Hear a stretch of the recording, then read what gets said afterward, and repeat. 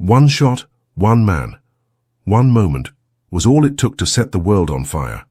In a quiet city called Sarajevo, a 19-year-old pulled the trigger, and suddenly the world's greatest empires began to fall like dominoes. This wasn't just a war, it was the birth of modern warfare. With machine guns, poison gas, tanks, and millions of young men buried in foreign soil, cities were flattened, families torn apart, kings lost crowns, new nations were born, and the world would never return to what it once was. This day is the true story of World War I, the war that was meant to end all wars. Chapter 1. A Ticking Time Bomb. Europe. Before 1914. Before the war, there was peace, at least on the surface. In 1914, Europe looked strong, civilized, and confident. People dressed well, cities were busy, railways connected nations, art, science, and technology were booming. It felt like the future was bright. But beneath all that progress, something dangerous was building. Europe was like a room filled with dry gunpowder. One spark, just one, and everything would explode. So how did it get this way? Let's go back. By the early 1900s, Europe was divided into powerful empires. There was the British Empire, huge, wealthy, ruling over territories across Africa, Asia, and beyond. Then came France, proud and still licking its wounds from a war lost decades earlier. Germany was young, aggressive, and growing fast. Austria-Hungary was old, fragile, and full of internal cracks.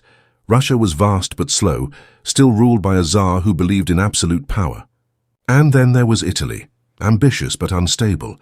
Each of these nations had their own goals, their own fears, their own pride, and all of them wanted more land, more power, more respect. This hunger led to what's called imperialism, the idea that a country should grow its power by controlling others. That's why Britain and France had been racing around the world grabbing colonies. Germany, newer to the game, felt left out. It wanted its place in the sun, and fast. Tension grew as the great powers competed over Africa, Asia, and even the Balkans. But imperialism wasn't the only fuel for war. There was nationalism, a deep belief that one's country was better than all the others. In Germany, it took the form of pride in the military and the Kaiser. In France, it was tied to memories of glory and revenge. In Russia, it meant protecting all Slavic people, especially those under foreign rule. And in smaller nations like Serbia, nationalism became something explosive, a dream of independence from bigger empires. Inside Austria-Hungary, nationalism was a ticking bomb. This empire wasn't one people. It was many. Germans, Hungarians, Czechs, Slovaks, Croats, Serbs, Bosnians, Poles, and more. They spoke different languages, followed different religions, and didn't always feel loyal to Vienna. The empire tried to hold itself together, but cracks were everywhere. To protect themselves, the major powers formed alliances, like cliques in a schoolyard, but with weapons. On one side, you had the Triple Alliance, Germany, Austria, Hungary, and Italy. On the other side, the Triple Entente, France, Russia, and Britain. These weren't casual friendships, they were military promises. If someone attacks you, we've got your back.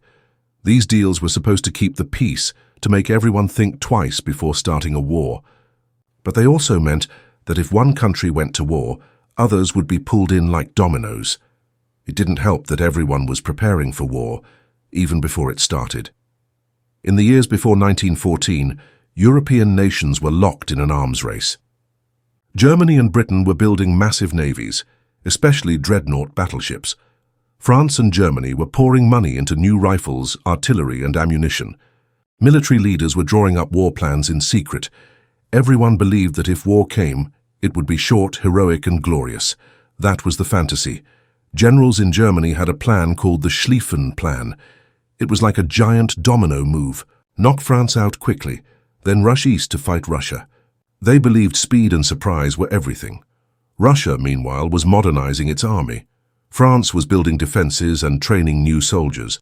Britain focused on its navy, confident that it could control the seas. And Austria-Hungary? It relied heavily on Germany and hoped its empire wouldn't fall apart before it won anything. But war wasn't just about countries and borders. It was also about people and how they felt. In cafes and newspapers, people talked about patriotism, about honor, about dying for the flag.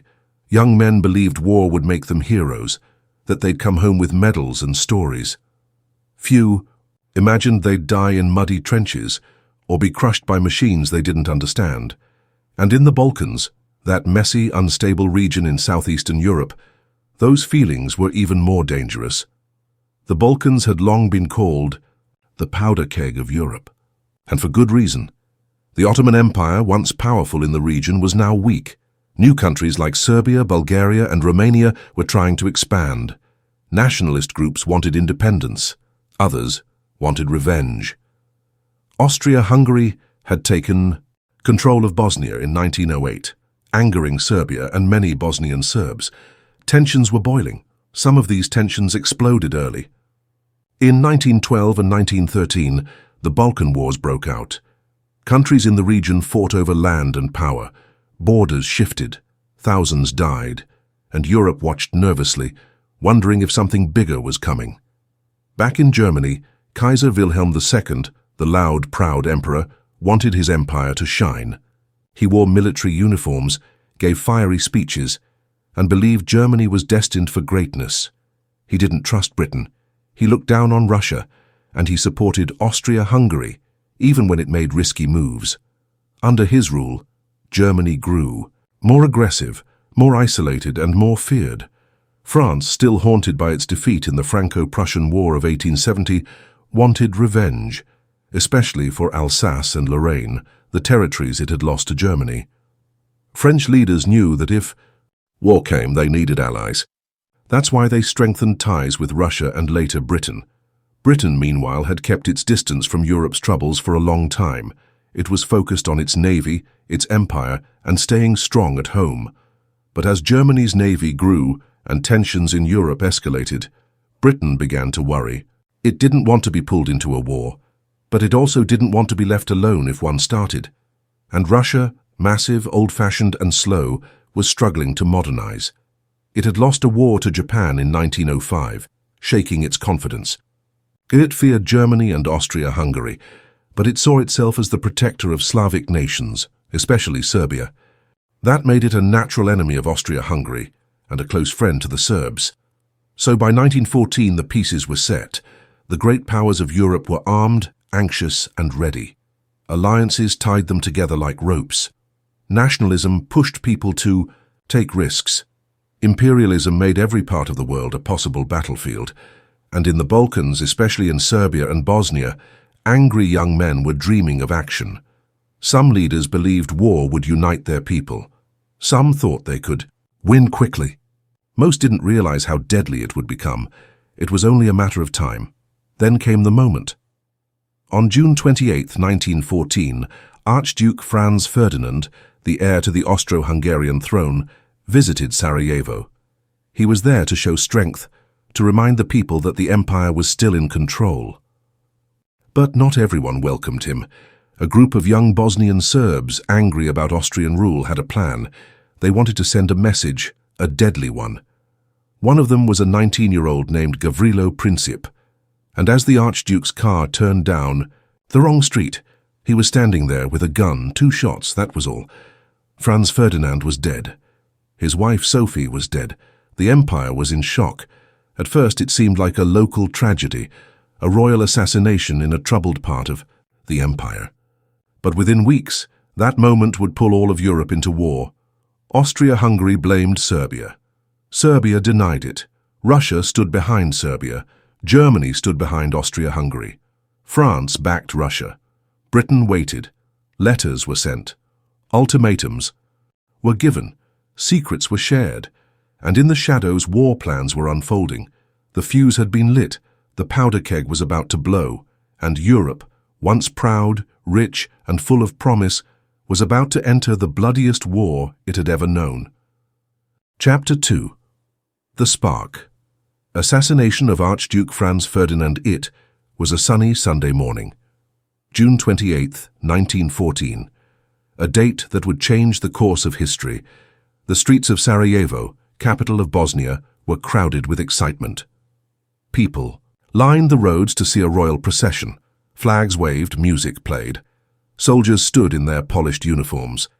In an open-top car rode Archduke Franz Ferdinand, the heir to the Austro-Hungarian throne, and his wife, Sophie. It was their wedding anniversary. They had come to Sarajevo for a goodwill visit, to show the empire's strength and calm the tension in the region. But beneath the surface, something far darker was brewing. Bosnia had been annexed by Austria-Hungary in 1908. That angered many Serbs and Bosnian Slavs who wanted to be free, to join with Serbia and form their own Slavic nation. To them, Austria-Hungary was not a rightful ruler. It was an oppressor.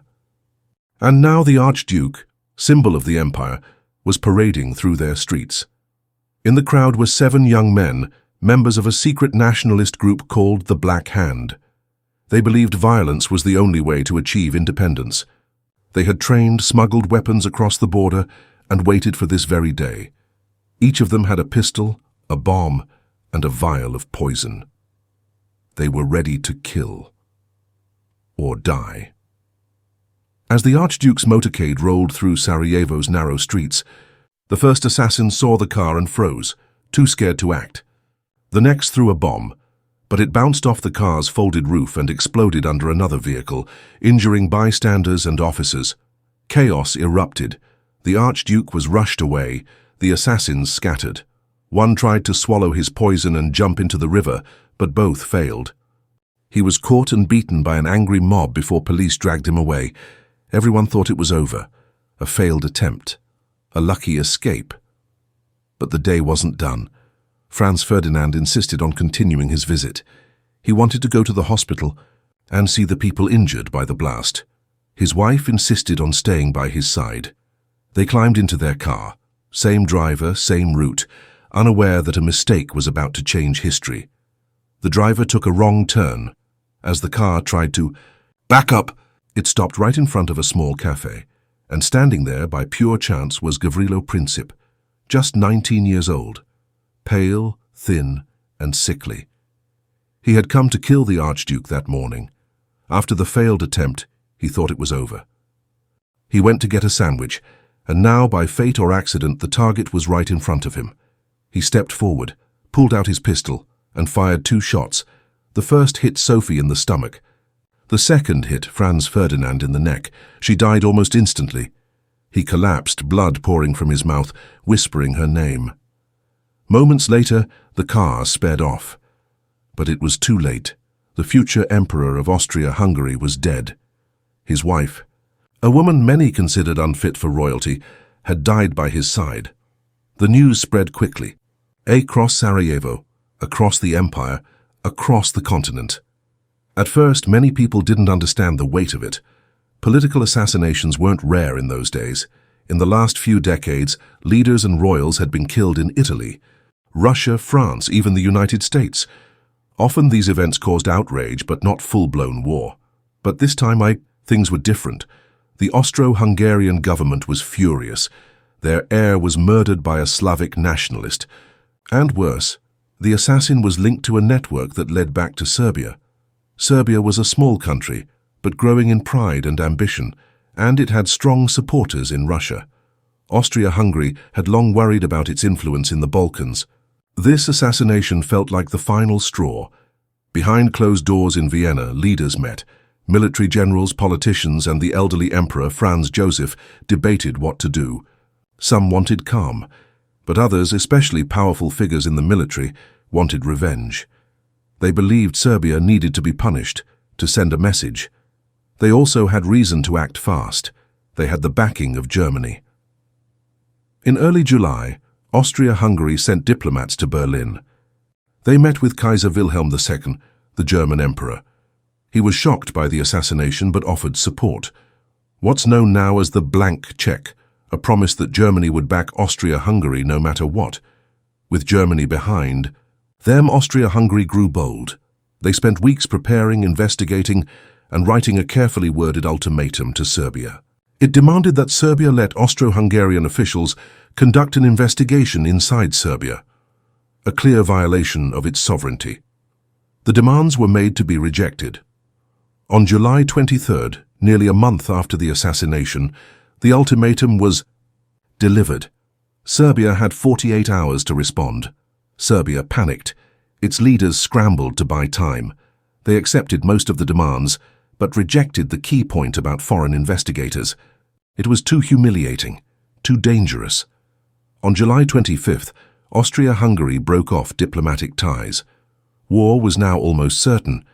2 days later, on July 28, 1914, exactly 1 month after the shots in Sarajevo, Austria-Hungary declared war on Serbia. The fuse had reached the powder. Within hours, Serbia called on Russia. The Tsar Nicholas II knew he couldn't back down. Russia had to support its Slavic brothers. Mobilization began. Trains moved troops. Orders were signed. Messages sent. Germany saw this and reacted quickly. It gave Russia a warning. Stop mobilizing, or face war. Russia didn't stop, so on August 1st, Germany declared war on Russia. France was next. Bound by alliance, preparing for conflict, it began moving its forces too. Germany now faced war on 2 fronts, the nightmare it always feared. That meant speed was vital. They had to strike first. On August 3rd, Germany declared war on France, but to reach France, German troops had to pass through Belgium, a neutral country. Belgium refused, so on August 4th, Germany invaded. That same day, Britain, bound by treaty to defend Belgian neutrality, declared war on Germany. The dominoes had fallen. In just over a month, a small spark in a distant city had set Europe on fire, and it all began with 2 bullets on a summer morning.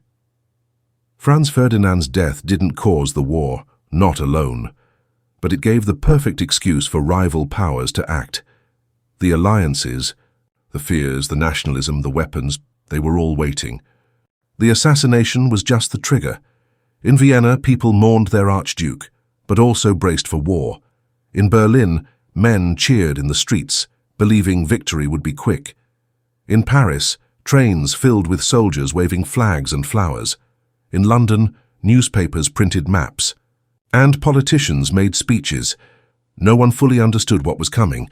They thought the war would be over by Christmas. They had no idea it would last over 4 years, that it would kill millions, that it would change the world forever.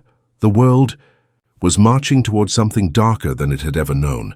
The spark had become a flame, and soon that flame would consume all of Europe. Chapter 3. The Web of Alliances. It began with just 2 countries, Austria, Hungary, and Serbia, but it didn't stay that way for long. Within days, the fire spread across Europe.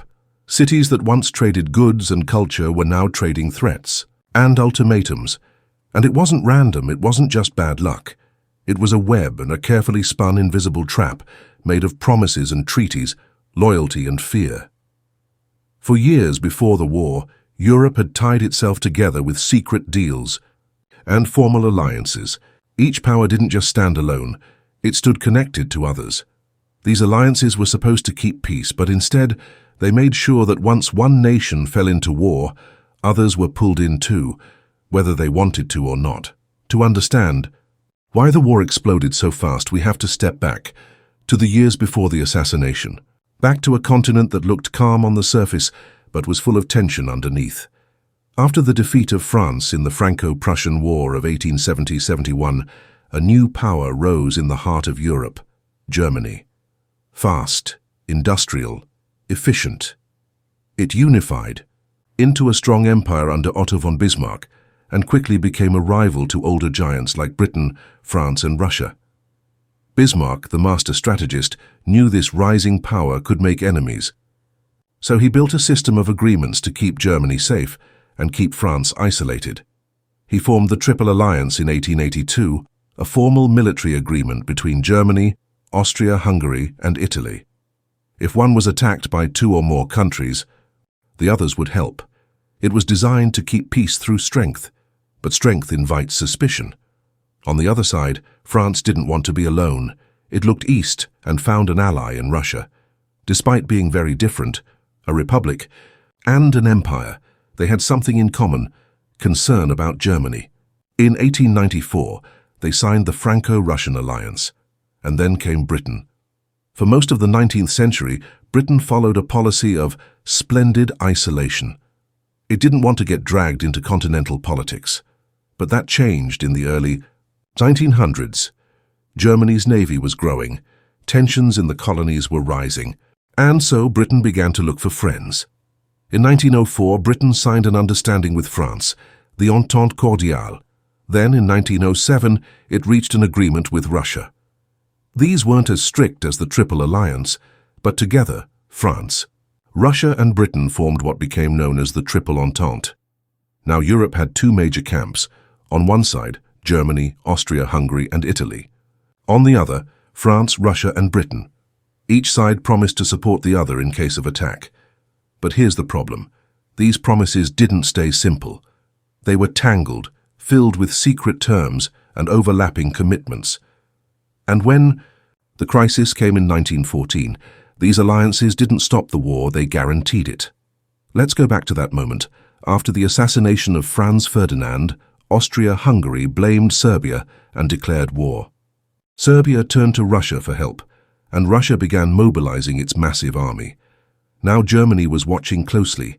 It had promised to support Austria-Hungary, but it also saw Russia as a threat, a huge, slow-moving threat, but a dangerous one. So Germany issued a warning to Russia: stop mobilizing or face war.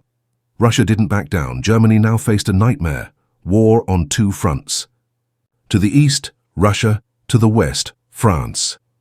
They had long feared this. German military leaders had a plan, the Schlieffen plan: strike France first, knock them out quickly, then turn east to face Russia.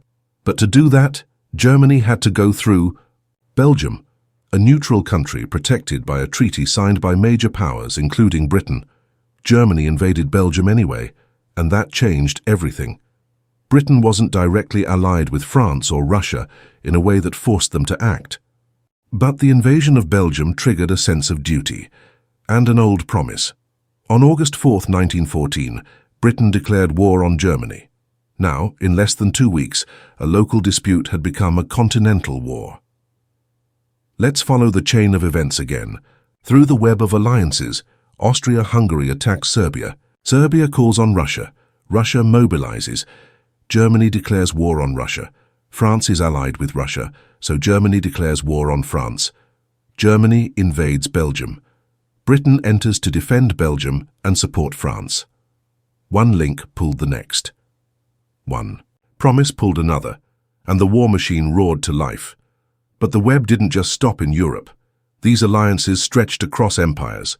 When Britain entered the war, so did its colonies, from Canada to Australia to India. When France joined, so did troops from North Africa and Indochina. The Russian Empire pulled in men from Central Asia and the Caucasus.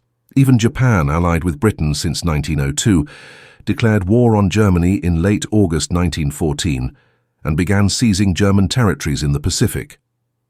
Soon, even the Ottoman Empire joined France, but not on the side many expected. For months the Ottomans hesitated, but Germany had been courting them with money, weapons, and military advisors. In October, the Ottomans entered the war on the side of Germany and Austria-Hungary, the Central Powers. The web pulled in another major empire. By the end of 1914, the world was at war, and it wasn't just because of hatred or ambition. It was because of obligation. 12 promises made in times of peace that turned deadly in times of crisis. And here's the tragic part. Many of those alliances were defensive. They were supposed to prevent war. The logic was simple. If everyone had strong friends, no one would dare to attack. But the moment one spark was lit, that same logic caused a chain reaction. Because once mobilization started, backing down became impossible. To hesitate was to look weak. To pause was to risk betrayal.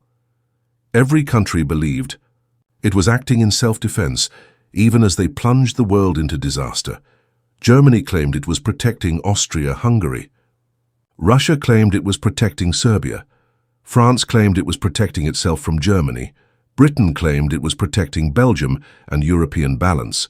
Austria-Hungary claimed it was protecting its empire from rebels, and so on.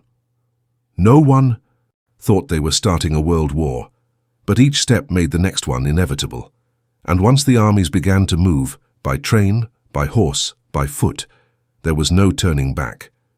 Within weeks, trenches were dug. Lines were drawn. Battles began. The war that was supposed to be over by Christmas was just beginning. And behind all of it, like a spider's web catching every struggling fly, was the system of alliances. Some were public, some secret, some clear, some vague, but all of them carried weight. It was a war born not just of gunfire, but of promises. Some call it honor, some call it madness. But in the end, millions of people died for agreements they never signed between countries they never saw. The leaders who built the web never imagined it would tear down the world. But it did. And now, across Europe, nations stood locked in combat, not just for territory but for survival. The alliances had done their job, they had brought the world together, just not in peace, in war. Chapter 4. The July Crisis, the countdown to war. The bullet that killed Archduke Franz Ferdinand didn't just end a man's life. It started a clock. From that moment in Sarajevo, the world had 1 month before everything would change. 31 days, a countdown toward catastrophe. And it didn't begin with shouting or gunfire.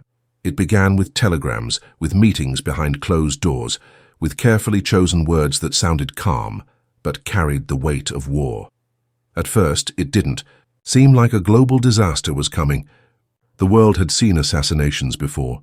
Kings, queens, presidents, leaders had been killed in the past, and war didn't always follow. But this one was different, because the death of Franz Ferdinand didn't just wound Austria-Hungary's their pride. It gave them a reason to act. For years, Austria-Hungary had watched Serbia with growing unease. Serbia was small but fiercely nationalistic, and many in the empire saw it as a threat, a rebellious neighbor stirring up trouble among the Slavic people within Austria's borders. The assassination gave the empire a perfect excuse to strike back to deal with Serbia once and for all, but Austria-Hungary couldn't do it alone. They needed support, and they turned to their most powerful ally, Germany.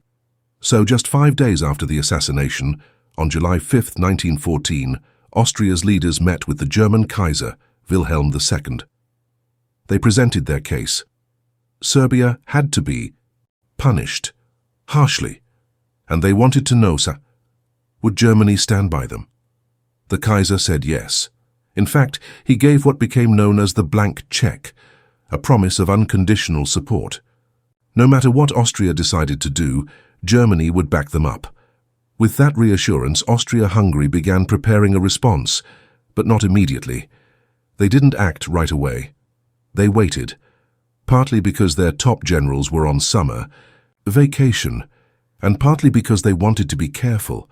They knew that any move against Serbia might provoke Russia, and they didn't want to look like the aggressors, so they spent the next 2 weeks crafting something that looked like diplomacy, but was really a trap. On July 23rd, Austria-Hungary delivered a 10-point ultimatum to Serbia. It was a list of demands, and they were harsh. Serbia was told to suppress anti-Austrian propaganda, remove officials Austria didn't like, and let Austrian agents operate on Serbian soil to investigate the assassination. It was a demand for humiliation. Austria knew Serbia would never agree to all of it. That was the point. They wanted to provoke rejection, and then claim they had no choice but to declare war. But Serbia didn't entirely reject it. Surprisingly, Serbia accepted most of the demands, even the ones that hurt their national pride. They only asked for clarification on one point, allowing Austrian police to operate in Serbia. That, they said, would violate their sovereignty. To almost everyone watching, Serbia's reply seemed reasonable. Even Britain, France, and Russia thought it was enough to avoid war, but Austria didn't care. They had made up their minds before the ultimatum was ever delivered. On July 25th, 2 days after sending the list, they cut off diplomatic ties with Serbia and began mobilizing their army. Now the clock ticked faster.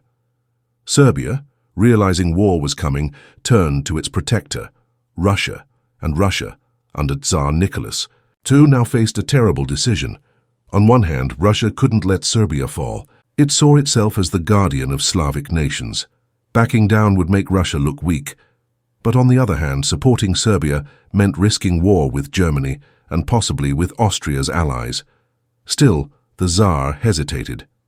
In the days that followed, telegrams flew back and forth between capitals, especially between Kaiser Wilhelm II of Germany and Tsar Nicholas II of Russia. The two men were cousins. They had a close personal relationship, even calling each other Willie and Nicky in their messages. They both claimed they didn't want war. They both hoped the other would back down. But while they wrote to each other, their armies moved. Russia began a partial mobilization on July 29th, preparing troops near its border with Austria. Germany saw this as a threat, not just to Austria, but to themselves. And so Germany responded. On July 31st, Germany issued its own ultimatum, and this time to Russia. Stop mobilizing or face war. At the same time, Germany also warned France, stay neutral in any conflict with Russia or face consequences. Neither country backed down. Russia refused to stop mobilizing. France began preparing its own troops. Next day, August 1st, Germany declared war on Russia. The day after that, August 2nd, Germany demanded that Belgium, a neutral country, allow German troops to pass through so they could attack France more easily. Belgium refused, so on August 3rd, Germany declared war on France, and on August 4th, Germany invaded Belgium. That invasion triggered Britain's entry into the war due to a long-standing agreement to protect Belgian neutrality. In just 11 days, 5 major powers were now at war. The July crisis had ended. The countdown was over, and the war had begun. But the real tragedy of those 31 days was this. No one believed it would actually happen. Even as ultimatums were sent and troops were mobilized, many leaders thought they could still pull back at the last minute. That reason would win, that diplomacy would hold, that war would be avoided, or if it happened, would be quick and clean.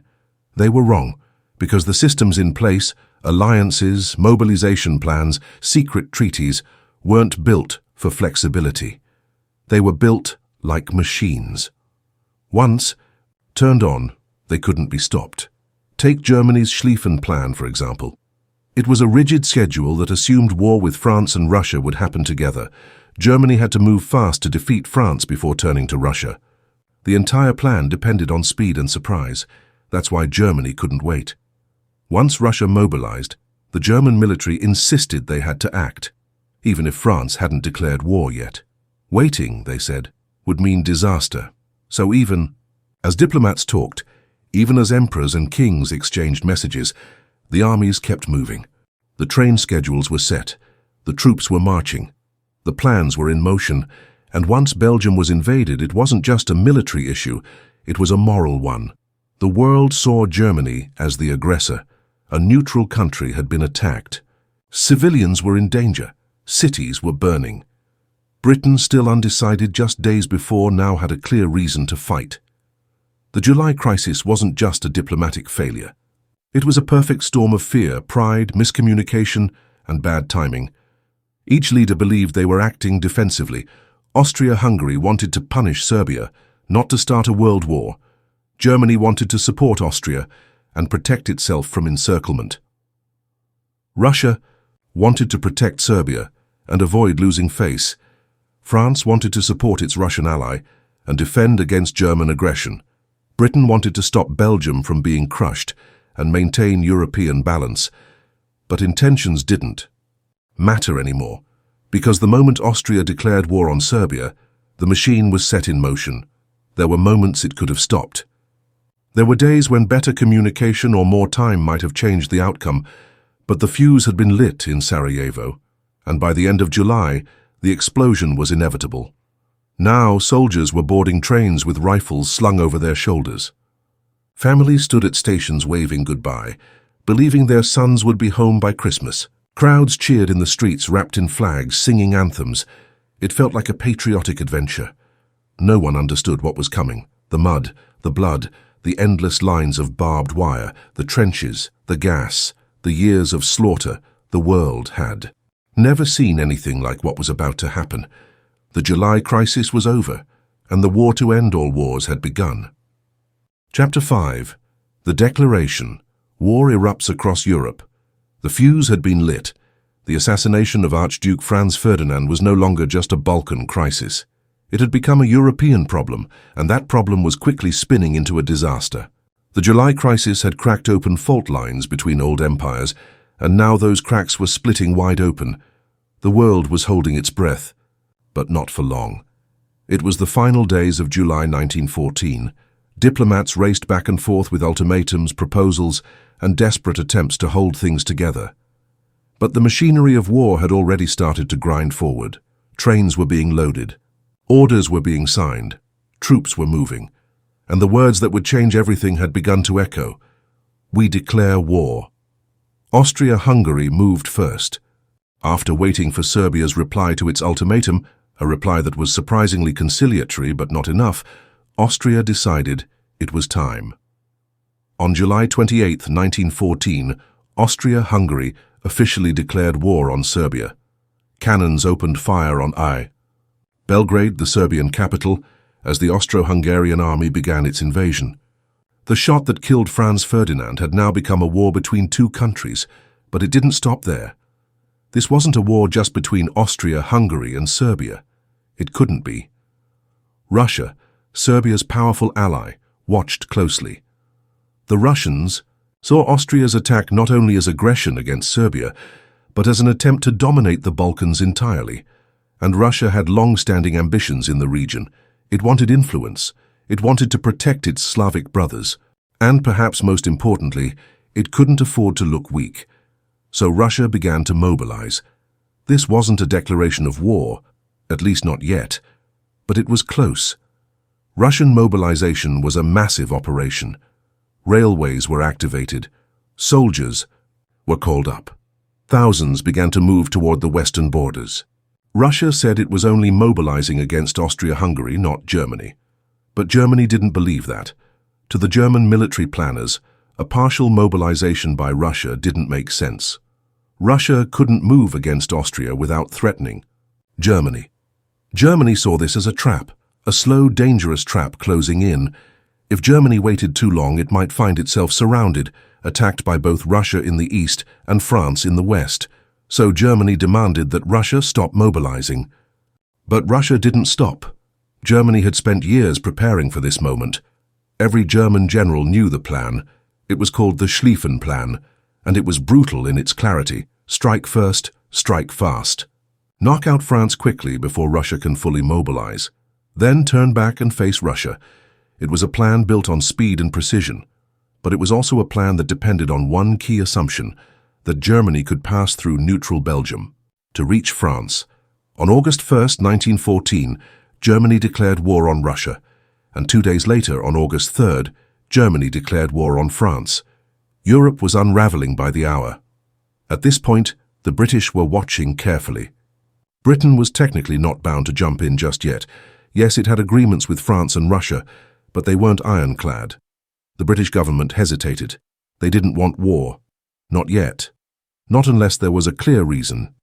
That reason came on August 4, 1914, when Germany invaded Belgium. Now this was different. Britain had long held a commitment to protect Belgium's neutrality. That commitment had been signed decades earlier. And when German troops marched through Belgian territory without permission, it was more than just a strategic move. It was a violation of international law. British newspapers exploded with headlines. Public outrage grew. In Parliament, the Ouidir case was made. This wasn't just about alliances anymore. This was about protecting a small nation from aggression. And so, on August 4th, Britain declared war on Germany. Within a single week, what had started as a regional crisis had turned into a full-blown European war. Germany, Austria-Hungary, France, Russia, Britain, all locked in. It was like dominoes falling, each one hitting the next. But these weren't wooden tiles. These were nations, empires, millions of lives. And it wasn't just Europe anymore. In Africa, colonial troops were being called up. French and British colonies prepared to defend their empires. German colonies were put on alert. In Asia, Japan was watching closely. And across the ocean, even countries not yet involved, like the United States, were beginning to pay attention. The war was spreading. In cities across Europe, people flooded the streets. Flags waved, brass bands played, men in uniforms marched. With pride, some with smiles on their faces, convinced the war would be over by Christmas, posters were printed, speeches were made. Young men lined up to enlist, some lying about their age just to join the fight. There was a strange, almost surreal sense of excitement in the air. National pride had been awakened. Many people believed they were fighting for justice, honor, or survival. They didn't yet understand what kind of war this would become. Meanwhile, the generals began their moves. Germany sent its army racing west through Belgium, encountering far more resistance than expected. The Belgian army, though small, fought with surprising determination, and German brutality in occupied towns quickly turned world opinion against them. French troops launched their own attacks along the border, eager to reclaim lost territory, like Alsace and Lorraine.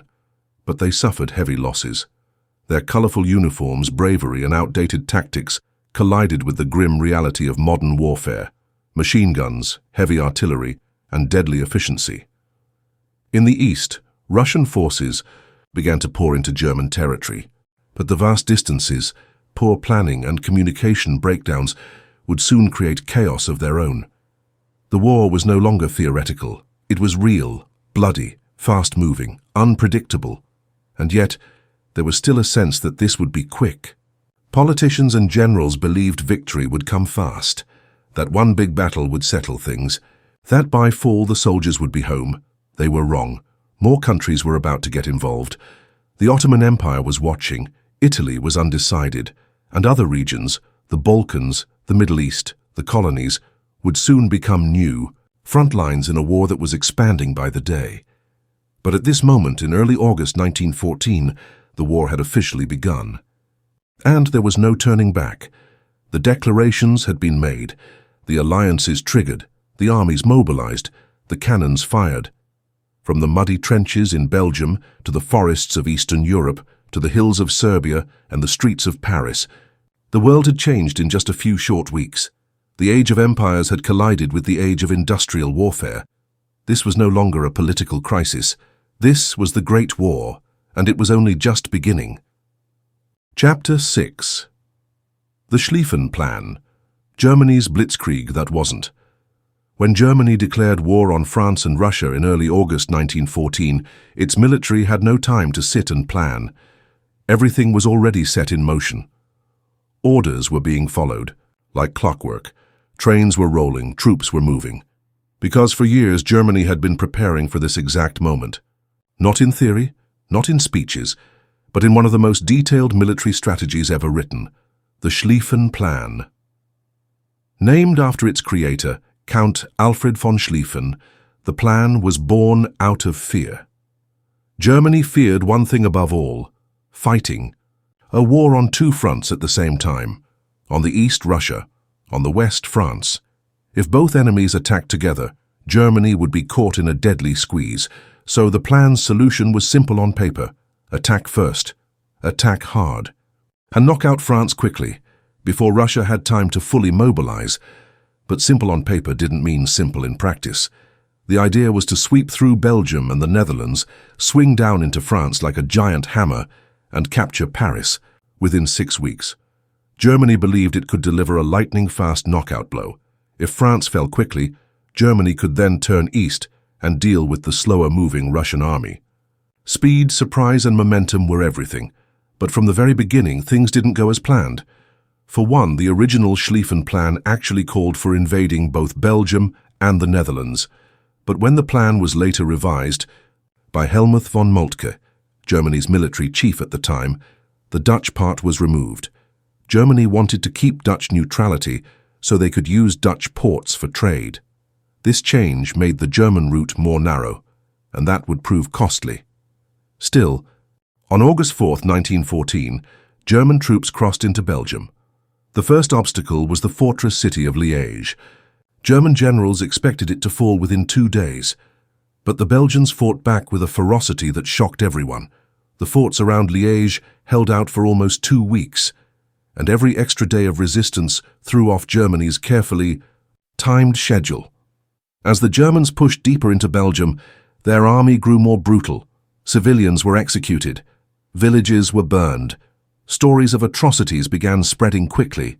Whether exaggerated or not, they lit a fire of public outrage across Europe. Germany's hope of a swift, clean campaign was now stained by blood and resistance. Meanwhile, France launched its own offensive along the eastern border, trying to reclaim Alsace and Lorraine, territory lost decades earlier in the Franco-Prussian War. French troops wore bright blue and red uniforms and charged into battle with high morale. But they were met with devastating German firepower. Thousands were killed. France's early attacks failed, and its army was forced into retreat. Germany's plan was working, but only on the surface. The right wing of the German army, the part sweeping through Belgium and northern France, was supposed to be incredibly strong, much stronger than the left wing near Alsace. That was Schlieffen's original vision, a massive right hook. But Moltke had weakened the right wing to reinforce the left. It was a subtle shift, but it meant that the most important part of the attack didn't have the overwhelming force it needed. And then came Britain. Germany had hoped that Britain might stay out of the war. But when German troops marched into Belgium, that hope vanished. Britain declared war, and the British Expeditionary Force, small but well-trained, landed in France. At the Battle of Mons, British forces clashed with the advancing Germans. Though outnumbered, the British held firm and inflicted heavy casualties before retreating. It wasn't a massive victory, but it slowed the German advance again, and time was the enemy of the Schlieffen plan. The German army kept marching south and west, pushing the French and British forces back toward Paris. But with every mile gained, their supply lines stretched thinner. Soldiers were exhausted, horses collapsed, food and ammunition were running behind schedule. The terrain wasn't what they'd expected, and the resistance was fiercer than they had hoped. By early September, German troops were within 30 miles of Paris. The French government had already fled the capital. Panic was spreading. This was it, the moment the Germans had been counting on. But Paris didn't fall. Instead, something unexpected happened. French intelligence, using aerial reconnaissance, something very new at the time, noticed that the German right flank was exposed.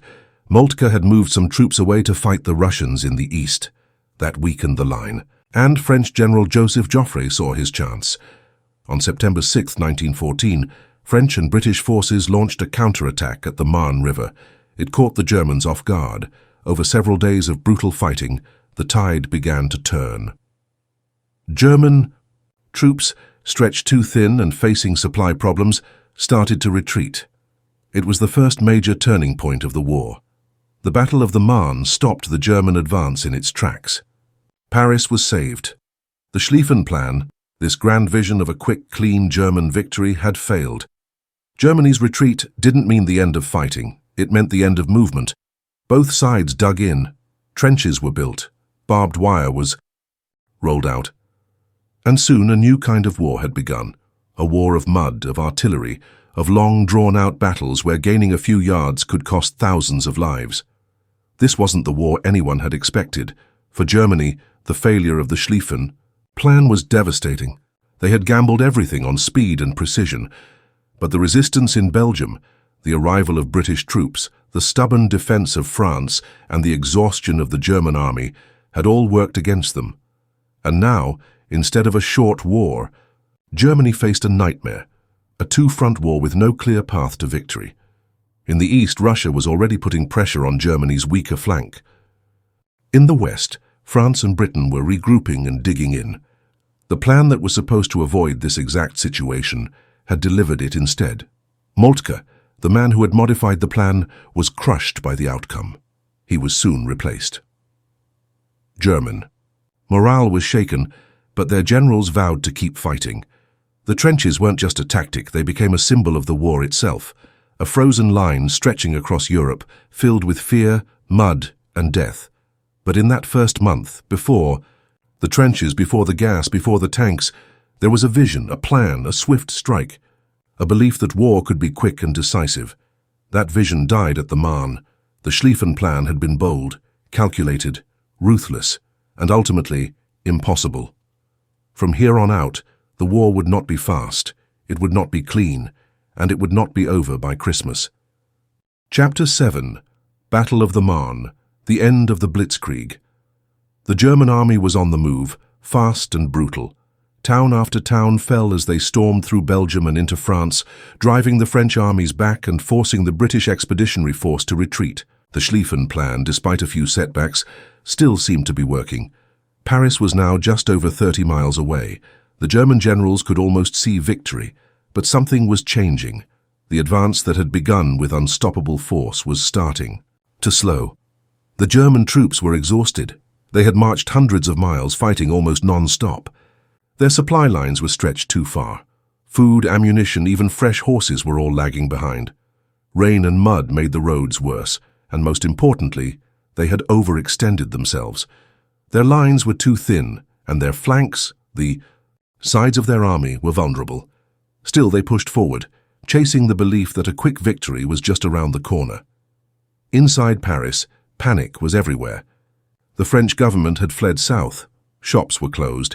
People were packing whatever they could and leaving. Many feared that the city would fall just like Belgium's cities had, quickly and violently. But the French army wasn't done yet. Neither were the British. Something critical happened at that point, something that would shift the course of the war. A gap opened up in the German lines. It wasn't obvious at first. The German First Army under General von Kluck had swung too, far east of Paris, exposing the right side of the army. Meanwhile, the Second Army under General von Bülow had drifted too far south. Between them was a weak spot, an opening. And this small gap would become a turning point. The French Commander-in-Chief, General Joseph Joffre, had been under immense pressure. His earlier offensives in Alsace-Lorraine had failed badly, but he hadn't lost hope. He was calm, calculating, and willing to adapt. Now, seeing the exposed German flank, he realized this was the opportunity France desperately needed, and so he ordered a counterattack. But it wasn't just a regular attack, it was massive, involving over 1 million Allied troops. French armies, supported by the British, would strike the German right flank with everything they had, and they had to do it fast. To pull this off, Joffre made a bold move. He created a new French army, the Sixth Army, from scratch. Troops were rushed in from across the country, and perhaps most famously, Parisian taxi drivers were called upon to help move thousands of soldiers to the front. It became a symbol of France's determination, ordinary civilians doing their part in a moment of crisis. The battle began on September 6, 1914. For the first time in weeks, German troops were no longer advancing. They were fighting to hold their position. The Allies launched wave after wave of attacks. At first, the Germans resisted well, but the pressure kept building. More troops poured in. French artillery was hammering German positions. The British pushed from one side, the French from another. The Germans, still powerful but spread too thin, began to struggle. The battle raged for several days. Soldiers fought in villages, forests, and open fields. The noise of guns, the screams, the confusion. It was chaos. Communication broke down. Trenches hadn't even been dug yet. The front was constantly shifting. Then, something happened that sealed the fate of the German plan. General Moltke, the German Chief of Staff, was far from the battlefield. He wasn't able to see clearly what was unfolding. Reports were scattered, communication lines were weak, and his orders weren't always reaching the front. Under the stress, Moltke reportedly suffered a nervous breakdown. Leadership faltered. At the worst possible moment, German commanders at the front, realizing they couldn't hold their position and fearing complete collapse, began to retreat. It wasn't an organized pullback. It was a desperate effort to avoid being surrounded. By September 12th, the German army had pulled back across the Aisne River. The Allies had won. The victory stunned both sides. For France and Britain, it was a moment of relief and pride. Paris was safe. The nightmare of a quick German conquest was over. For Germany, it was a devastating blow. The Schlieffen plan, their carefully timed blueprint for victory, was dead. This wasn't just a battlefield defeat, it was a strategic disaster. Germany had failed to knock out France in the opening weeks of the war. That meant they now had to face the exact situation they had tried so hard to avoid. A long, grinding war on two fronts. Russia was mobilizing in the east, France and Britain were regrouping in the west, and Germany was caught in between. But the consequences of the Battle of the Marne didn't stop there. After the retreat, both sides began to dig in. Literally, soldiers dug trenches to protect themselves from enemy fire. The trenches were supposed to be temporary, just something to hold the line for a few days. But those few days turned into weeks, then months, then years. Trench warfare had begun, and with it came a new kind of horror. The wide, sweeping movements of early battles were replaced by slow, brutal fighting over tiny pieces of land. The war became about inches, not miles. Mud, barbed wire, rats, disease. These would become the new realities of life on the front. But all of that started here, at the Marne. The failure of the German advance also shattered the illusion that the war would be over by Christmas. People had cheered in the streets when war was declared, believing it would be short and glorious. But now the world saw the truth. This was going to be long, hard, bloody, and different from any war that had come before. The Germans blamed their high command. Moltke was removed from his position and replaced. Some generals believed they had been just days, maybe even hours, from victory. They blamed the weakening of the right flank, the delay in Belgium, the British interference. But the truth was simpler. The plan had underestimated everything. The speed of Allied response, the resilience of the French, the mobility of British forces, and the sheer unpredictability of war. The Allies, while relieved, also understood what was coming. Victory at the Marne had saved France, but it had not ended the war. It had only changed its shape. Both sides began what would become known as the race to the sea, a frantic attempt to outflank each other by moving north, all the way to the North Sea. But each move was countered, each attempt blocked. More trenches were dug. The line solidified. The front froze. From the Swiss border to the sea, a wall of men, mud, and misery stretched across Europe. And so, the Battle of the Marne marked the end of one phase and the beginning of another. The fast-moving war that Germany had planned for was gone. In its place came something darker, something far more destructive, a war of attrition. By stopping the German advance, the Allies had saved themselves from immediate defeat. But they had also entered into a kind of war they weren't prepared for. No one was. The generals would have to invent new strategies. The soldiers would have to endure the unimaginable, and the people back home would have to accept a grim truth. This war wasn't going away anytime soon. It's strange to think that one exposed flank, one moment of overconfidence, one misstep in a river valley outside Paris could shift the course of world history. But it did. The Battle of the Marne may not be as well known today as some later battles, but it was the first great turning point of the First World War. It didn't end the war. It reshaped it.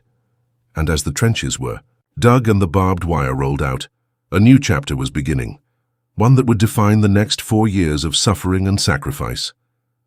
Chapter 8. Trench warfare begins. Life in the mud. After the Battle of the Marne, the war changed shape. Germany's dream of a quick victory had collapsed, and both sides were left scrambling to figure out what to do next. The German armies, no longer on the offensive, began digging in, not because they wanted to, but because they had to. The land they had gained had to be held. And if the enemy was going to try and take it back, they'd make sure it wouldn't be easy. At first, the trenches were simple, just shallow ditches dug by hand, barely wide enough for a man to lie in. But as days turned into weeks, and weeks into months, these ditches grew deeper, wider and more complex. Wooden planks were laid down to walk on. Sandbags were stacked for cover. Dugouts were carved into the sides for shelter. What started as a temporary solution became a permanent reality, and it wasn't just the Germans. The French and British armies, realizing they couldn't break through the German lines, began building trenches of their own. Soon a line of trenches stretched from the North Sea to the Swiss border, hundreds of miles of mud, wire, and misery. This was the Western Front, and it would barely move for the next 4 years. Life in the trenches wasn't just hard, it was hell. Imagine waking up every day surrounded by mud, Not just ordinary mud, but thick, sticky, stinking mud that clung to your boots, soaked your clothes, and swallowed anything that touched the ground. Rain made everything worse. Trenches would flood. Water would rise above your ankles, sometimes to your knees. Soldiers had to sleep standing up, leaning against the walls because lying down meant being soaked. And then there were the rats. Huge, aggressive rats that thrived in the trenches. They fed on garbage, leftover food, and even the dead. They would crawl over sleeping soldiers, chew on uniforms, and bite if disturbed. No one could escape them. Soldiers tried shooting them, stabbing them, even hitting them with shovels, but they kept coming. Disease was everywhere. One of the worst was trench foot, a condition caused by standing in cold, wet conditions for too long. The skin on a soldier's feet would rot, turn black, and in severe cases lead to amputation. Hygiene was almost impossible. There were no toilets, just holes in the ground. Flies swarmed everywhere. Dysentery, typhus, and lice outbreaks were common. The stench of sweat, mud, rotting flesh, and unwashed bodies filled the air. Food was another daily struggle.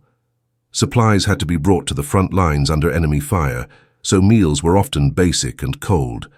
Hard biscuits, tins of bully beef, and weak tea were common. Sometimes the food was moldy or filled with maggots. Fresh meat and vegetables were rare. Water had to be carried in and often tasted of chlorine, added to kill bacteria. But worse than all of that was the constant threat of death. Trenches might seem like protection, but they were also death traps.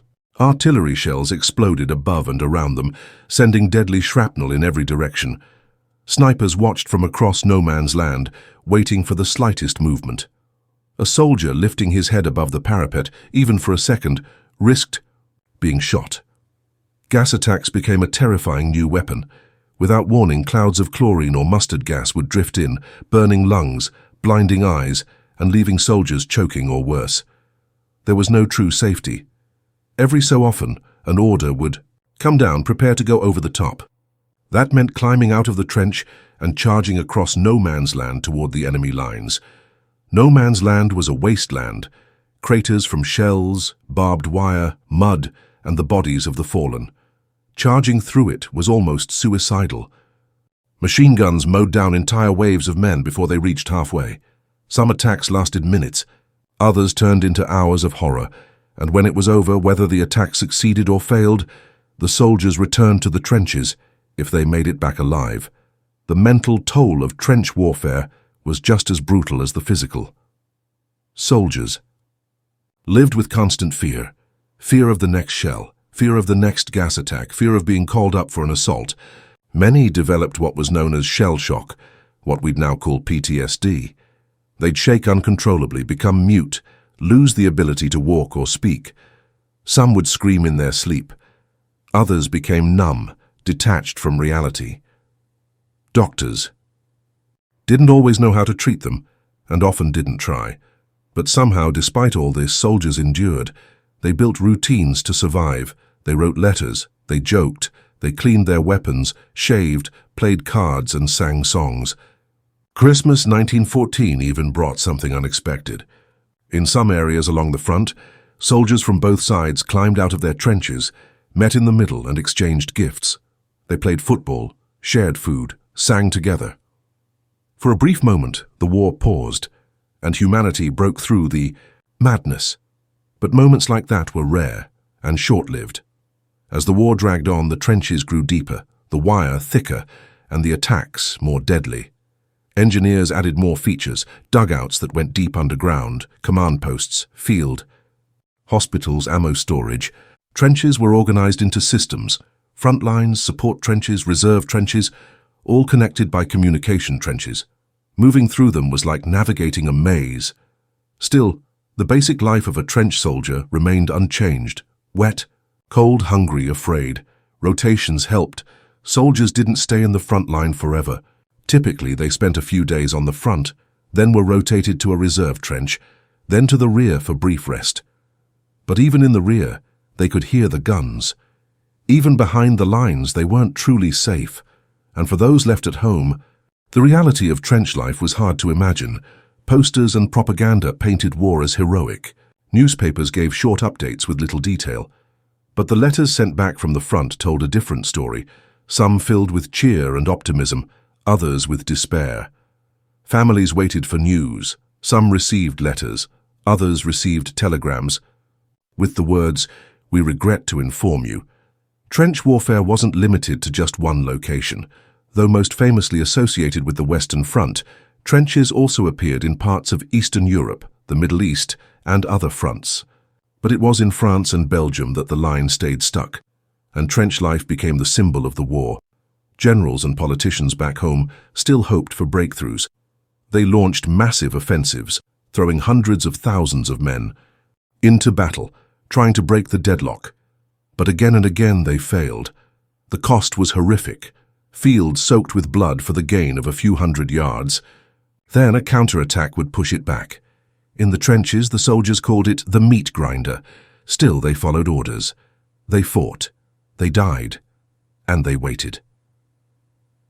By 1915, it became clear that trench warfare wasn't just a temporary phase. It was the new normal. The war that was supposed to be fast and glorious had become slow and gruesome. No one had planned for this. No one had imagined it would go on this long, and no one knew how to end it. New weapons were introduced to try and break the stalemate. Poison gas, flamethrowers, more powerful artillery. But these only made the trenches more terrible, not less. Tanks would appear later, but not yet, and not in a way that truly changed the war. The world had entered a new kind of conflict. Not one of sweeping cavalry charges or noble duels, but one of mud, wire, noise, and waiting. A war of endurance, of attrition, of survival. In the end, trench warfare defined the First World War more than any other element. It was where millions of men lived, fought, and died. It was where hope faded and horror became normal, and it was where a generation was changed forever, not just by the bullets and bombs, but by what they endured day after day, in the mud, under fire, hoping to make it home. Chapter 9. The Western Front. A War of Attrition. By the time trench warfare had taken hold, the Western Front was no longer about bold moves or rapid victories. It had turned into something darker, something slower, and far more painful. This was no longer a war of strategy or clever planning. It became a war of wearing the other side down, a war of attrition. The goal wasn't to outsmart the enemy, it was to outlast them. After the trenches were dug from the North Sea to the Swiss border, both sides dug in, literally and mentally. Generals ordered attacks, hoping that just one big push could break the enemy's line. Just one offensive that would create a gap, lead to a breakthrough and end the war. But that never really happened. What did happen was thousands, sometimes hundreds of thousands, of men dying for just a few yards of ground. And even when ground was gained, it was often lost again days later in a counterattack. Over and over this cycle repeated. Every attack started the same. Artillery would pound the enemy trenches for hours, sometimes days. The idea was to destroy their defenses, flatten their wire, and kill as many soldiers as possible before the infantry moved in. Shells screamed overhead, exploding with deafening booms, sending shrapnel flying.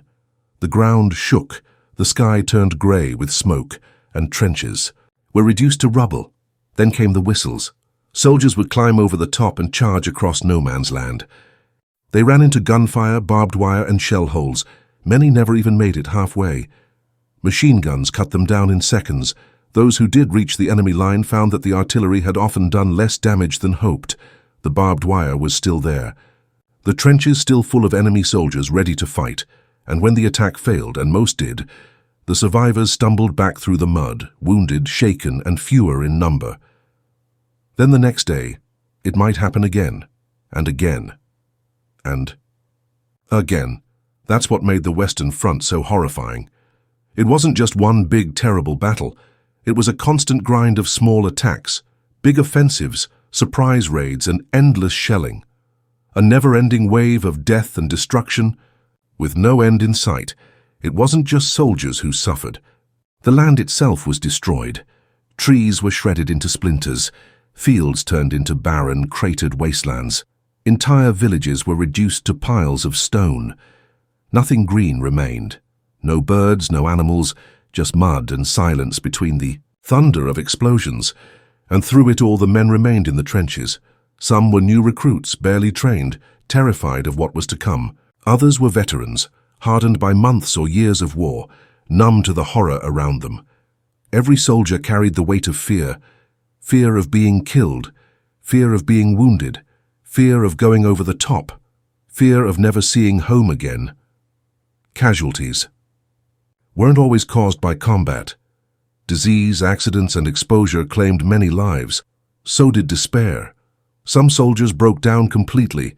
Some refused to go forward. Some tried to injure themselves just to escape the front. Others never came back from a patrol or disappeared in the night, consumed by darkness and fear. And yet for every man lost, another was sent to replace him. The war machine kept grinding. Nations back home started to feel the pressure.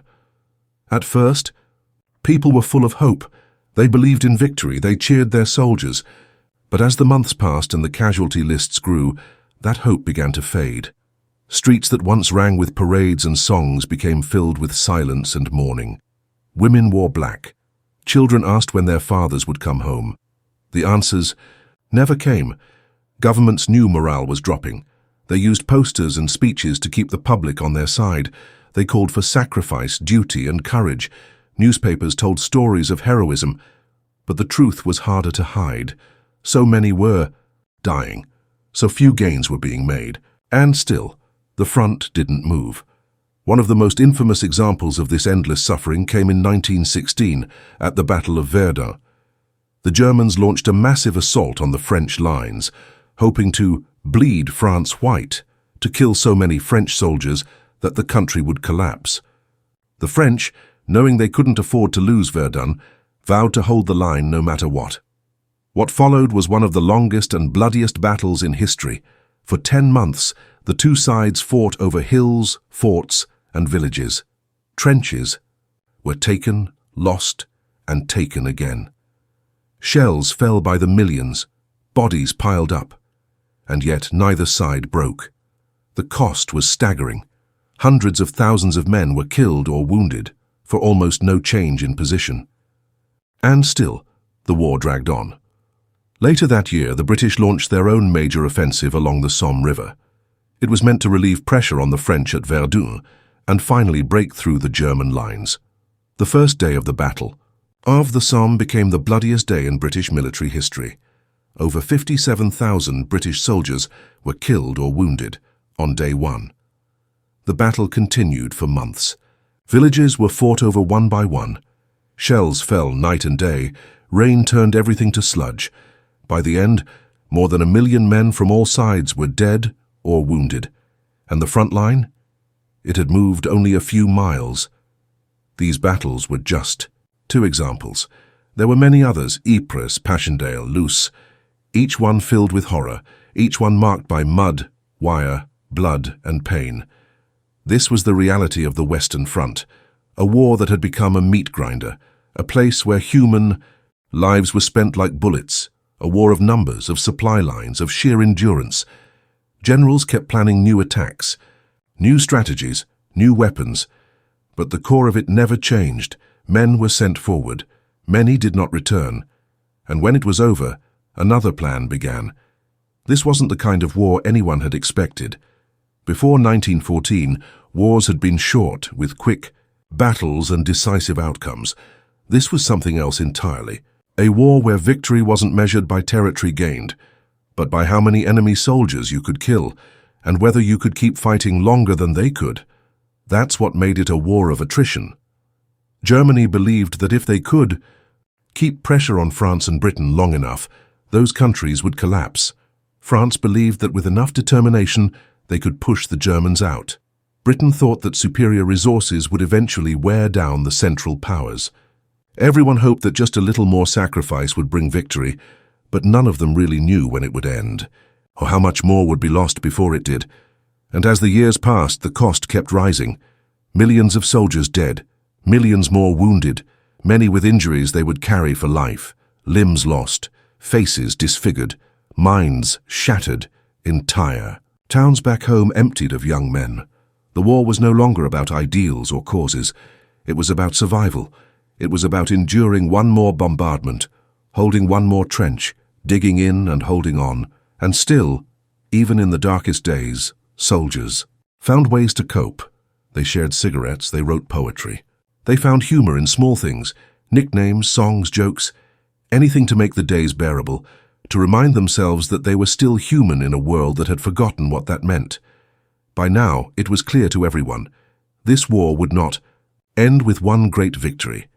It would end when one side could no longer continue, when the weight of death, loss, and destruction became too much to bear. And on the Western Front, that weight grew heavier with every passing day. Chapter 10. The Eastern Front. War on a vast scale.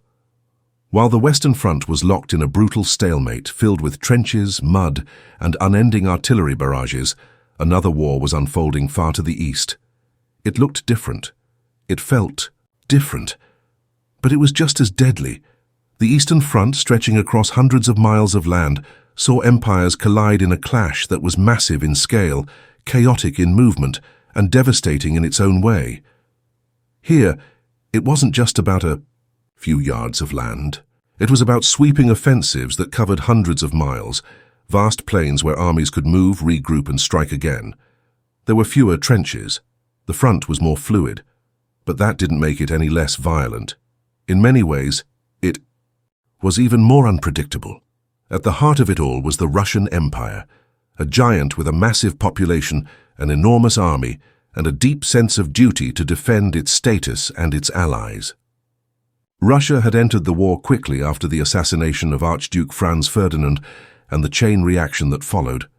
They mobilized to protect Serbia, to honor alliances, and to stop German and Austro-Hungarian ambitions. But there was a problem. Russia's army was big, but not well equipped. Many soldiers didn't even have proper rifles. Some had to wait for others to fall in battle just to pick up a weapon. The country was struggling with outdated infrastructure, poor communication, and weak leadership. The generals often made bold moves without the resources to back them up. Still, in the early days of the war, Russia moved fast. Very fast. In August 1914, Russian forces surprised everyone by launching a massive attack into East Prussia, German territory. The Germans hadn't expected such a quick move and scrambled to respond. At first, it looked like Russia might have the upper hand. Two Russian armies advanced from different directions, threatening to crush the German forces caught in between. But then came the Battle of Tannenberg. The Germans, led by generals Paul von Hindenburg and Erich Ludendorff, managed to intercept Russian communications. They figured out exactly what the Russians were planning and used that information to their advantage. In a matter of days, they encircled and destroyed one of the Russian armies, capturing tens of thousands of prisoners. It was a crushing defeat for Russia and a major boost for German morale. Still, even after Tannenberg, the Russians kept pushing. The Eastern Front wasn't about one battle deciding everything. It was a constant back and forth, with one side gaining ground, then losing it. Cities and towns were taken, then abandoned. Whole regions were fought over multiple times. Unlike the narrow strip of trenches in the west, this front stretched for hundreds of miles, from the Baltic Sea in the north to the Carpathian Mountains in the south.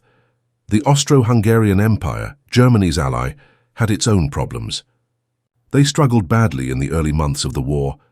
Their attempts to invade Serbia failed repeatedly. Their campaigns against Russia went poorly too. Austro-Hungarian armies were pushed back again and again, suffering heavy losses. Morale collapsed. Command structures broke down. It became clear that Austria-Hungary would not be able to handle the Eastern War without German help. So Germany stepped in. Together, the Central Powers launched joint offensives to regain lost territory. One of the most significant was the Gorlice Tarnów offensive in 1915. It was a major German-led attack that punched through Russian lines in present-day Poland. The Russians were forced into a massive retreat, abandoning huge areas of land. Cities fell, railroads were lost, and tens of thousands of Russian soldiers were captured or killed. It was one of the most successful offensives of the war up to that point. But like everything in this war, success came with a cost. Villages were destroyed. Civilians were caught in the middle, many forced to flee their homes, others were arrested, executed, or deported. The war didn't just ruin armies, it ruined lives. The size of the front meant that battles weren't as predictable or contained as they were in the West. There were times when entire armies were surrounded or cut off, simply because of the vast distances and poor communication. Supply lines were stretched thin. Soldiers sometimes marched for days without food or rest. Trenches weren't always an option in the wide-open countryside, so soldiers dug in wherever they could, behind trees, in frozen ditches, or among ruins. The weather made everything worse. Winters in the east were brutally cold. Snowstorms swept through the battlefield. Soldiers froze in their coats, their boots stiff with ice. Equipment failed in the cold. Horses collapsed. Even guns jammed. In the summer, heat baked the land, and disease spread quickly through camps. Dysentery, typhus, and lice plagued the troops. Death didn't always come from bullets. What made the Eastern Front especially tragic was the human cost outside of battle. Millions of civilians lived in the war zones. They had no escape. Some were caught in the middle of artillery fire. Others were forced to feed and house soldiers or flee their homes with only what they could carry. Entire communities were uprooted. Some were accused of spying or helping the enemy and faced harsh punishments, sometimes execution without trial. Ethnic tensions added another layer of pain. The Eastern Front stretched across areas with mixed populations: Poles, Jews, Ukrainians, Lithuanians, and more. In the chaos of war, suspicion and hatred boiled over. Pogroms and forced relocations became common. Civilians often paid the price for the decisions made by generals hundreds of miles away. Russia, already struggling to modernize before the war, began to crack under the pressure. Factories couldn't keep up with demand. Transport systems broke down. Soldiers went into battle without rifles or proper clothing. Some had no boots. Others had only a few bullets a day. Food shortages hit both the army and the people back home. Hunger spread. Frustration turned to anger. By 1916, the Russian army had suffered millions of casualties, and yet the war continued. The Russian people started to lose faith in their leaders. The Tsar, Nicholas II, insisted on leading the army himself, even though he had little military experience. His decisions made things worse. At the same time, political unrest was growing. Protests broke out. Strikes paralyzed cities. Revolutionary ideas began to spread through the population, and even through the army ranks. Meanwhile, Germany and Austria-Hungary were also exhausted. Their victories on the Eastern Front came with a price. They had to keep sending troops east, weakening their forces in the west. The size of the front, the need to occupy captured areas, and the constant movement made everything more complicated. Even victories didn't feel like victories anymore. And still, despite all of this, battles kept happening. In 1916, the Russians launched a huge attack known as the Brusilov Offensive. It was one of their most successful operations of the war. Using surprise tactics and improved coordination, Russian forces broke through Austro-Hungarian lines and advanced deep into enemy territory. It shocked the Central Powers and showed that even after years of loss, Russia could still strike hard. But it wasn't enough to change the war. The offensive cost Russia dearly. The army was exhausted, supplies ran low, soldiers were demoralized, and while the Austro-Hungarians were shaken, the Germans stepped in once again to stop the Russian advance. The lines stabilized. The war dragged on. The Eastern Front had its own rhythm, fast, wide, chaotic. It didn't have the static trenches of France and Belgium, but it had its own kind of horror. Villages wiped out, armies broken, civilians crushed under the weight of moving fronts and retreating forces, and through it all, a sense that no matter how far one side advanced, nothing ever truly changed. By the end of 1916, both sides were nearing collapse. The soldiers were tired, the people were starving, the governments were losing control, and in Russia something far more dangerous than a foreign army was brewing: revolution. The war in the East had pushed Russia to its limits. Soon, those limits would snap. And when they did, everything would change, not just for the Eastern Front, but for the entire war. Chapter 11. The Ottoman Empire enters the war. How the Middle East became a new battlefield. After years of slow-burning decline, the Ottoman Empire was no longer the mighty force it had once been. By the time the First World War exploded across Europe in 1914, many considered the Ottomans the sick man of Europe. Their empire stretched across the Middle East, North Africa, and parts of Europe. But it was riddled with internal problems, ethnic divisions, and political uncertainty. Still, it held strategic importance. The empire's location controlled vital trade routes, waterways, and territories that both sides of the war desperately cared about.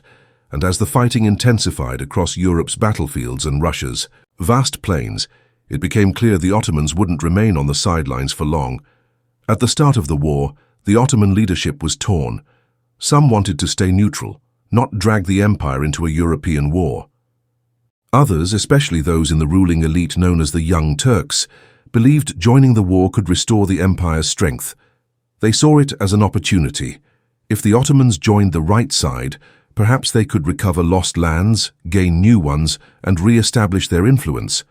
But the question was, which side? Britain, France, and Russia were powerful, but the Ottomans had a long and bitter history with Russia. The two empires had fought several wars over territory in the Caucasus and the Balkans. Russia had always wanted control over the Turkish Straits, the Bosporus and the Dardanelles, vital waterways connecting the Black Sea to the Mediterranean. Losing those would have crippled the Ottoman Empire. There was deep mistrust. The Ottomans didn't want to help an old enemy grow stronger, so when Germany came knocking, they listened. Germany had been courting the Ottoman Empire for years, sending military advisors, investing in railroads, and building economic ties. The Germans offered modern weapons, training, and promises. If the Ottomans joined the Central Powers, Germany said they would protect Ottoman territory and maybe even help them expand. It was a tempting offer, especially as German armies scored early victories and Russia looked shaky. Secret negotiations began, but the final push came in the form of 2 German warships. In August 1914, just days after the war started, 2 powerful German cruisers, the Goeben and the Breslau, fled from British pursuit in the Mediterranean. They raced toward the Ottoman-controlled Dardanelles, seeking refuge. The Ottomans allowed them in, claiming they had purchased the ships from Germany, even giving them new names and flying Ottoman flags. But everyone knew the truth. They were still German ships with German crews. When those ships later bombarded Russian ports in the Black Sea, it became obvious. The Ottomans were entering the war, and they had picked their side. In late October 1914, the Ottoman Empire officially joined the Central Powers. Almost immediately, the war spread beyond Europe. The Middle East, the Caucasus, and parts of North Africa became new battlegrounds. The old Ottoman territories, already under pressure from internal revolts and colonial ambitions, were about to be pulled into a much larger storm. One of the first major fronts was the Caucasus, where Ottoman forces faced off against Russia.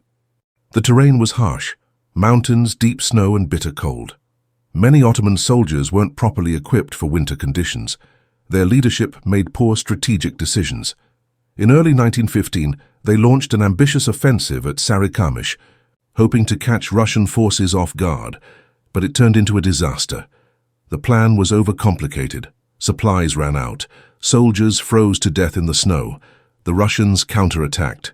Tens of thousands of Ottoman troops were lost. But the defeat didn't just damage the army. It also had horrifying consequences for civilians. After the Sarikamish disaster, Ottoman leaders blamed local Armenian communities, accusing them of helping the Russians. Suspicion turned to violence. In 1915, the Ottoman government began a brutal campaign of mass arrests, forced deportations, and killings.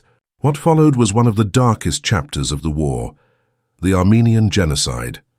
Over 1 million Armenians were driven from their homes, sent on death marches, or executed outright. The empire used the cover of war to carry out what it called relocation, but in reality it was systematic destruction. Families were torn apart, entire villages were wiped out, and the world consumed by the chaos of global war, mostly looked away. Meanwhile, other parts of the Ottoman Empire were erupting into conflict. In the West, British and French strategists looked for ways to knock the Ottomans out of the war. Quickly. One idea was to attack the Dardanelles and take control of the Straits. If successful, it would open a supply route to Russia and put direct pressure on Istanbul. The result was the Gallipoli Campaign, a major amphibious assault by Allied forces in 1915. British, French, Australian and New Zealand troops landed on the Gallipoli Peninsula, expecting a quick victory. What they got was months of bloodshed. The Ottomans, under the leadership of military commander Mustafa Kemal, who would later become known as Ataturk, dug in and fought fiercely. The terrain was steep and rocky. The Allies struggled to advance. Supplies were limited. Disease spread. The campaign turned into a brutal stalemate, eerily similar to the Western Front. After nearly a year of fighting and over 250,000 casualties on each side, the Allies gave up and withdrew. Gallipoli became a symbol of both heroic resistance and military failure. For the Ottomans, it was a rare and vital victory, a sign that they could still defend their homeland. But the war didn't stop there. The Middle East became a vast, shifting battlefield. In Mesopotamia, modern-day Iraq, British forces invaded Ottoman territory to secure oil supplies and protect trade routes to India. At first, the British advanced quickly, taking key towns and pushing toward Baghdad, but they overextended. In 1916, an entire British Indian army was surrounded and forced to surrender at the town of Kut. It was one of the worst defeats the British suffered in the war. The Ottomans held strong, but like everywhere else, their victories came at a terrible cost, and as the war dragged on, cracks began to appear. The Ottoman Empire was fighting on too many fronts, with too few resources. Its economy was collapsing. Food shortages were rampant. Disease and famine spread across cities and countryside alike. The army was stretched thin. Supplies couldn't reach distant areas. And in the deserts of Arabia, something unexpected was stirring. The British, hoping to weaken the Ottomans from within, began supporting Arab nationalist movements. Many Arab leaders had grown resentful of Ottoman rule, especially as Turkish officials tried to centralize power. The British promised independence in exchange for rebellion. With British weapons, gold, and the help of officers like T.E. Lawrence, better known as Lawrence of Arabia, Arab fighters launched guerrilla attacks against Ottoman garrisons and railways. It wasn't a large army, but it created chaos, forced the Ottomans to divert troops and undermined their control in key regions. Back in Istanbul, the government held on. But the costs were unbearable. Hundreds of thousands had died. The countryside was devastated. Many parts of the empire were under foreign occupation or in open rebellion. Yet still, the Ottomans kept fighting. They had thrown their lot in with Germany and Austria-Hungary, and they were in too deep to pull out now. By 1917, things were falling apart. The British retook Kut and marched into Baghdad. In Palestine, they advanced steadily north, pushing Ottoman forces back. In the Arabian Peninsula, rebel fighters seized cities and disrupted supply lines. One by one, Ottoman territories slipped away. The empire was bleeding out. Then, in 1918, everything unraveled. Germany was on the brink of collapse. Austria-Hungary was falling apart. And the Ottomans, exhausted and broken, finally gave in. In October 1918, they signed an armistice with the Allies. The war was over, for them at least, but the peace would be just as painful as the war itself. After the armistice, Allied forces occupied parts of the empire. The once great Ottoman realm was divided by foreign powers. The British and French carved up the Middle East, drawing new borders with little regard for history, culture, or identity. The promises made to Arab leaders were broken. Tensions simmered, revolts flared up. And a young Turkish nationalist movement, led again by Mustafa Kemal, would soon rise to resist foreign control.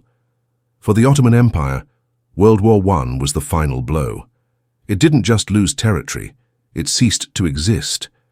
In its place, new nations would rise, borders would be redrawn, and a century of conflict in the Middle East would begin. The war had turned the region into a battlefield, But the real consequences were only just beginning. The Ottoman decision to enter the war had seemed like a bold move for survival and restoration, but by the end, it had destroyed the very thing it aimed to save. The Middle East was forever changed, and the legacy of that decision would echo long after the last shot was fired. Chapter 12. Gallipoli. The Allies failed. By early 1915, the war had already bogged down into a brutal and bloody stalemate. On the Western Front, soldiers were digging deep into trenches, neither side making any real progress. The Eastern Front was massive and chaotic, and the Ottoman Empire had now joined the war, opening up new fronts in the Middle East and the Caucasus. But despite all the movement, the war was stuck. The Allies, mainly Britain, France and Russia, wanted a way to break the deadlock. They needed a bold move, something that could knock one of the Central Powers out of the war and shift the balance. That's when the idea of Gallipoli was born. The plan started with a simple goal: to open up a new front by attacking the Ottoman Empire from the south. By capturing the Dardanelles Strait, a narrow strip of water that connected the Mediterranean Sea to the Sea of Marmara, the Allies hoped to open a supply route to Russia, which was running low on weapons and ammunition. More than that, they believed a successful attack could knock the Ottomans out of the war entirely. It sounded ambitious, but it also seemed doable. The Ottomans had already shown signs of weakness, especially after the disaster at Sarikamish. Allied leaders believed that with a strong naval assault and a quick land invasion, they could take the straits, march toward the Ottoman capital of Constantinople, and force a surrender. Winston Churchill, who was First Lord of the Admiralty, at the time was one of the biggest supporters of the plan. He pushed hard for a naval assault on the Dardanelles, convinced that a show of power from the sea could break through Ottoman defenses. In February 1915, the British and French navies began bombarding Ottoman forts along the straits. At first, the operation seemed promising. The initial bombardments damaged some forts and pushed back Ottoman gunners. But the deeper the Allied ships moved into the straits, the more problems they encountered. The Ottomans had laid mines in the water, and their coastal defenses were stronger than expected. On March 18th, a major assault by Allied warships ended in disaster. Several battleships were sunk or badly damaged by mines and artillery. The naval-only strategy had failed. It became clear that a land invasion would be needed if the Allies wanted to take control of the Dardanelles. So the plan changed. Instead of relying solely on ships, the Allies decided to land troops on the Gallipoli Peninsula, which formed the northern bank of the strait. If they could secure the peninsula, they could silence the Ottoman guns and allow their navy to pass through. The idea sounded logical on paper, but in practice, it turned into one of the most tragic and poorly executed campaigns of the entire war. On April 25, 1915, thousands of Allied troops began landing on the shores of Gallipoli. The main landings happened in several locations, including Cape Helles at the southern tip and a narrow beach later known as Anzac Cove. The soldiers came from all over the British Empire: British troops, French colonial forces, Indian regiments, and the newly formed Anzacs, which stood for the Australian and New Zealand Army Corps. For many of them, this was their first experience of combat. They had trained for months and were told that the Ottomans would be weak and disorganized. But the reality was very different. The Ottomans were ready. They had been watching the Allied preparations and had dug in along the cliffs and ridges. Under the leadership of commanders like Mustafa Kemal, who would later become the founding father of modern Turkey, they prepared strong defensive positions. When the Allied troops came ashore, they faced steep terrain, machine gun fire from above, and chaotic landings. The beaches were narrow, exposed, and offered little cover. Many soldiers didn't even make it off the boats. What was supposed to be a swift and decisive strike turned into a nightmare. The fighting quickly settled into the same grim pattern as the Western Front. Trenches were dug. Soldiers faced constant shelling, sniper fire, and brutal hand-to-hand combat. The terrain was rocky and dry in summer, freezing and muddy in winter. Supplies were scarce. Clean water was limited. Flies, lice, and disease made life in the trenches miserable. The heat brought clouds of insects and the stench of unburied bodies. The cold brought frostbite and pneumonia. Soldiers suffered, and thousands died not just from bullets and bombs, but from infections and exhaustion. The Allies had completely underestimated the Ottomans' ability to resist. Every attempt to advance met with fierce counterattacks. Even small gains came at a huge cost. The high ground, especially key ridges and hills like Çunukbeyar and Acibaba, remained in Ottoman hands, giving them a constant advantage. For months, the two sides traded fire, but made almost no real progress.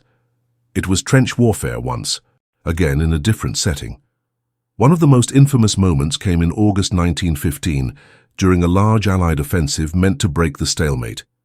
The plan was to attack multiple points at once and finally seize the ridges. The fighting was intense, especially around a place called Lone Pine, where Australian troops captured Ottoman trenches after days of close combat. But the broader offensive failed. The Ottomans held on. Thousands of men died for only a few hundred yards of ground. It became clear the Allies weren't going to win. As the months dragged on, morale collapsed.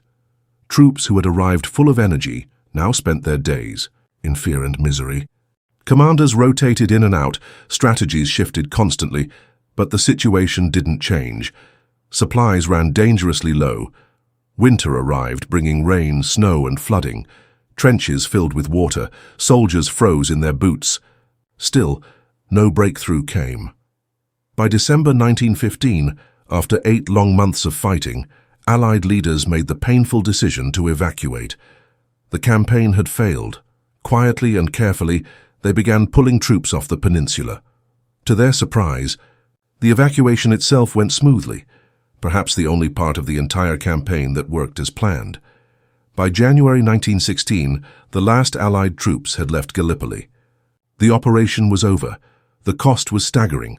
More than 250,000 Allied soldiers had been killed, wounded, or gone missing.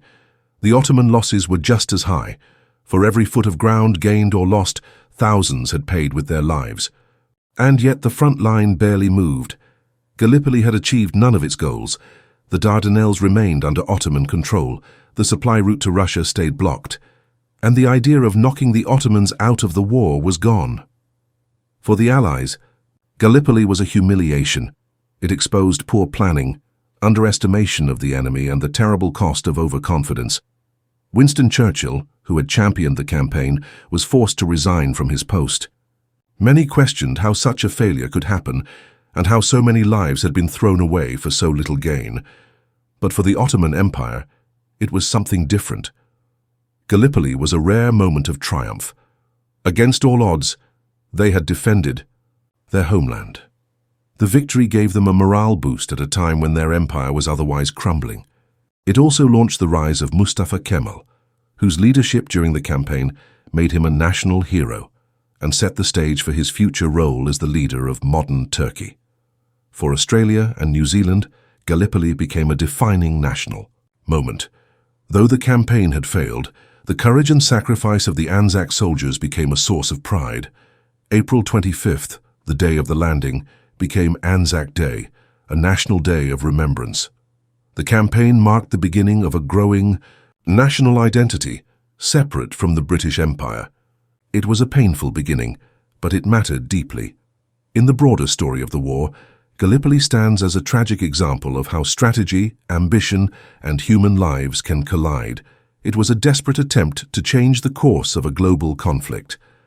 But instead of a breakthrough, it delivered only loss and suffering.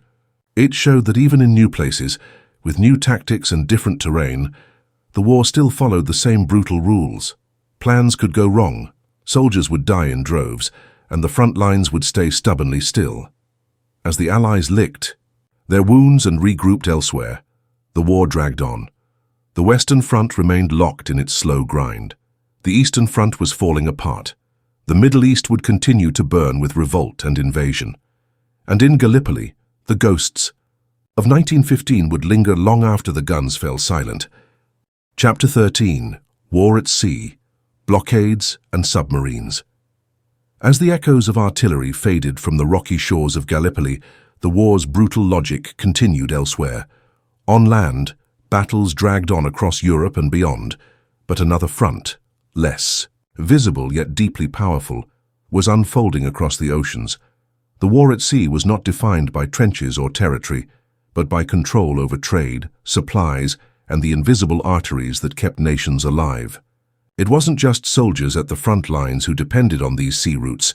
Entire economies, civilians, and armies waited anxiously for the ships that brought food, fuel, weapons, and medicine. And during World War I, the seas became battlegrounds, just as deadly as the fields of France or the deserts of the Middle East. At the heart of this naval conflict were two major strategies: the British blockade and Germany's use of submarines. Both sides understood that starving the enemy of resources could be just as effective as defeating them in battle. If you couldn't get bullets to the front or bread to your people, you couldn't win a war. So ships, big and small, military and civilian, suddenly became high-stakes targets in a global struggle for survival. Britain, with its powerful Royal Navy, had long dominated the oceans. From the start of the war, the British focused on using this strength to blockade Germany. That meant surrounding German ports, stopping merchant ships, and cutting off access to the raw materials Germany needed. Coal, iron, oil, nitrates for explosives, rubber, these weren't luxuries, they were lifelines. Without them, German factories would go silent, soldiers would go hungry, and the war effort would crumble from the inside. The blockade wasn't just a few ships floating near Germany. It was massive and far-reaching. British warships patrolled the North Sea, inspected cargo from neutral countries, and intercepted anything that could potentially support Germany. It was slow, methodical, and over time brutally effective. German imports dropped dramatically. Civilian shortages began to bite. The economy strained under pressure. By 1916 and 1917, people in German cities were beginning to suffer from real hunger, shortages, and cold winters with little fuel, but blockades cut both ways. Germany couldn't match the Royal Navy ship for ship on the surface. Their fleet was modern, but much smaller. Instead, they turned to a different kind of weapon, one that didn't rely on massive guns or towering steel hulls. They used submarines, called U-boats, short for Unterseeboot or undersea boat. These machines were silent, hunters, able to lurk below the surface and strike without warning. And while they were small and vulnerable, they were deadly. In the early months of the war, U-boat attacks were limited and cautious. But as the British blockade tightened, Germany grew desperate to strike back. Submarines began targeting merchant ships bringing supplies to Britain and France. The goal was clear. If they could sink enough cargo ships, they could starve the Allies just as the British were trying to starve them. Submarine warfare was terrifying. Merchant ships often didn't stand a chance. U-boats would surface, fire a torpedo and disappear again. There was no warning, no time to escape. Ships vanished beneath the waves in minutes, dragging cargo and crew down with them. At first, Germany tried to follow certain rules, like giving crews time to abandon ship. But these rules quickly faded as the war dragged on and the stakes rose. One of the most infamous moments came in 1915, when a German U-boat sank the British ocean liner Lusitania. The ship was carrying civilians, including women and children, as well as war supplies. Nearly 1,200 people died, including 128 Americans. The attack sent shockwaves across the world. Germany argued that the ship had been carrying military cargo, and they weren't wrong. But the loss of civilian lives was a PR disaster. It outraged public opinion, especially in the United States. For a time, Germany backed off from unrestricted submarine warfare, afraid of pushing neutral countries like America into the war. But the pause didn't last. By 1917, Germany was running out of options. The British blockade was strangling them, and the war on land was going nowhere. In desperation, they made a risky decision. They resumed unrestricted submarine warfare. That meant sinking any ship, military or civilian, allied or neutral, without warning, if it was headed to or from Britain. They knew it might provoke the United States, but they believed they could sink enough ships fast enough to break Britain before America could enter the war and make a difference. So the U-boats launched their most intense campaign yet. They roamed the Atlantic, the English Channel, and the Mediterranean, hunting merchant convoys and patrol vessels. In early 1917 alone, hundreds of ships were sunk. The losses were staggering. Supplies began running dangerously low in Britain. There were fears of famine, of collapse. It seemed for a moment like the German strategy might actually work, but the Allies adapted. One of the most important changes was the introduction of convoys, groups of merchant ships escorted by military vessels. By traveling together, protected by destroyers and armed ships, the odds of surviving a U-boat attack improved dramatically. Submarines, after all, were fragile. If they were spotted, they could be forced to dive or even destroyed. The convoy system didn't stop all attacks, but it cut losses significantly. Combined with better technology, like sonar, depth charges, and aircraft patrols, the Allies slowly began to turn the tide. Still, the cost was enormous. Thousands of sailors, both military and civilian, lost their lives at sea. Crews sailed, knowing they might never reach land again. Merchant mariners became frontline soldiers in their own right, braving torpedoes and icy waters to keep their countries alive. The war at sea was not about glory, it was about endurance. Every ship that arrived safely meant another week of food, another load of ammunition, another breath of hope, and the impact went beyond Europe. This was a global war, and the oceans connected all of it. Ships from India, Canada, Australia, and Africa carried men and materials. Colonial troops arrived by sea, oil from the Middle East, rubber from Southeast Asia, grain from the Americas, all of it flowed through these ocean routes. When ships were sunk, the damage wasn't just to the cargo. It disrupted entire economies. Insurance prices soared, trade routes shifted, ports slowed down. The war's ripple effects reached everywhere, and the sea was the main highway. The German gamble, unleashing unrestricted submarine warfare, ultimately backfired. In April 1917, just a few months after the policy was resumed, the United States declared war on Germany. The U-boat attacks, combined with other diplomatic missteps like the Zimmermann telegram, pushed America into the conflict. And with America came fresh troops, massive industrial power, and the potential to break the stalemate that had defined the war for years. In the end, the war at sea didn't end with one massive naval battle. There was no Trafalgar or Midway. Instead, it was a grinding, invisible struggle that wore both sides down. The British blockade had succeeded in choking Germany's economy. German civilians suffered through what became known as the turnip winter, when real food was so scarce that turnips replaced bread and meat in many households. Malnutrition, inflation, and unrest grew. On the Allied side, the convoy system and American support helped ensure that Britain and France didn't collapse first. The seas had decided nothing outright, but they had quietly shaped the fate of millions. When people think of World War I, they often picture the trenches of the Western Front, the mud of Flanders, the charge at Gallipoli, or the vastness of the Eastern battles. But the war was also fought in silence and saltwater, in the steel hulls of ships and the cold depths where submarines waited. It was a war where shipping lanes mattered as much as front lines, a war where a single torpedo could have political consequences. A war where hunger, isolation, and supply were weapons as real as guns and gas. And as the war dragged on toward its final years, the battle for the seas continued, not always visible, not always remembered, but vital to the outcome. The oceans had become a theater of war, one where the fate of nations depended on whether ships could keep moving through water, darkened by danger. Chapter 14. The Air War. The Rise of the Fighter Pilot. At first, the airplane seemed like just another tool in the war, a fascinating invention, yes, but not something that could shape the course of a conflict. When World War I began, planes were used primarily for one simple task: watching. Pilots would fly above the battlefield and report back what they saw: enemy troop positions, movements, supply lines. It was a bird's-eye view that generals had never had before. Suddenly, armies could see beyond the horizon.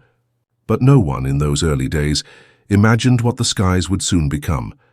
A new battlefield, brutal and intimate, where men dueled in thin air, alone in the clouds, armed with only a machine gun, a shaky engine, and nerves of steel.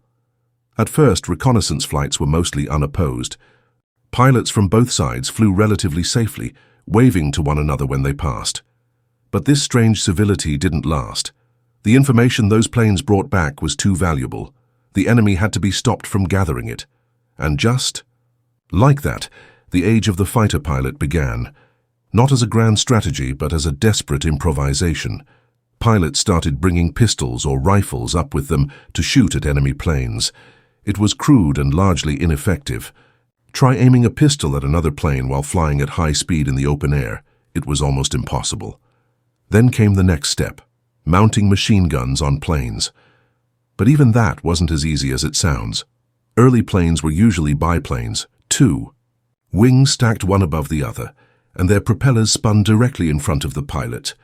Firing a machine gun straight ahead meant shooting right through the propeller. Not exactly a good idea. For a while, engineers tried to get around the problem by mounting guns on the upper wing or having a second person, the observer, man A, gun in the back of the plane. But that still left the pilot with limited firing control. The breakthrough came with a deadly innovation called the synchronization gear. It allowed a machine gun to fire through the spinning propeller without hitting the blades by carefully timing the shots to the rotation. Here it sounds like madness, but it worked, and it changed everything. Now for the first time, a single pilot could fly and fire in the same direction.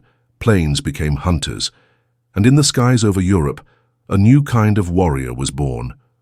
Dogfighting, fast, deadly aerial combat became a daily part of life over the trenches. The planes were small, light, and incredibly fragile, made mostly of wood and canvas. A single bullet in the right place could tear a wing or ignite the fuel tank. There were no parachutes. If your plane caught fire or broke apart in the sky, that was the end. Still, young men lined up to be fighter pilots. It was dangerous, sure, but it was also a chance to escape the mud, the rats, and the misery of the trenches. In the cockpit, you weren't one of many. You were a lone warrior. A knight of the sky. Many of these pilots were barely out of school. They were daring, ambitious, and eager to prove themselves. The public admired them. Newspapers wrote about them as heroes, giving them nicknames and turning them into legends. None more so than the German pilot Manfred von Richthofen, better, known as the Red Baron. Flying his bright red Fokker triplane, he claimed 80 confirmed kills, 80 enemy planes shot down. He was calm, precise, and ruthlessly effective. The Allies feared him. His name became a symbol of air superiority, but he wasn't alone. The British had their own aces, like Albert Ball and Edward Mannock. The French had René Fonck and Georges Guinemet. These men weren't just fighting battles, they were defining a new kind of warfare. In the air, everything was different. Unlike on the ground, there were no trenches, no cover, no hiding. You saw your enemy, and they saw you. You circled, climbed, dived, looped, and spun, each trying to get behind the other to fire the winning shot. These dogfights were fast and disorienting, like dances of death in the clouds. Pilots had to master their machines completely. A small mistake, a slip, a stall, a misjudged turn, meant death. It wasn't just about being brave. You had to be skilled, disciplined, and endlessly aware. Many pilots didn't survive long. Enough to learn. Life expectancy at the front for new pilots could be measured in weeks, but those who did survive, those who became aces, gained immense prestige. In a war defined by muddy stalemates and mass death, fighter pilots offered a rare image of individual valor. They wore scarves, painted their planes with symbols or personal colors, and became almost like celebrities. Some airmen kept diaries or wrote letters home describing their missions in detail, capturing the strange, lonely terror of flying in combat. They weren't machines. They were young men facing death in a way that was deeply personal. The planes themselves evolved quickly. At the start of the war, most planes could barely reach 80 miles per hour. By the end, they were faster, sturdier, and better armed. Engineers on both sides pushed aviation forward in a race to outbuild the enemy. New types of engines, stronger airframes, better guns, and improved maneuverability gave pilots more control and speed. Designs like the British Sopwith Camel or the German Albatross became legendary for their balance of power and agility. Each new model brought with it new tactics, new possibilities and new risks. But the air war wasn't just about one-on-one dogfights. As time went on, it became more organized. Squadrons were formed, missions were coordinated, and planes were assigned to specific tasks. Some were scouts, some were fighters, and some, perhaps most dangerously, were bombers. These bombers flew over enemy lines, often at night, dropping explosives on supply depots, train stations, and even cities. They were big, slow, and vulnerable, but their psychological impact was huge. For the first time, the home front wasn't safe. The war had come to the skies above people's houses. To protect the bombers, fighter planes had to escort them. This led to larger air battles, where dozens of planes might clash at once in a chaotic swarm of engine noise, gunfire, and spinning wings. The coordination needed was enormous. Pilots had to work as teams, communicating with signals and tight formations. The lone wolf image of the pilot still existed, but increasingly, success in the air depended on cooperation and discipline. Air superiority became a goal in itself. If your side controlled the sky, your ground troops could move more freely. Your bombers could strike. Your eyes in the air could see without fear, and as air power grew, so did the technology on the ground. Anti-aircraft guns, called Archie by British pilots, were set up along the front. These weapons fired exploding shells into the sky, trying to hit or scare away enemy planes. They weren't always accurate, but they made flying more dangerous. Soon, searchlights, barrage balloons, and even early radar-like systems were being developed. The air war was becoming its own battlefield, complete with its own defenses, strategies, and rules. Still, for all the tactics and planning, much of air combat came down to split-second decisions. You might spot an enemy plane 1,000 feet below and dive, hoping to catch them off guard. Or you might find yourself suddenly tailed with bullets ripping through the air just inches from your wings. Every flight was a gamble. Every mission could be your last, and the sky offered no mercy. There was no surrender up there, no chance to crawl away or hide. It was just you, your machine, and the endless blue. As the war dragged on, thousands of young men died in the skies above Europe. But they left behind more than stories of bravery. They shaped the future of warfare. World War I was the first major conflict to use planes in combat, but it would not be the last. The lessons learned during those years, the need for air dominance, the power of coordinated aerial attacks, the importance of speed and surprise, would define wars to come. The fighter pilot, once a reckless daredevil with a pistol in his hand, had become something else entirely. He was now part of a complex growing air force. He was trained, tested and supported by engineers, strategists and ground crews. He flew machines that pushed the limits of what was possible, and yet in many ways he was still alone, still climbing into the sky with no guarantee he would return. By the end of the war, air combat had changed forever. What had begun as simple reconnaissance had become a deadly duel in the clouds. Pilots had carved out a new space in warfare, fast, mobile, and terrifying. And though the trenches below still held most of the war's horrors, the skies had claimed their share of blood and fire. The rise of the fighter pilot was more than a technological shift. It was a human one. It was about courage, skill, and survival, in a space where failure meant falling from the sky. It was about young men learning to master machines barely older than themselves, and using them to fight battles that had no map, no trench lines, and no mercy. And it was about how war, once fought only on land and sea, had taken to the air, forever changing the way we think about conflict and the way we fight. Chapter 15. Life on the Home Front. Civilians at War. While fighter pilots battled in the skies and soldiers fought and died in the trenches, another kind of war was unfolding back home. It was quieter, less visible, but no less important. It was a war fought in kitchens, factories, and neighborhoods. It was a war of patience, of sacrifice, of constant waiting and worrying. For millions of civilians, daily life became a battlefield of its own. The home front was no longer a safe distance from the war. It had become part of it. As the war dragged on, governments realized that victory couldn't be achieved by armies alone. It required the full support of the population. Everyone had to contribute. Everyone had to endure. Suddenly, everyday life was shaped by the needs of the war. Food, fuel, clothes, and even soap became precious. Rationing was introduced to make sure that everyone got just enough, and no more. You couldn't just go to the store and buy what you wanted. You had to manage carefully. Meat, sugar, butter, and bread were limited. People were given ration. Books with stamps or coupons to control how much they could purchase. It wasn't easy. Families had to stretch every meal. Housewives became experts at doing more with less, replacing meat with lentils, making cakes without eggs, creating meals out of scraps. Cookbooks were published to help people make the most of their rations, offering recipes for war cakes and stews made from leftovers. People grew vegetables in their backyards or in public parks. These were called victory gardens. Chickens were kept in small pens behind homes. Nothing was wasted. Bones were boiled for soup. Leftover fat from cooking was saved and reused. Even old clothes were patched and repurposed. You didn't throw anything away. But rationing wasn't just about going without. It was about fairness.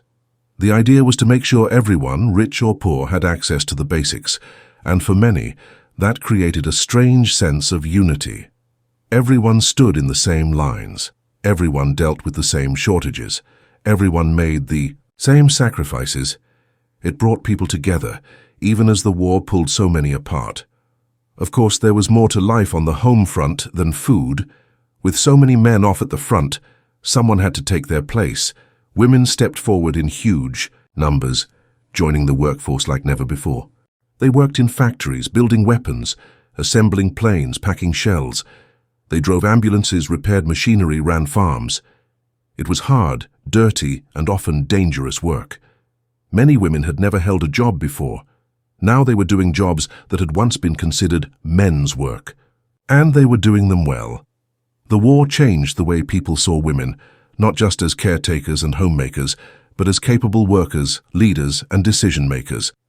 It didn't happen overnight, and there was still resistance in many places.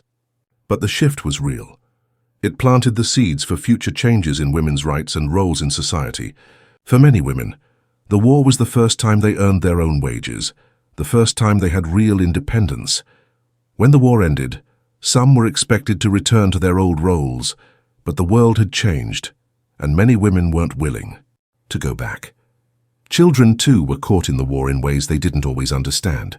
Some lost fathers, brothers, or uncles. Some were evacuated from cities threatened by air raids. Others were put to work in small ways, helping with gardens, collecting scrap metal, running errands. Schools changed their lessons to include national pride, history, and service to the country. And everywhere, children were surrounded by reminders of war, recruitment posters, soldiers on leave, blackouts, and stories of battles far away. They grew up fast. They had to. To keep the home front going, governments needed more than just cooperation. They needed belief. They needed people to stay hopeful, loyal, and determined. That's where propaganda came in. Posters, films, speeches, and songs were used to shape how people thought and felt about the war. Messages were everywhere, on the walls of schools, in movie theaters, on street corners. Some urged people to save food, buy war bonds, or keep quiet about military secrets. Others praised the bravery of soldiers, warned against enemy spies, or encouraged women to take on new roles. The images were powerful. Posters showed heroic soldiers charging into battle, smiling nurses caring for the wounded, or proud families waving goodbye. The enemy was often shown as monstrous, cruel, or sneaky. It was all designed to stir emotion, fear, pride, anger, and hope. It wasn't always subtle, but it worked. It reminded people that their everyday sacrifices had meaning, that they were part of something bigger, that the war wasn't just happening far away, it was happening right here, in their own lives. But not all civilians supported the war. There were protests too. Some people opposed the violence, the conscription, or the direction their government was taking. Pacifists, those who believed in peace above all else, were often mocked or arrested. In some countries, strikes broke out when workers demanded better pay or safer conditions. These moments revealed the tension under the surface. Not everyone saw the war the same way. Not everyone felt heard. And sometimes, fear of dissent led governments to crack down on freedoms, limiting speech, controlling the press, or jailing those who spoke out. There was also the constant weight of loss. Letters from the front brought news of husbands, sons, and fathers who would not be coming home. Black armbands and veils became common. Families grieved in private, even as the public was told to stay strong. The pain wasn't always visible, but it was there, around kitchen tables, in quiet bedrooms, in the empty chair by the fire. Every knock on the door could be the telegram no one wanted to receive. Every letter might be the last. Even with all the hardship, the home front kept going. People adapted. They found ways to cope. Community halls hosted dances and concerts to lift spirits. Children put on plays and sang songs about victory. Local newspapers printed stories of small triumphs. Babies born, gardens harvested, milestones met. In the middle of fear and fatigue, life carried on. People married, worked, laughed, and cried. They made the best of it, because they had to. Technology also played a role. Radio became a vital tool, bringing news, music, and speeches into homes. It was a way to feel connected, to hear the voice of the Prime Minister, to learn about the latest battle, or to listen to a favorite song. Radios didn't just inform, they comforted. They made the distant war feel closer, but also less lonely. People would gather around the radio in the evenings, sometimes holding hands, listening together in silence. War bonds became another way civilians supported the fight.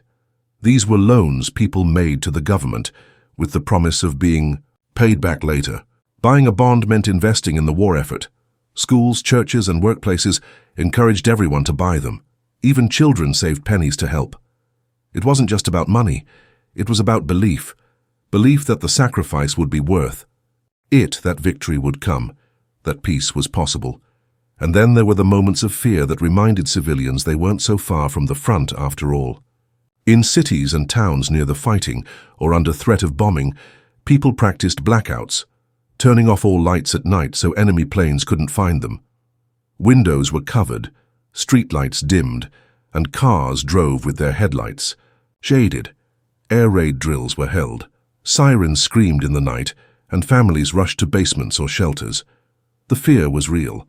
Even far from the trenches, people held their breath every time the sky rumbled.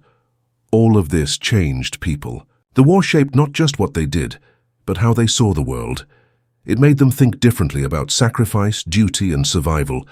It brought people together in new ways, but also revealed deep inequalities. While some families struggled to feed themselves, others profited from war contracts. While some women gained new freedoms, others faced criticism or limits. The war opened doors, but it also left scars. When it finally ended, the world didn't snap back to what it had been before. Too much had changed. Too many had died. Too many had given too much. The home front had carried the weight of the war in ways that couldn't be undone. Rationing didn't disappear overnight. Economic hardship lingered. Families were left to pick up the pieces of lives broken by loss. But there was pride, too. Ordinary people had faced extraordinary challenges, and they had endured. Life on the home front wasn't just about waiting. It was about doing. It was about filling the gaps left by war, about making do, about standing firm even when the ground shook beneath you. It was about millions of unnamed, unseen acts of courage. It wasn't glamorous. It wasn't easy. But without it, the war couldn't have been fought, let alone won. And as the soldiers slowly returned, some wounded in body, some in spirit, the people who had stayed behind greeted them not as bystanders, but as fellow warriors. Different battles. Yes, but part of the same war. A war that had reached into every kitchen, every workshop, every school, and every heart. The home front may not have fired bullets or flown planes, but it carried the war on its shoulders. And when the guns finally fell silent, it was the quiet strength of ordinary people that helped hold the world together. Chapter 16. The United States enters the war. The war had been raging for years. Cities were bombed, soldiers were buried, families were grieving. Europe was exhausted, but far across the Atlantic, another nation had been watching, listening, waiting. The United States, powerful but distant, had stayed out of the fighting. At first, America believed this was Europe's war, not theirs. A conflict fought far away between old empires, tangled alliances, and ancient rivalries. But by 1917, that distance didn't seem so far anymore. And soon, the war would no longer be just Europe's problem. It would become America's too. In the early years of the war, the United States tried to stay neutral. President Woodrow Wilson believed in peace. He hoped that America could be the voice of reason while Europe burned. American ships still crossed the Atlantic, bringing goods to countries on both sides. American factories still made products that found their way into war zones. But America didn't send soldiers. It didn't take sides, at least not officially. But neutrality, as it turned out, was harder than it looked. The world was changing fast. Under the ocean's surface, German submarines, called U-boats, began attacking ships without warning. Their goal was to cut off supplies to Britain and other allied nations. They didn't always check who was on board. Passenger ships, merchant vessels, if it sailed near enemy waters, it was at risk. In 1915, a British ship called the Lusitania was torpedoed. Nearly 200 people died, including 128 Americans. The news shocked the US public opinion started to shift. Maybe this wasn't just Europe's war anymore. Maybe America wasn't as far away as it had hoped. Germany promised to stop targeting civilian ships, but the damage was done. Tensions rose. Then, in early 1917, Germany made a bold and dangerous decision. It resumed unrestricted submarine warfare, attacking any ship that entered Allied waters. It was a gamble meant to strangle Britain before the US could react, but it was also a spark. At the same time, another shocking event pushed the US closer to war. A secret message, known as the Zimmermann telegram, was intercepted by British intelligence. It was sent from Germany to Mexico. In it, Germany promised to help Mexico regain lost land, Texas, Arizona, and New Mexico, if it joined the war against the US. When the message was made public, Americans were furious. It felt like a direct threat, a betrayal. A sign that staying out of the war might not be possible for much longer. By April 1917, President Wilson went before Congress. He said that the world must be made safe for democracy, that America could no longer remain silent while chaos spread. On April 6, 1917, the United States declared war on Germany. The country that once stood on the sidelines was now stepping into the fire.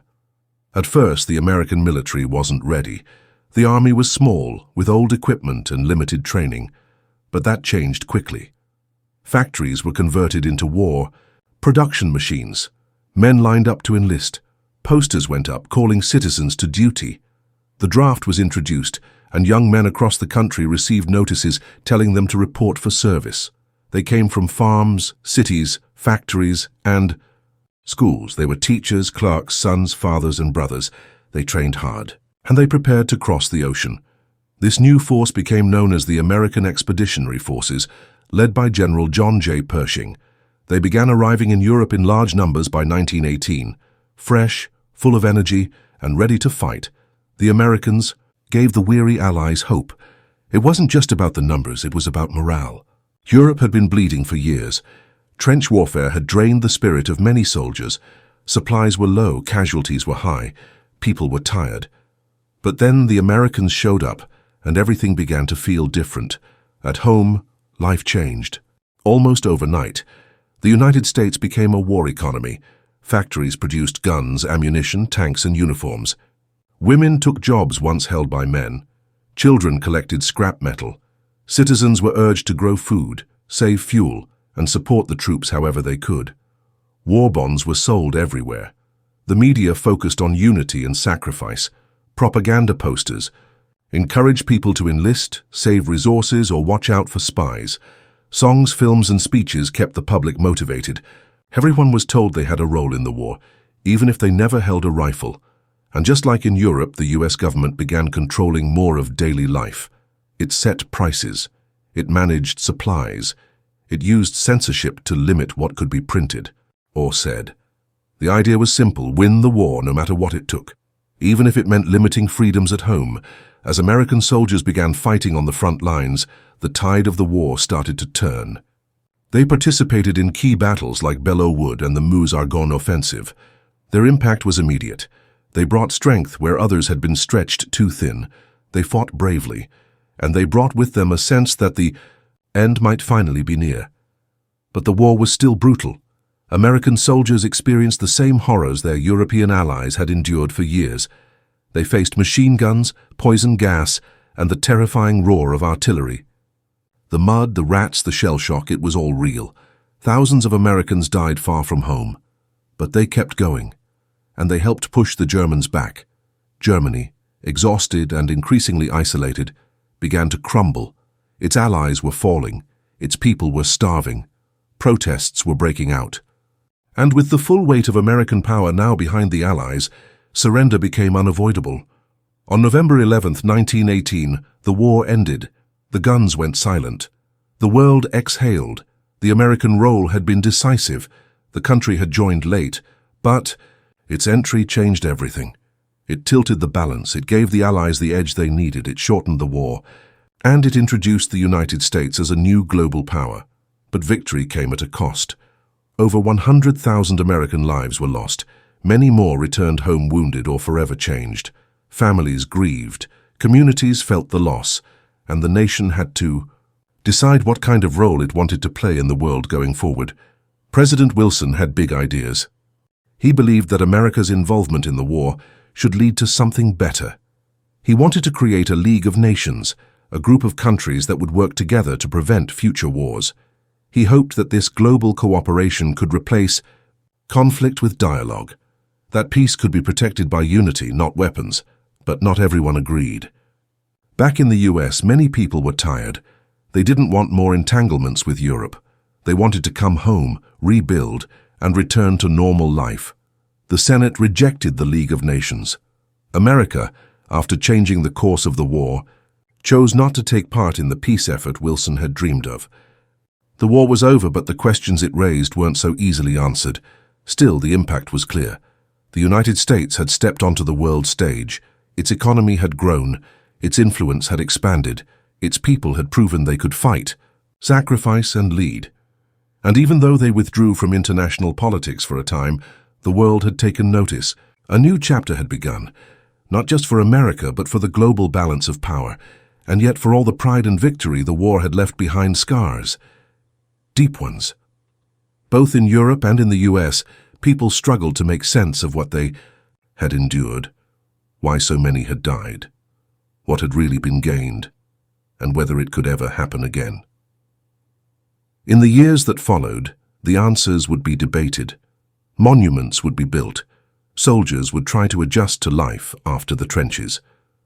Families would carry memories that never faded. But for America, World War I marked a turning point. It was no longer just a rising nation. It was a global force. And its decision to enter the war had changed not only the outcome, but the future of the century that followed. The world was different now, and so was America. Chapter 17. Russian Revolution. Collapse of the Eastern Front. While the United States was entering the war with new energy and strength, on the other side of the world, Russia was falling apart. Its armies were collapsing. Its people were starving. Its government was breaking down. The war had pushed Russia beyond its limits, and soon everything inside the country would explode. The Eastern Front wouldn't be lost in battle. It would crumble from within. When World War I began, Russia was one of the largest empires in the world. It had millions of soldiers and a vast amount of land stretching across 2 continents. But beneath all that size and power, Russia was weak. Its economy was fragile. Its people were poor. Its government was outdated. And its ruler, Tsar Nicholas, too, seemed out of touch with the suffering of ordinary people. While the other great powers of Europe had started to modernize, Russia was still stuck in the past. When war broke out in 1914, Russia joined the Allies to fight against Germany and Austria-Hungary. At first, there was a surge of patriotism. People supported the war. They believed it was their duty to defend the motherland. But that spirit didn't last long. The Russian army was poorly trained and badly equipped. Soldiers were sent to the front without enough rifles, bullets, or even proper uniforms. Many were told to wait until someone else died, so they could take their weapon. Battles on the Eastern Front were brutal. Russia lost hundreds of thousands of soldiers in just the first few months. The army couldn't keep up with Germany's more modern forces. Supplies were hard to deliver across Russia's huge territory. Communication was slow. Commanders often had no idea what was happening on the battlefield, and as the bodies piled up, morale dropped. Soldiers started to question what they were, fighting for da. Back home, things were even worse. The war put incredible pressure on the Russian economy. Prices soared, food became scarce. In cities like Petrograd and Moscow, people waited in long lines for bread that often ran out before they got to the front. Factories struggled to keep up with war demands. Transportation was a mess. Coal was short. Workers went on strike. Farmers had no incentive to grow food they couldn't sell. The entire system was breaking. Meanwhile, Tsar Nicholas tried to hold everything together, but instead of solving problems, he made them worse. In 1915, he took personal command of the army, even though he had no military experience. That meant every defeat on the battlefield was now blamed directly on him. While he was away with the army, his wife Alexandra took over political duties in the capital, but she was deeply unpopular. Many believed she was too close to a mysterious monk named Rasputin, who seemed to have strange influence over her and the government. Rumors of corruption, scandals, and bad decisions spread quickly. People started losing all faith in the royal family. By 1917, the situation was unbearable. Workers and soldiers in Petrograd took to the streets. They demanded food, peace, and better treatment. At first, the protests were small, but they grew quickly. Strikes turned into marches. Marches turned into riots. And soon the city was out of control. The army was ordered to crush the rebellion, but many soldiers refused. Some joined the protesters. Others simply walked away. The Tsar's power melted overnight. In March 1917, Tsar Nicholas was forced to abdicate, give up the throne. After more than 300 years of Romanov rule, the Russian Empire was finished. A new government was formed, called the Provisional Government. It was made up of politicians and reformers who promised change. They said there would be elections. They said they would create a democracy. And most importantly, they promised to continue the war effort. But that was a problem. The people didn't want to continue the war. They were tired of the fighting, the hunger, the death. The Provisional Government didn't end the chaos. It just added confusion. While it tried to hold power, a group called the Soviets, councils made up of workers and soldiers, began to grow stronger. They represented the voice of the streets, and one of the loudest voices in the Soviets belonged to a man named Vladimir. Lenin had been in exile for years, hiding from the Tsar's secret police. But now, with the monarchy gone, he returned to Russia with a bold message. He said the war was a disaster. He called the Provisional Government weak and corrupt. He promised peace, land, and bread, and he believed the workers and peasants, not the politicians, should control the country. Lenin was the leader of the Bolsheviks, a radical political group that believed in revolution. At first, they were small, but as the Provisional Government stumbled, the Bolsheviks gained support. People were desperate. They wanted anyone who could end the suffering, and Lenin promised to do just that.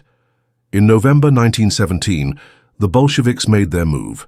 They launched a nearly bloodless coup in Petrograd. They stormed government buildings. They arrested leaders, and they declared a new government, one run by the people, for the people. In reality, it would be controlled by the Bolsheviks, and soon, Lenin would become the most powerful man in Russia. One of Lenin's first acts was to pull Russia out of the war. He believed the country couldn't survive if the fighting continued. He sent negotiators to Germany to hammer out a peace deal. It wasn't easy. Germany demanded huge concessions. The Russians had no choice but to agree. In March 1918, they signed the Treaty of Brest-Litovsk. Russia gave up massive amounts of land: Ukraine, Belarus, the Baltics, and parts of Poland. It was a high price. But the war was finally over for Russia. The collapse of the Eastern Front changed everything. Germany could now move its troops from the east to the Western Front. It gave them a temporary advantage. For a moment, it looked like they might turn the tide against France and Britain before the Americans arrived in full force. But it didn't last. The new strength on the Western Front wasn't enough to win the war, and Germany was facing its own internal problems, just like Russia had. Meanwhile, Russia descended into chaos. The Bolshevik Revolution didn't bring peace, It brought civil war. Forces loyal to the old regime known as the Whites fought the Bolsheviks known as the Reds. Foreign powers, including Britain, France, and the US, sent troops to support the Whites, hoping to stop the spread of communism. The fighting tore the country apart. Villages were destroyed. Millions died. Hunger and disease spread like wildfire. But eventually, the Bolsheviks won. By the early 1920s, Lenin and his followers controlled most of the former Russian Empire. They renamed it the Soviet Union. A new kind of state had been born, a communist one. It was based on ideas of equality and workers' power, but in practice, it became a one-party system where dissent was crushed and freedom was limited. The Russian Revolution didn't just change Russia, it changed the world. It inspired revolutionaries everywhere. It terrified governments across Europe, and it marked the beginning of a long and uneasy relationship between the capitalist West and the communist East. That tension would shape much of the 20th century, but during World War I, the revolution's most immediate effect was the collapse of the Eastern Front. With Russia out, the map of Europe began to shift. The Allies lost a key partner, but also no longer had to support a failing empire. The Central Powers gained ground, but only for a while. The vacuum left by Russia was quickly filled by the United States and its growing influence. In the end, the fall of Russia didn't save Germany. It didn't change the outcome of the war, but it showed the power of internal collapse. A war that started between nations had now broken nations apart from the inside. Armies didn't just fight in trenches anymore, they fought against the very governments that sent them there. From the snowy fields of Russia to the muddy trenches of France, the world was changing faster than anyone had imagined. Empires were falling, new ideologies were rising, and the old order of kings and empires was coming to an end. The war wasn't just about borders, it was about what kind of world would come after, and that world was still taking shape. Chapter 18.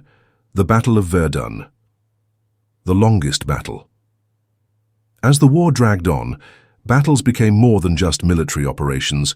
They became symbols of pride, of suffering, and of a nation's will to survive. And no battle captured that more than Verdun. Verdun wasn't just a place on a map. It became a name that echoed through history, representing both the resilience of a nation and the terrifying cost of modern war. It was long, it was brutal, and for many soldiers, it felt endless. The year was 1916. By now, the war had settled into a deadly stalemate. The Western Front stretched from the North Sea to the Swiss border, locked in a grid of trenches, barbed wire and mud. Neither side could gain ground without paying for it in blood, and both the Allies and the Central Powers were looking for a breakthrough. Germany had a plan. Their Chief of General Staff, Erich von Falkenhayn, believed that instead of breaking through, they could wear France down, not just physically but emotionally. He thought that if they could strike a blow so deep, so painful, and so symbolic, France would bleed itself dry trying to defend it. And so he chose Verdun. Verdun was a fortress town in northeastern France, sitting on the Meuse River. It was surrounded by a ring of forts, some of which dated back to the 19th century. Strategically, it didn't offer a huge advantage, but symbolically, it meant everything. It had been the site of past French resistance. It was a point of national pride. Falkenhayn believed the French would never allow it to fall, and he planned to use that devotion against them. In February 1916, the German army launched a massive assault on Verdun. It began with an artillery bombardment that shook the earth. Over 1 million shells were fired in just the opening phase. Entire sections of forest were flattened. Villages disappeared under smoke and fire. The noise was constant. Soldiers described it as a living nightmare, with the sky raining metal for days on end. After the bombardment came the infantry assault. German troops pushed forward, capturing outlying villages and forts. The French scrambled to respond. At first they were overwhelmed. Verdun wasn't heavily defended at the time. France had shifted troops elsewhere, thinking it was a quiet sector. But now it was under full attack, and they had to react fast. General Philippe Pétain was put in charge of the defense. He was calm, methodical, and deeply aware of the importance of holding Verdun, not just for military reasons, but for what it represented. Pétain famously declared, "They shall not pass." That became the rallying cry for the entire French nation. What followed was not a quick battle. It became a grinding war of attrition. For 10 months, from February to December, the two sides fought over hills, forts, and stretches of ruined ground. The front barely moved. Gains were measured in meters. Thousands of men died for places with names like Fort Douaumont, Mort-Homme, Deadman Hill, and Côte 304. These were not grand cities or rich lands.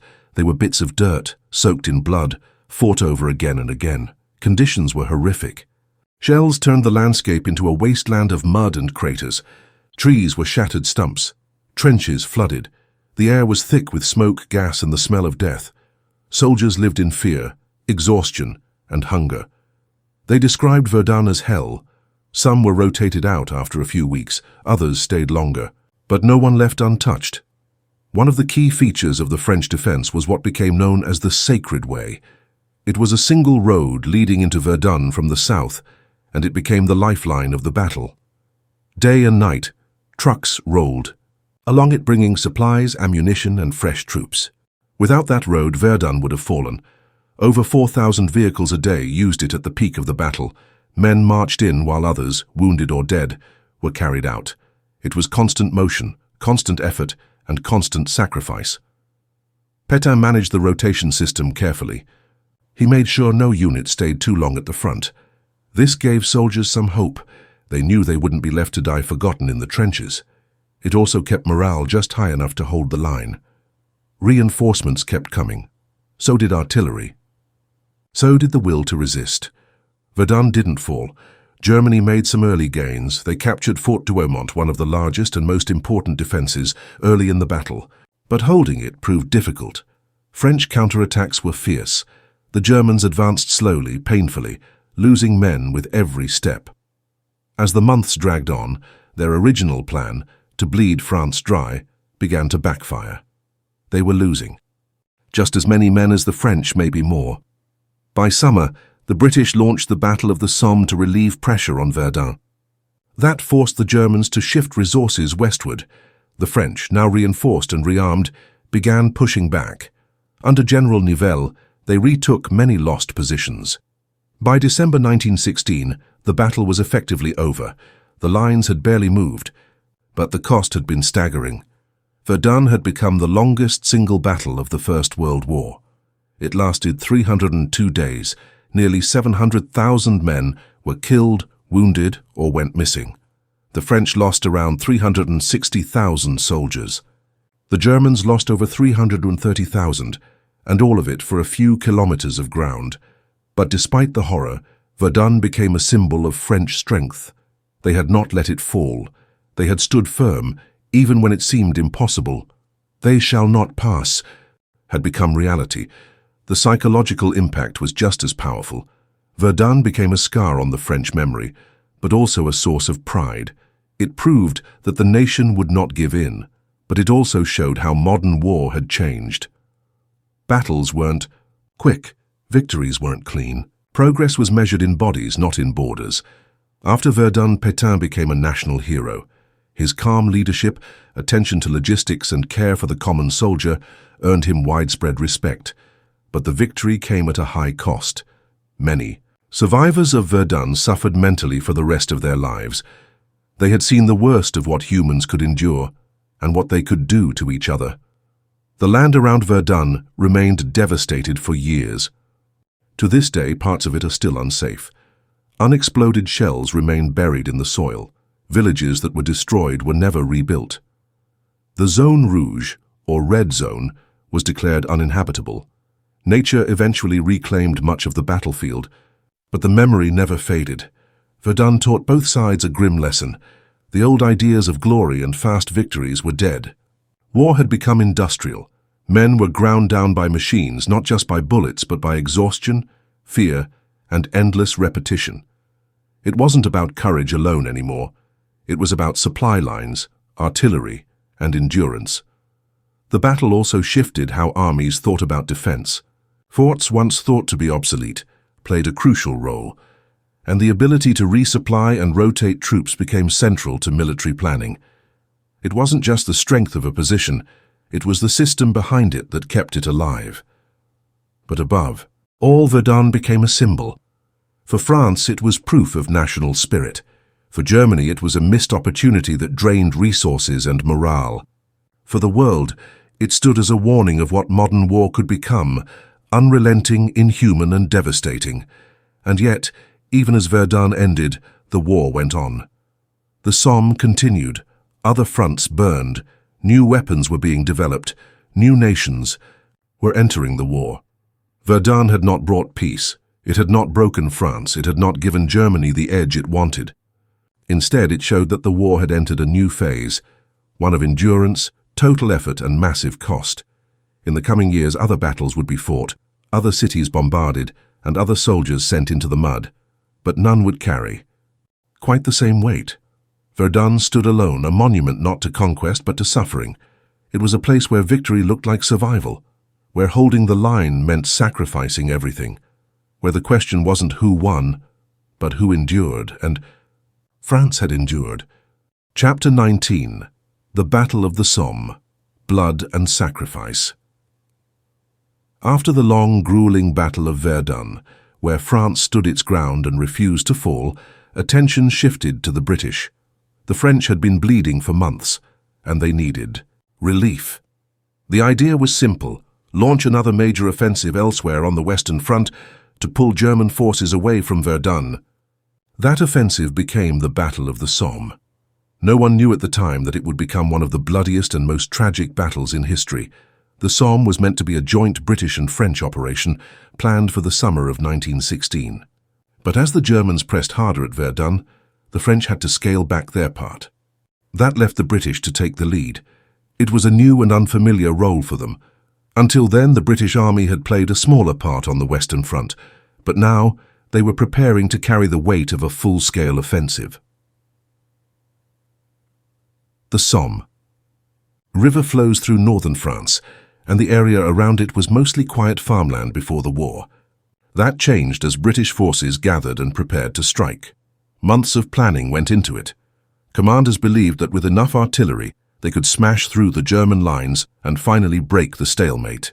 They planned one of the largest bombardments the world had ever seen. Over 1.5 million shells were fired in the week before the attack. The goal was to destroy German trenches, cut the barbed wire, and clear the way for the infantry. British soldiers were told that the bombardment would leave nothing alive in the German defences. They were told that when the order came to go over the top and charge across no man's land, resistance would be light. Many believed it. They trusted their commanders, they trusted the plan, and for many, it was their first time seeing real combat. Young men, some barely out of school, had trained for months. Now they were ready to take part in what they were told would be a breakthrough victory. But reality was far different. On July 1st, 1916, as dawn broke, thousands of British soldiers climbed out of their trenches and walked toward the German lines. The plan was to advance slowly and in formation, but the bombardment hadn't done what it was supposed to do. Many of the German bunkers were deep underground and had survived the shelling. The barbed wire hadn't been fully cut. And the Germans, instead of being dead or fleeing, were waiting with machine guns. What happened next was a massacre. Within hours, thousands of British troops lay dead or wounded. Some units were almost completely wiped out. The first day of the Somme became the bloodiest day in British military history. Over 57,000 casualties, including nearly 20,000 dead. Entire communities back home would later find out that almost all of their young men were gone. In some towns, nearly every household lost someone. And yet, the battle didn't stop. It continued for months, day after day, week after week. Men fought over fields, hills, and small villages that became names etched in memory. Thiepval, Mametz Wood, Delville Wood, High Wood, and others. Each attack gained a little ground, often just a few hundred yards. But the cost was always high. Mud, shell craters, and barbed wire made every advance a nightmare. And the German defences were stubborn, organised, and deadly. New weapons were tested. The British used tanks for the first time in history during the Somme. They were slow, unreliable, and broke down often, but they showed that the future of warfare was changing. Still, they didn't turn the tide. The real damage came from artillery, machine guns and exhaustion. For the soldiers, life at the Somme was a living hell. The trenches filled with water and rats. The wounded lay in open ground, unable to move, sometimes for days. Medical services were overwhelmed, the dead piled up in no man's land, and the smell of decay was constant. Letters home tried to remain cheerful, but the truth was harder to write. Many soldiers felt they were trapped in a nightmare with no end. Commanders kept pushing. They believed that if they just kept the pressure on, the Germans would crack. And to some extent, the Germans were suffering too. Their losses were enormous and their lines were stretched thin. But they held on, fighting just as desperately as the Allies. By the time the battle finally ended in November 1916, the front lines had moved only a few miles. The Allies had advanced, but not by much. The cost had been staggering. More than 1 million men were killed, wounded, or went missing on both sides. The British alone suffered over 400,000 casualties. The French had over 200,000. The Germans had similar losses, all for a patch of ground that, in peacetime, would take only minutes to cross. So why did the battle go on so long? Why didn't someone call it off when it became clear how brutal and slow it was? The answer lies in how people understood war at the time. Commanders believed that pressure had to be maintained, no matter the cost. If they stopped, the enemy would recover. If they retreated, morale would collapse. They believed that the only way forward was through the blood, through the mud, through the sacrifice. The Somme wasn't just a military event. It shaped how people back home saw the war. News of the first day's losses shocked the British public. But even then, the full scale wasn't reported at once. Over time, families began receiving telegrams one by one, telling them their sons, brothers, or husbands were gone. The grief was national, but instead of turning people against the war, it often deepened their commitment. The soldiers had died. For something, people told themselves. The sacrifice had to mean something. So the war continued. At the same time, the Somme changed how war was seen and remembered. The image of brave men charging into battle, only to be cut down by machine gun fire, became burned into the memory of a generation. Writers, poets, and artists began to describe the war not in heroic terms, but in words filled with loss, horror, and quiet despair. The Somme became a symbol, not just of sacrifice, but of the futility of modern war. Still, lessons were learned. Military leaders began to realize that old tactics didn't work against modern defenses. They started developing new approaches, smaller, more flexible units, better coordination between artillery and infantry, and more emphasis on planning and timing. These lessons would slowly shape future battles, but they had come at a terrible price. The soldiers who fought at the Somme weren't just numbers. They were people with dreams, families, and futures. Many had volunteered in 1914, full of idealism. They believed they were fighting for justice, for freedom, for their country. The Somme changed that. It turned young men into veterans, and often into victims. Those who survived carried the memories with them for life. Some spoke of it, others couldn't. And yet, through all the horror, there was courage, there was loyalty, there was determination. In the face of unthinkable suffering, men helped each other, comforted each other, and stood by each other. There were moments of kindness even in the mud. Letters to home often talked about missing family, longing for peace, and finding strength in friendship. That too was part of the Somme. When the battle finally ended, winter was closing in. The ground froze. The guns fell silent temporarily. The war was far from over. New offensives were already being planned. But the Somme left a deep mark.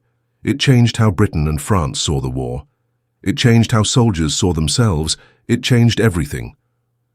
In the years that followed, memorials were built. Cemeteries filled with rows of white crosses. The names of the missing were carved into stone because their bodies were never found. Families visited the fields where their sons had died. Some never stopped grieving. Some tried to forget. But no one truly could. The Somme became a lesson written in blood. It showed that modern war could no longer be about quick victories or glorious charges. It was about endurance, coordination, and the will to keep going. It was about how much suffering a nation could endure, and it forced both military and political leaders to rethink how they fought and what they were fighting for. Even today, the name Somme carries weight. It is spoken with respect, sorrow, and a sense of awe. Not because of what was gained, but because of what was lost. It reminds us of the cost of war, the value of life, and the importance of remembering those who gave everything, even when victory seemed far away. And as the war rolled on, with new fronts opening and new challenges ahead, the memory of the Somme stayed with every soldier who passed through the trenches. It reminded them of what they had already faced, and what still might come. Chapter 20. Technological Innovations, Poison Gas, Tanks, and More. After the bloody and drawn-out battles like the Somme and Verdun, it became clear that this war was unlike anything the world had seen before. Old strategies had been shattered by the brutal reality of machine guns, trenches, and mass casualties. So armies started turning to something else: technology. They looked for new weapons, new machines, and new ways to gain even the slightest advantage over the enemy. The First World War became a laboratory of destruction, where science and engineering were pushed to horrifying extremes. It was no longer just about courage or numbers, it was about innovation, terrible, deadly innovation. One of the first terrifying signs that the rules of war were changing came in 1915. On a battlefield in Belgium, near a place called Ypres, the Germans released clouds of poison gas into the wind. It drifted slowly toward the Allied trenches, and soldiers didn't know what they were seeing at first. Some thought it was just morning fog, but when it reached them, the coughing started, followed by choking, then panic. Men clutched their throats, gasped for air, and fell to the ground as their lungs filled with fluid. It was chlorine gas, and it was the beginning of chemical warfare on a massive scale. From that moment on, gas became a permanent threat in the war. Soldiers had to carry gas masks with them at all times. Some even had to sleep with them on, just in case an attack happened at night. The first masks were crude, just cloth soaked in urine or chemicals to try to filter the poison. Later, better. Masks were developed with filters and goggles, but even then gas was unpredictable. It depended on the wind. If the breeze shifted, the gas could blow back on the attackers themselves. Still, it was used again and again. Different types were developed: chlorine, phosgene, and the most feared of all, mustard gas. Mustard gas was especially cruel. It didn't just choke or kill. It burned. It caused blisters on the skin and inside the lungs. It blinded soldiers, temporarily, sometimes permanently. It could linger in the soil for days. Even those who survived a gas attack were often scarred for life physically and mentally. The psychological fear of gas was almost as powerful as the gas itself. Just the sound of a gas alarm, a bell, or a shouted warning could send soldiers into panic. But gas was just one part of the changing face of war. Another was the machine gun, which had already proven itself deadly in the early years of the conflict. A single machine gun team could hold off hundreds of attackers. That's part of why trench warfare had become so static. Charging into machine gun fire was suicide. So armies looked for ways to break through, and that's where new machines came in. The idea of armored vehicles wasn't completely new, but the First World War made it urgent. The British were the first to develop what would become the modern tank. These early tanks were big, noisy, and unreliable. They moved slowly, often got stuck in the mud and broke down frequently. But they had armor and they could cross trenches. They could move through barbed wire and give cover to advancing troops. In the Battle of the Somme, the British used tanks for the first time in history. They didn't change the outcome of the battle, but they made people realize that warfare was about to change forever. Tanks weren't the only machines rolling across the battlefield. Trucks and motor vehicles began replacing horses for moving supplies and troops. Railways became lifelines, moving artillery, food, and ammunition to the front. And speaking of artillery, it too had changed. Bigger, more powerful guns could now fire shells for miles. Some of the largest guns ever built were used in this war, launching shells that weighed over a ton. The damage was massive, but the fear they created was just as intense. You could be killed by a shell without ever seeing the enemy. Then there was the sky. At the beginning of the war, airplanes were simple and new. They were mostly used for scouting, flying over enemy lines and reporting back on troop positions. But soon they were being fitted with machine guns. Dogfights, battles between pilots in the air, became a new kind of warfare. These early fighter pilots became heroes, seen almost like knights of the sky. They were celebrated in newspapers and songs, but behind the glamour was real danger. Planes were fragile. A single bullet could bring them down, and parachutes weren't widely used yet. If your plane was hit, you either crashed or jumped, and most didn't survive the fall. As the war continued, planes started carrying bombs. At first, pilots simply dropped them by hand over the side. But bombing raids soon became more organized. Entire cities were targeted. London was bombed by German airships called Zeppelins, giant gas-filled balloons that floated across the sky and dropped explosives. They were slow and vulnerable, but they spread fear. People realized that the war could now reach them at home, not just on the battlefield. The sea wasn't left out either. Submarines became one of the most feared weapons of the war. The Germans used U-boats to sink enemy ships, including supply ships bringing food and materials to Britain. At first they followed rules, warning crews to abandon ship before sinking it. But as the war dragged on, they turned to unrestricted submarine warfare. That meant no warnings. Ships were torpedoed without notice. Civilians died, and the oceans became deadly. To fight back, the Allies developed depth charges, sonar-like devices, and convoy systems where merchant ships traveled with naval protection. But the submarine threat was real and growing. One of the most famous sinkings was the Lusitania, a British passenger ship sunk by a German U-boat in 1915. Nearly 200 people died, including Americans. The event caused outrage and helped push the United States closer to entering the war. Communication was another area where technology made a difference.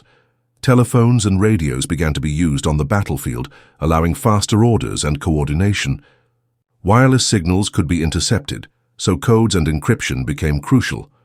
Both sides employed code breakers, people who spent their days trying to crack enemy messages. Some of the most important secrets of the war were uncovered this way. Meanwhile, advances in medicine tried to keep pace with the destruction. New techniques for surgery, blood transfusions and infection control saved countless lives. Mobile field hospitals were set up close to the front lines. Ambulance services improved.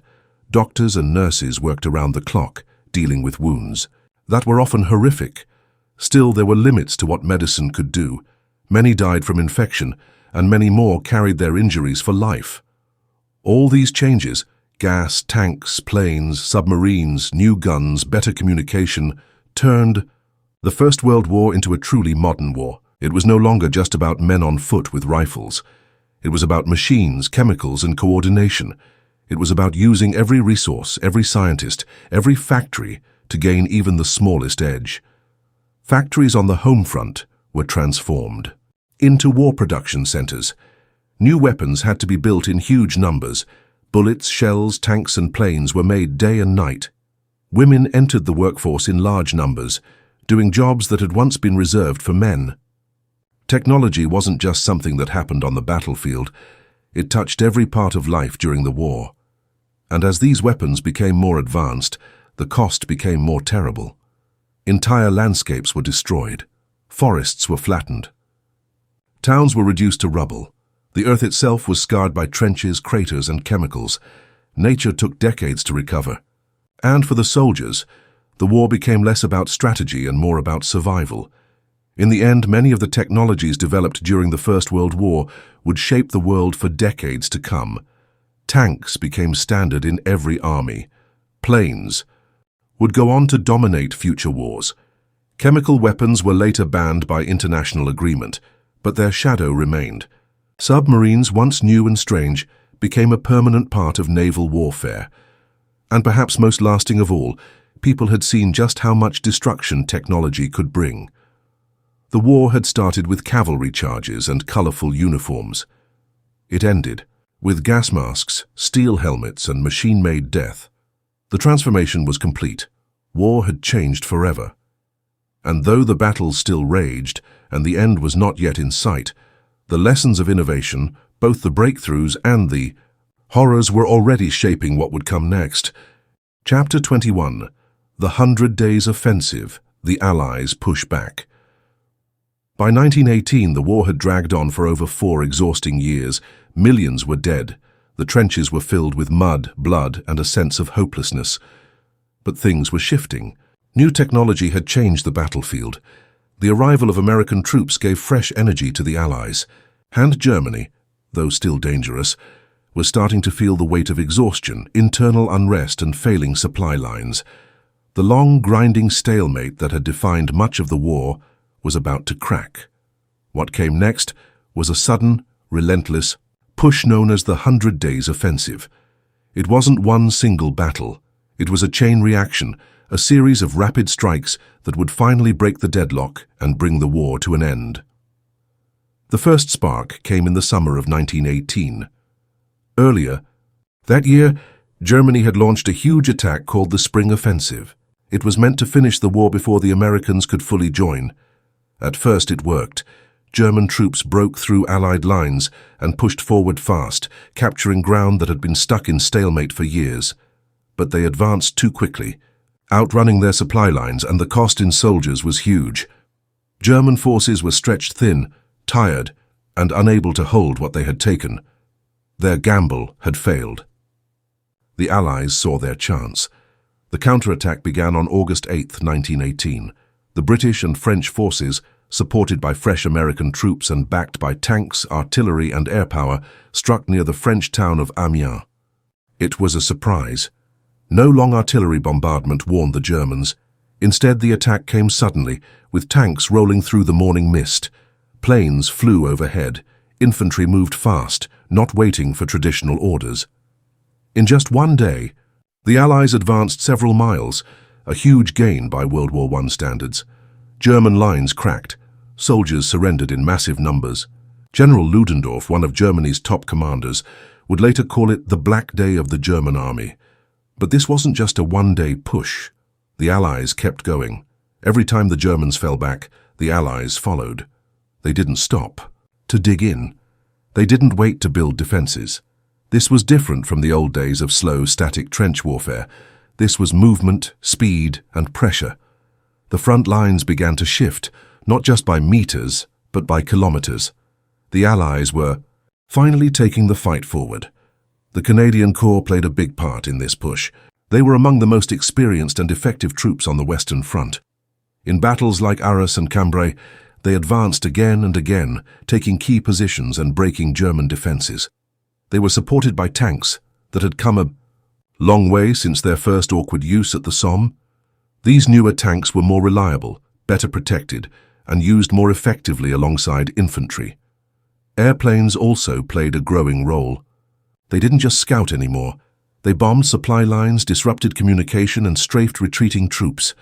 The sky was no longer just a backdrop. It had become an active, deadly part of the battlefield.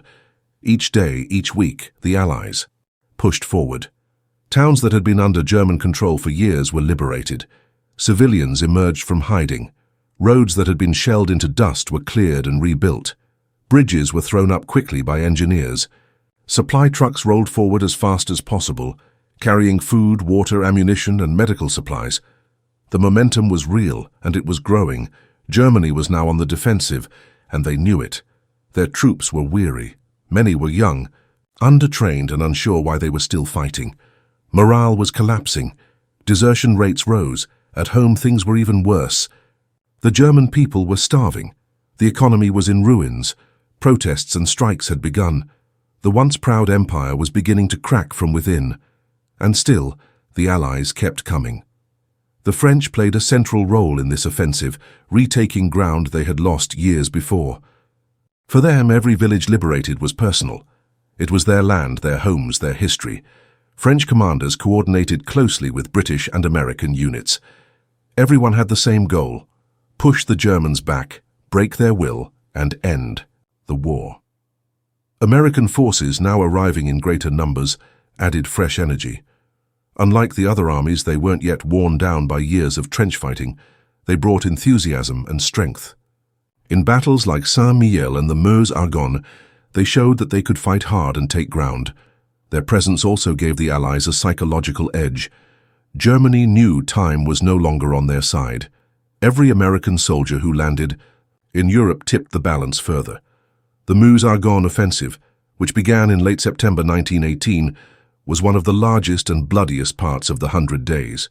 It involved over 1 million American soldiers and pushed through some of the toughest terrain in France. The Germans fought hard to hold the Argonne forest, a place full of thick trees, hills, and deep ravines. But day by day, the Americans advanced. It was slow and costly, tens of thousands of casualties, but it was steady. They were part of a larger machine now, a coordinated Allied push that was forcing Germany back on every front. Back in Germany, the political situation was spinning out of control. The people had had enough. There were food riots. Sailors refused to take their ships out to sea. Soldiers started turning against their officers. Workers went on strike. The Kaiser's government was losing control, and the calls for peace grew louder. The German High Command knew the war couldn't be won anymore. The only question left was how to end it.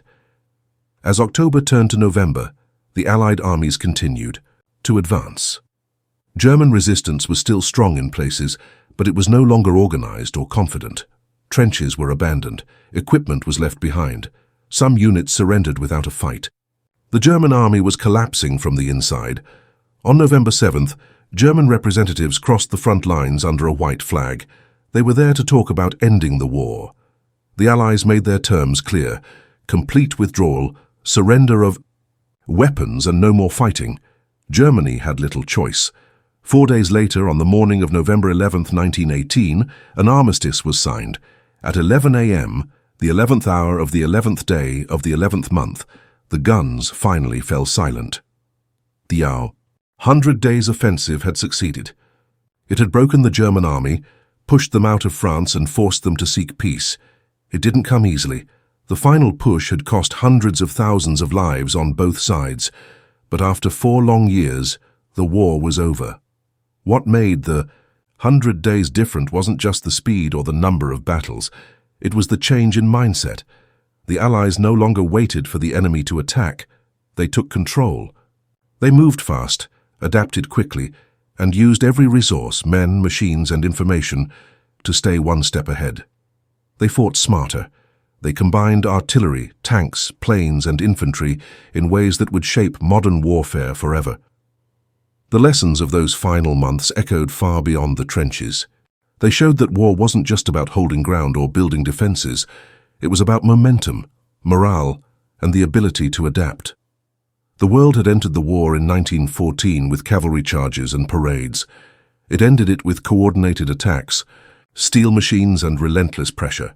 But even as the soldiers celebrated the silence on November 11th, the world around them had changed forever. The old empires were crumbling. Borders would be redrawn. Millions of lives had been lost, and millions more had been reshaped by what they had seen and endured. The 100 Days offensive didn't just end a war.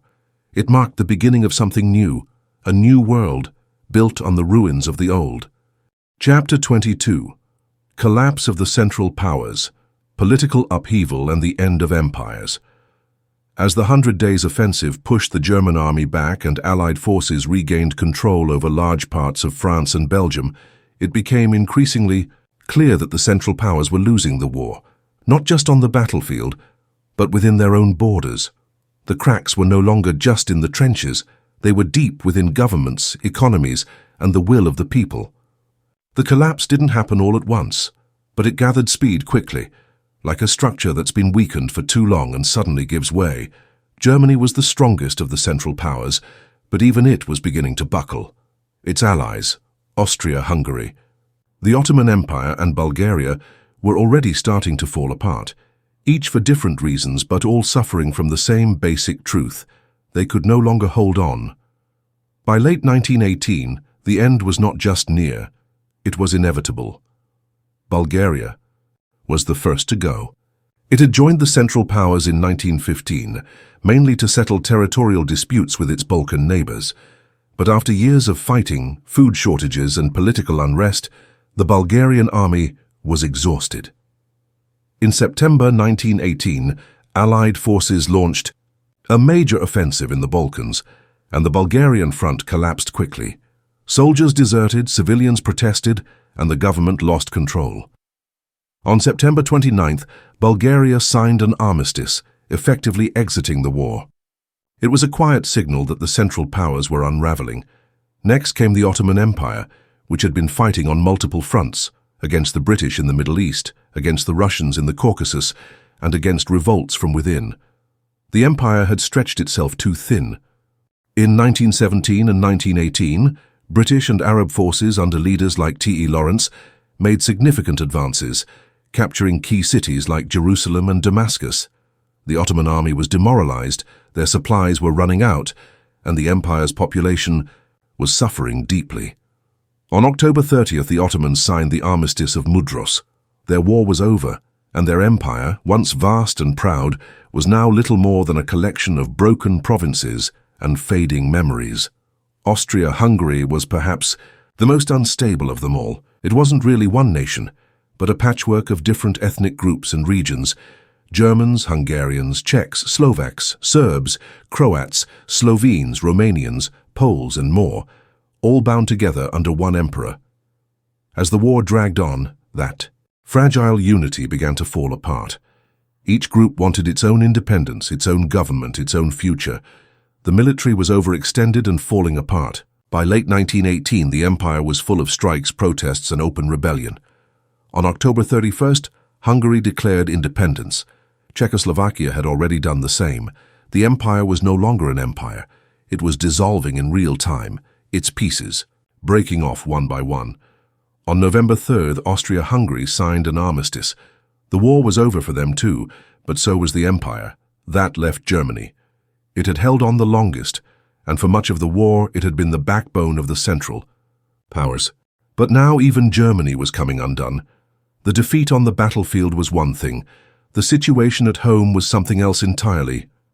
Years of blockade had starved the country of food and supplies. Civilians were desperate. Workers were angry. Soldiers returning from the front were disillusioned and bitter. In the fall of 1918, the pressure exploded. The German people had been told they were winning, right up until the final months. But the reality could no longer be hidden. The Allies were advancing. The Navy was ordered to launch a final suicidal attack, and the sailors refused. They mutinied. The revolt spread. Workers joined in. Soldiers refused to fire on protesters. Cities erupted in rebellion. Councils of workers and soldiers took control, similar to what had happened in Russia a year earlier. In early November, the German government began to collapse. The Kaiser, Wilhelm II, was urged to abdicate. He resisted at first, but the tide had turned. On November 9th, he fled to the Netherlands. The monarchy was gone. Germany was declared a republic. 2 days later, on November 11th, the new German government signed the armistice that ended the war. For Germany, the empire had fallen not just on the battlefield, but in its very foundations. What was left behind was chaos, not just in Germany but across all the former Central Powers. The map of Europe was being torn up and redrawn. New nations were being born out of old empires. In place of Austria-Hungary came independent countries like Czechoslovakia and Yugoslavia. Poland, which had been divided for over a century, re-emerged as its own nation. Hungary became a republic. The Ottoman Empire, under pressure from foreign occupation and nationalist revolts, would soon become modern-day Turkey. Germany, stripped of its monarchy, entered a turbulent period known as the Weimar Republic, trying to rebuild in a world that had changed beyond recognition. This wasn't just about losing a war. This was about the complete collapse of the old world order. Monarchies that had ruled for centuries were gone. The old idea that kings and emperors held power by divine right had been shattered by revolution, mutiny, and the will of ordinary people. The war had drained not only armies but trust in the systems that had sent millions to their deaths. The Central Powers had fallen, not only because they lost battles but because their people had lost faith, and that collapse would shape everything that came next.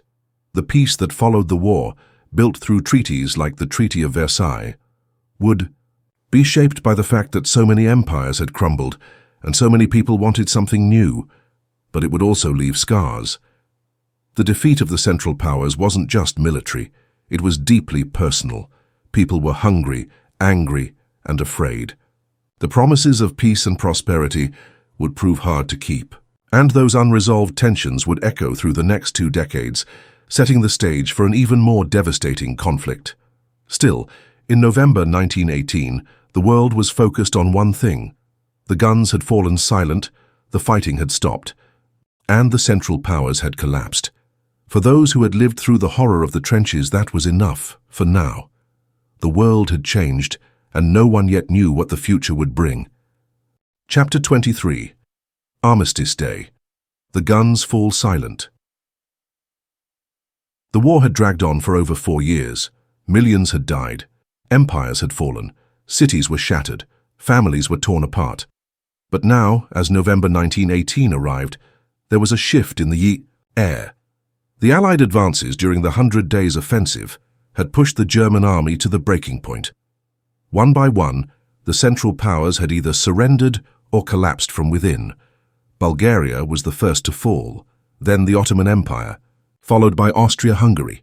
Now only Germany remained, and it was unraveling quickly.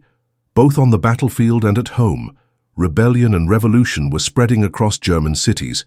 Soldiers refused to follow orders. Workers went on strike. Sailors mutinied.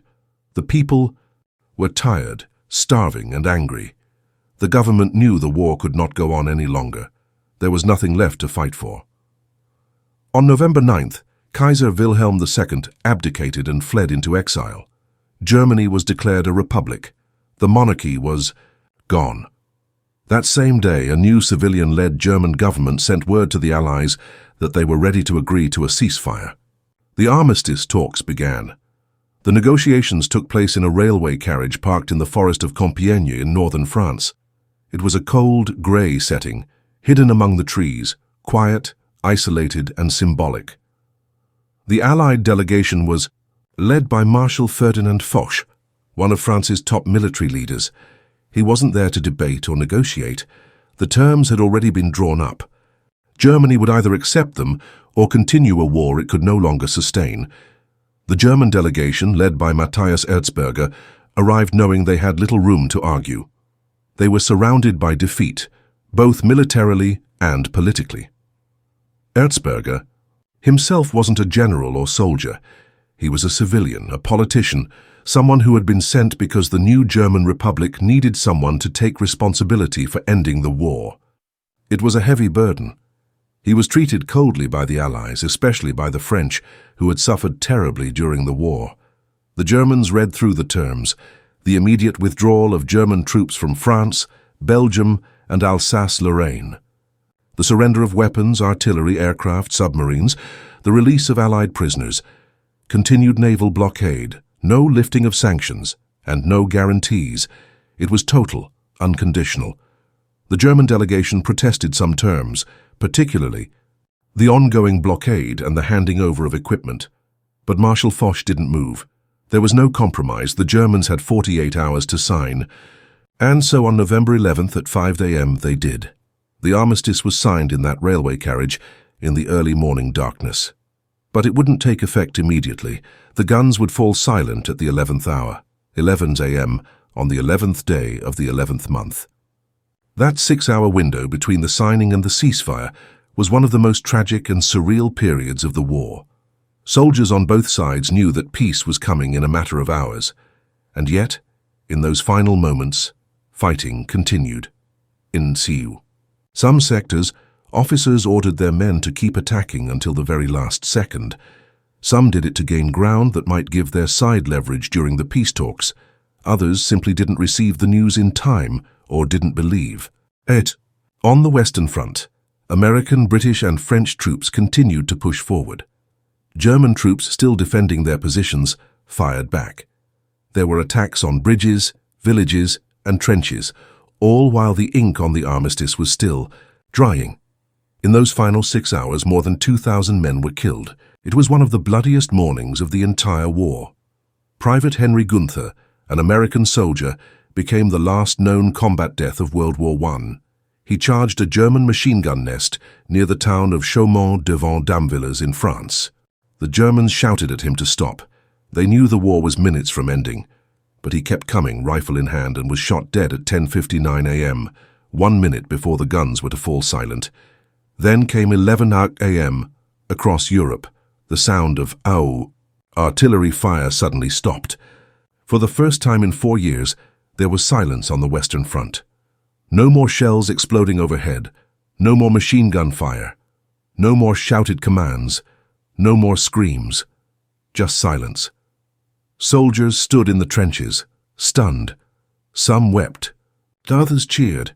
Many simply stood in disbelief. It felt surreal. After everything they had endured, the mud, the blood, the terror, it was over. They were still alive, and that silence was louder than any explosion. In London, Paris, and New York, people poured into the streets. Bells rang, flags were waved, strangers hugged, tears fell. Crowds gathered outside government buildings.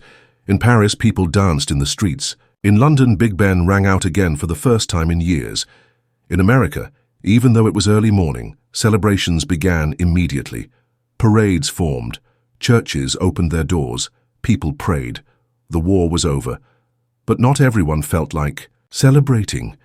For the families who had lost loved ones, the silence brought grief. For the soldiers who had watched their friends die that morning, it felt bitter. Why had they died, so close to peace? What purpose had those final hours served? And for those who returned home, the wounds, physical and emotional, would last a lifetime. They called it the war to end all wars, but no one truly believed that, not after everything they had seen. The silence on November 11th was a kind of relief, but also a deep, haunting pause. The world had changed. Europe was shattered. Millions of people were dead. Cities were destroyed. Fields were still littered with bodies, unexploded shells and craters. Entire villages had disappeared. Families were broken. Children were orphaned. And though the war had ended, the cost would be felt for generations. In the weeks that followed, the soldiers began to return home, some to fanfare, others to silence. Veterans found that home wasn't always welcoming. Many suffered from what we now call post-traumatic stress, but back then it was called shell shock. It was poorly understood, often treated with shame rather than support. Some soldiers never truly came back, even if they survived. Their minds had been scarred by what they had witnessed, and the world they returned to was not the same. For the governments of Europe, the armistice was just the beginning of a complicated peace process. The war was over, but the treaties still had to be written. The Paris Peace Conference would begin in early 1919, and it would take months to settle the final terms. For many Germans, the armistice felt like betrayal. They had been told they were winning, and now suddenly they had surrendered. This sense of confusion and anger would grow, especially once the Treaty of Versailles was signed. But in those first days, all that mattered was that the guns had stopped. Armistice Day became a symbol, a moment in time when the world took a breath. It wasn't the end of war forever, but it was the end of something immense. In the years that followed, countries began to commemorate that moment. Ceremonies were held, memorials were built, poppies were worn, especially in Britain and its former colonies, symbolizing the bloodshed on the battlefields of Flanders. November 11th became a sacred day, known in some countries as Remembrance Day, in others as Veterans Day, but always tied to that moment when the world fell silent. The railway carriage where the armistice was signed was preserved and later displayed. In a French museum, it became a symbol of justice, of victory. But that symbol would take on a darker twist years later, when Adolf Hitler forced the French to sign their own surrender in the same railway carriage after Germany's invasion in 1940 during World War II. The symbolism was powerful and chilling.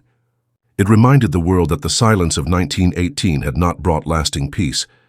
But on that day, November 11th, 1918, the world hoped. The silence was a chance to begin again, a chance to heal. Soldiers laid down their weapons. Civilians hugged, their children a little tighter. The sun rose on a world forever changed, unsure of what would come next, but certain of one thing. The war was finally over. Chapter 24. The Treaty of Versailles, Punishment or Peace. After the armistice brought silence to the battlefields on November 11, 1918, the guns stopped firing, but the world did not suddenly become peaceful. The war was over, yes, but what came next was even more complicated. Europe was left in ruins, millions were dead. Cities, economies, and empires had collapsed. Soldiers had returned home, but the scars of war were everywhere. And now, leaders from around the world had to figure out how to put everything back together. That was the goal of the peace conference held in Paris in 1919. What they produced would come to be known as the Treaty of Versailles, named after the Grand Palace where it was signed. But instead of healing the world, it stirred new tensions, raised deep questions, and left behind a mix of relief, resentment, and unfinished business. As 1919 began, leaders from more than 30 countries arrived in Paris to negotiate what the post-war world would look like. But despite the large number of countries represented, the real power was held by just a few. The main decisions were made by what came to be called the Big Four. These were the leaders of the United States, Great Britain, France, and Italy. Each had their own goals, their own agendas, and their own version of what peace should mean. Woodrow Wilson, the President of the United States, came to Paris with a vision that he hoped would reshape the world. He had outlined his ideas in a speech known as the 14 Points. In it, he called for things like open diplomacy, freedom of the seas, a reduction in weapons, and self-determination, meaning that ethnic groups should have the right to govern themselves. Most importantly, he wanted to create a League of Nations, an international organization that could help countries solve disputes peacefully, so that nothing like World War I would ever happen again. Wilson believed the world had learned its lesson. He wanted a peace built on fairness, not revenge. But the European leaders, especially the French, did not see it the same way. France had suffered terribly during the war. Much of the Western Front had run through northern France, leaving towns, farmland, and families destroyed. Over 1 million French soldiers had died. France's Prime Minister, Georges Clemenceau, had no interest in Wilson's idealism. He wanted security. He wanted to make sure Germany could never rise again and threaten France. And he wanted Germany to pay for what it had done. Britain's leader, Prime Minister David Lloyd George, was somewhere in between. He knew the British people wanted to punish Germany, especially after the suffering of the war and the attacks on civilians. But he also understood that a stable Germany was important for trade and balance in Europe. Italy, led by Vittorio Orlando, mostly wanted to gain territory it had been promised when it joined the war on the Allied side. But Italy was often left out of the key discussions and grew frustrated by the whole process. Germany, the country at the center of it all, was not allowed to take part in the negotiations. The German delegation was called in only to receive the terms, not to debate them. They had no seat at the table and no power to push back. That sense of exclusion would haunt Germany for years. The Treaty of Versailles was completed after months of meetings, debates, and compromises. It was officially presented to the Germans in May 1919. When they read it, they were shocked. The terms were harsh. Germany was required to accept full responsibility for causing the war. This was known as the War Guilt Clause. It wasn't just a statement. It became the legal basis for demanding reparations or payments to cover the damages caused by the war. Germany was told it would have to pay 132 billion gold marks, an enormous amount that would take decades to repay. On top of the financial burden, Germany lost a huge amount of land. It had to give up territory to France, Belgium, Poland, and others. The provinces of Alsace and Lorraine were returned to France. The Rhineland, a region on Germany's western border, was to be demilitarized, meaning no German troops or weapons could be placed there. Germany also lost all its overseas colonies.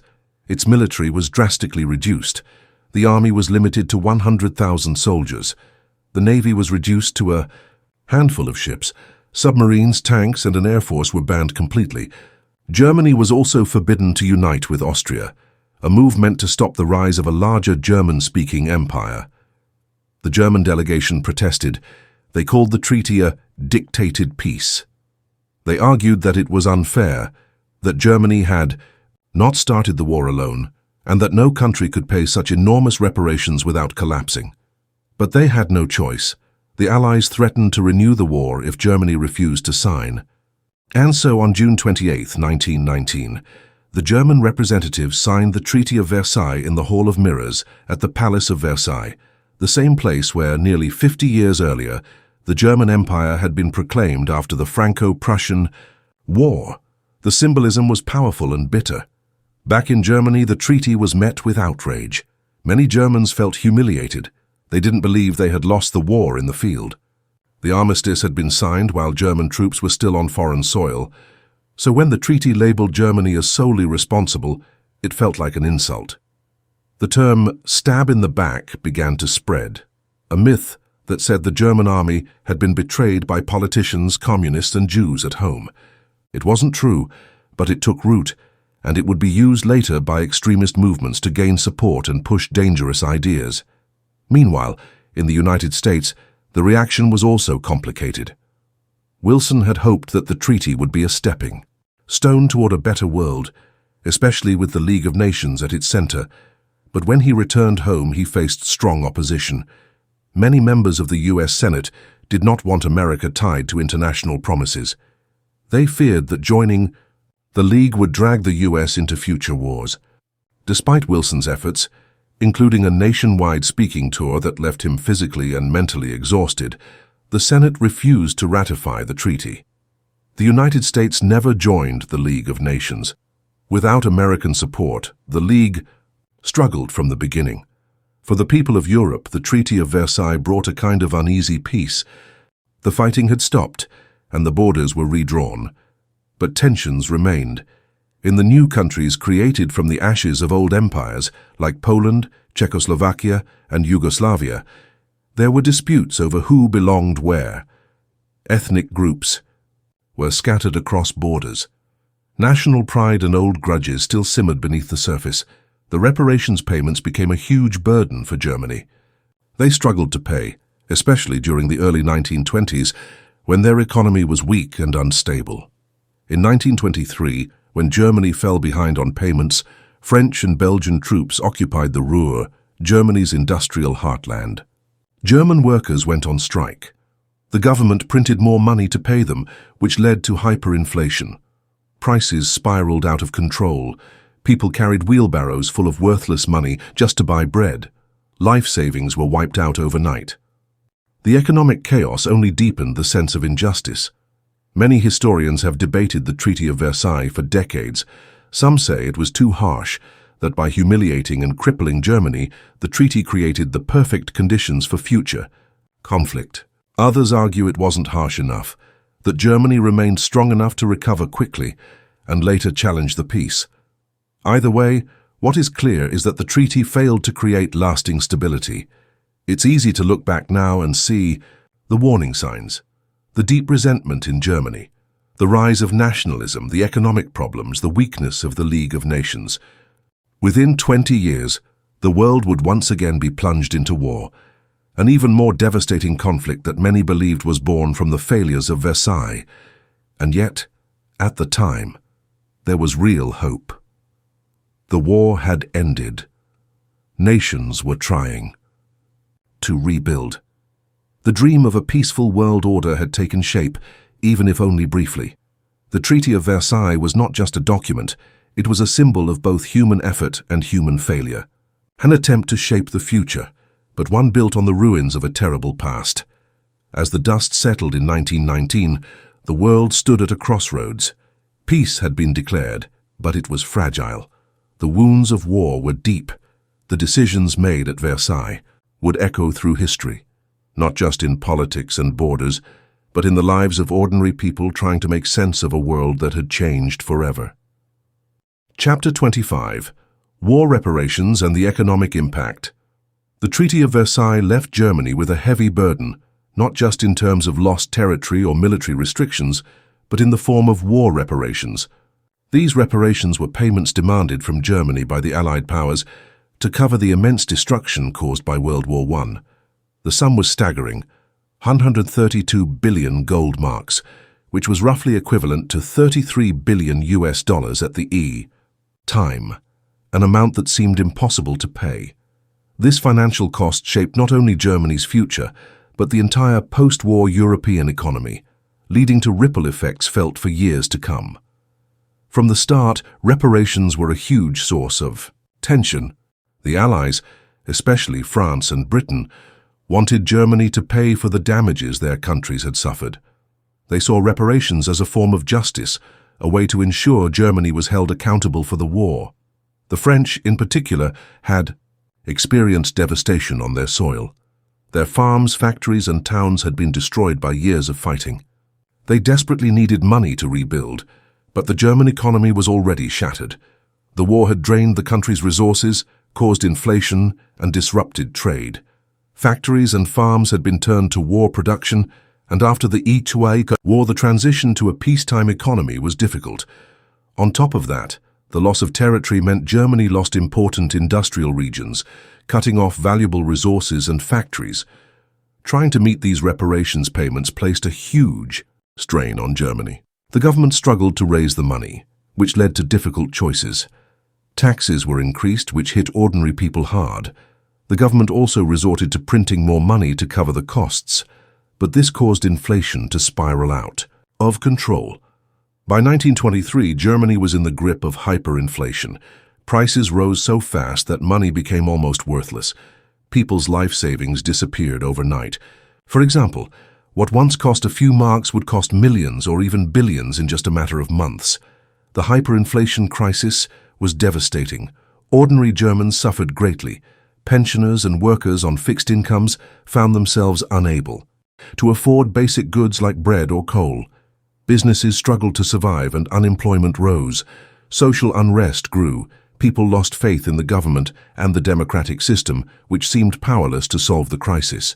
This economic chaos created fertile ground for political extremists, including Adolf Hitler and the Nazi Party, to gain support by promising to restore Germany's pride and prosperity. Meanwhile, the reparations issue created friction between the Allies themselves.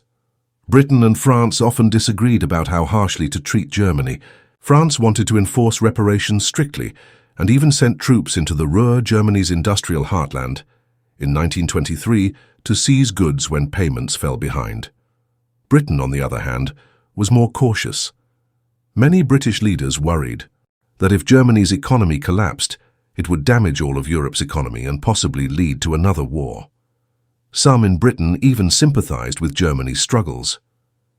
Across Europe, the war's financial costs were enormous.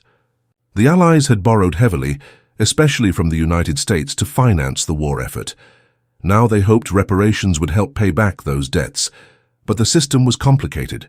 The US wanted the Allies to repay their loans, but the Allies depended on German reparations to do so. Germany, meanwhile, could only pay if its economy was stable. It was a difficult cycle that created tension and uncertainty. To address these problems, several plans were proposed to reduce or restructure Germany's reparations. The Dawes Plan of 1924 was one early attempt. It provided for a staggered payment schedule and loaned Germany money to help stabilize its economy.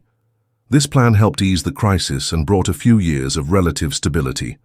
The US banks invested heavily in Germany, helping rebuild industries and infrastructure. Still, the reparations issue never fully went away. Many Germans felt the payments were humiliating and unfair, especially as the economic situation worsened again during the Great Depression in the 1930s. This sense of grievance was a powerful force in German politics and helped fuel nationalist and extremist movements. Beyond Germany, the economic impact of the war and reparations shaped all of Europe. Countries struggled with debt, unemployment, and inflation. Governments faced the challenge of rebuilding their economies while also caring for millions of disabled veterans, war widows, and orphans. Many countries introduced new social programs, but resources were limited. The economic disruption also changed trade patterns. Before the war, Europe's economy was highly interconnected. The war and the reparations fractured those links. Countries turned inward, focusing on rebuilding their own industries. Protective tariffs and trade barriers increased, which slowed global economic growth. This period was marked by uncertainty and uneven recovery. The financial strain of the war contributed to political instability across Europe. In some countries, such as Italy and Hungary, economic hardship helped bring about authoritarian regimes. Governments found it harder to maintain public support as people demanded jobs and better living conditions. The United States, by contrast, entered a period of economic boom in the 1920s, often called the Roaring Twenties. With its industrial base intact and its economy strengthened by wartime production, the U.S. became a global economic leader. American banks played a key role in lending money to Europe, but this also tied the world economy closely to the ups and downs of the American market. While reparations and economic troubles dominated the 1920s, efforts were also made to promote peace and stability through international cooperation. The League of Nations, created after the war to prevent future conflicts, tried to mediate disputes and encourage disarmament. However, it lacked the power to enforce decisions, especially since major powers like the United States never fully committed to it. The economic hardships and political tensions of the post-war years made the 1930s a dangerous time. The Great Depression, which began in 1929, worsened conditions across the globe. Unemployment soared, governments struggled, and many people lost faith in democracy and international diplomacy. In Germany, the combination of reparations, resentment, economic collapse, and political extremism would eventually lead to the rise of the Nazi Party. Adolf Hitler promised to overturn the Treaty of Versailles, restore German pride, and rebuild the economy. His message found an eager audience among those suffering from unemployment and humiliation. Looking back, it is clear that war reparations and their economic impact shaped much of the history that followed. The financial cost of World War I was not just a matter of numbers. It affected millions of lives, influenced politics, and altered the course of nations. The reparations demanded by the Treaty of Versailles aimed to make Germany pay for the war's destruction, but in doing so, they also helped create conditions that made lasting peace difficult. The economic turmoil of the 1920s and 1930s was a powerful reminder that peace built on punishment without reconciliation can sow the seeds of future conflict. At the same time, the financial struggles of post-war Europe demonstrated the interconnectedness of the global economy. What happened in one country could quickly spread to others. This lesson would influence economic policies and international cooperation efforts for decades. The experience of war reparations and economic hardship also led to changes in how governments managed their economies and social welfare. Many countries recognized the need for stronger economic planning and support for vulnerable populations. As the world moved forward from the devastation of World War I, the lessons of reparations and economic impact remained important. They showed that the costs of war go far beyond the battlefield. They extend into the lives of civilians, the stability of governments, and the health of the global economy. The story of war reparations is not just about money. It's about the challenges of healing after conflict and the difficulty of building a peace that lasts. It reminds us that economic policies are deeply connected to political realities and human experiences.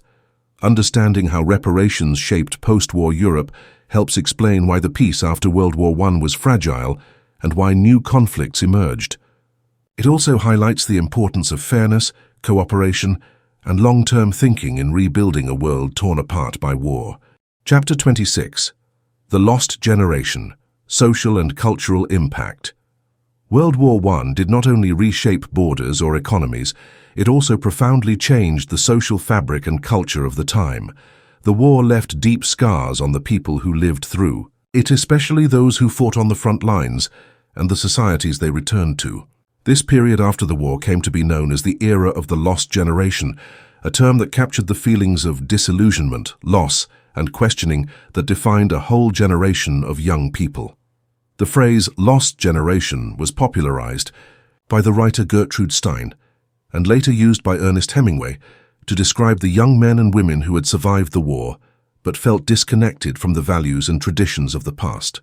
These people had seen the horrors of industrialized warfare, trench battles, endless artillery bombardments, poison gas attacks, and devastating losses.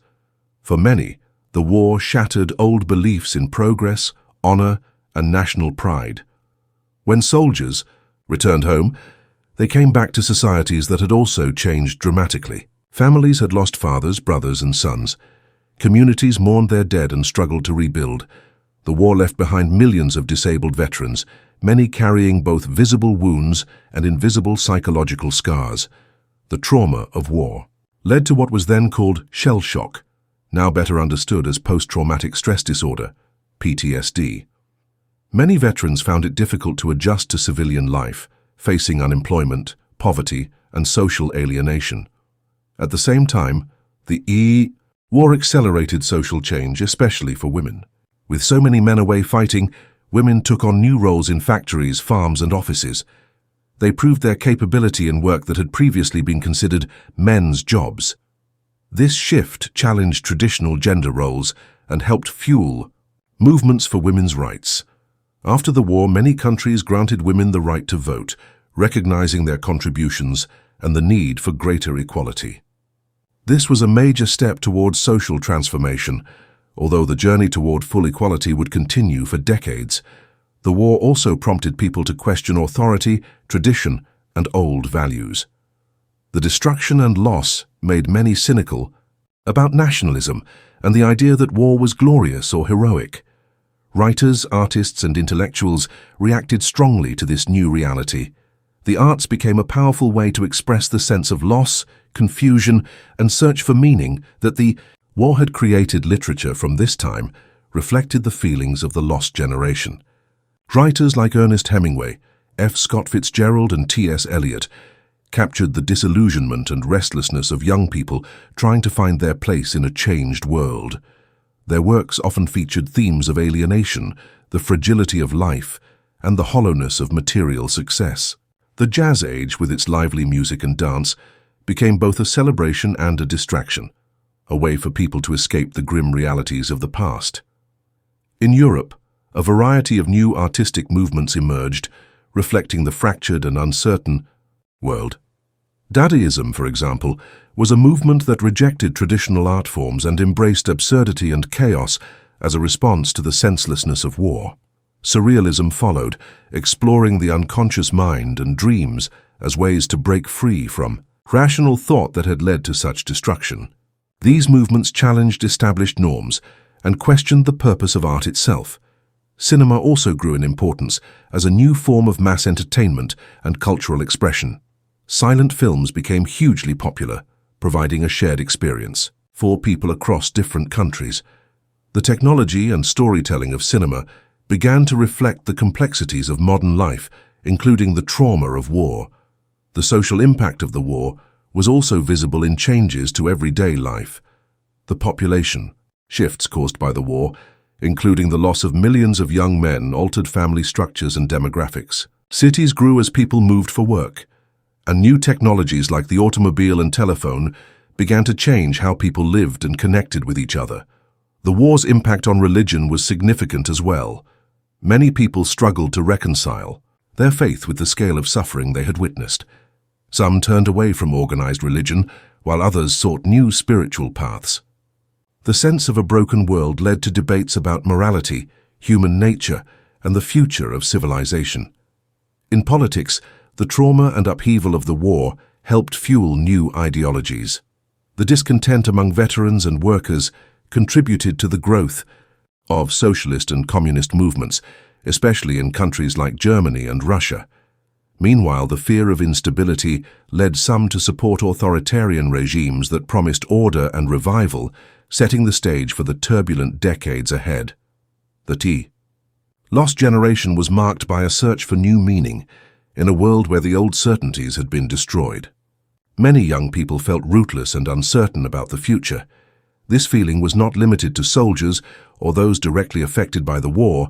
It spread through literature, art, music, and daily life. Despite the darkness and disillusionment, this period also saw creativity and innovation. The war had accelerated technological advances, and the post-war years brought new inventions and ideas. The 1920s and 1930s were times of experimentation, from modern architecture to psychology, exploring new ways to understand and improve the human condition. The cultural shift was global.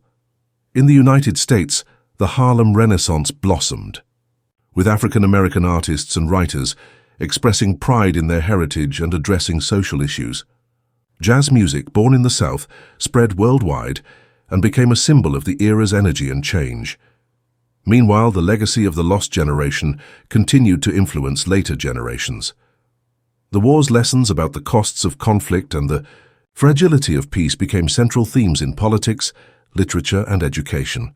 The hope was to prevent another war on such a devastating scale, although, as history would show, those hopes were challenged in the decades to come. Understanding the lost generation helps us see how war affects more than just armies and governments.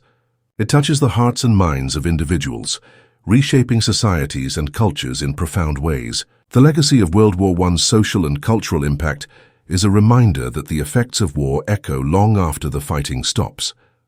As the world struggled to rebuild after the war, the lost generation stood at the crossroads of tradition and modernity, carrying the weight of loss, but also the promise of new beginnings. Their stories, art, and struggles continue to speak to us, offering insight into the human cost of conflict and the resilience of the human spirit. Chapter 27: New Nations and Borders. Redrawing the Map. After the guns finally fell silent and the harsh terms of the Treaty of Versailles were signed, the world entered a new era of political upheaval and transformation. The map of Europe and the Middle East, once dominated by vast empires and old monarchies, was completely redrawn. The aftermath of World War I didn't just mark the end of a devastating conflict. It marked the birth of new nations and new borders, forever changing how people identified themselves and how power was distributed. The collapse of the Austro-Hungarian Empire, the Ottoman Empire, Germany, and Russia left huge territories up for grabs.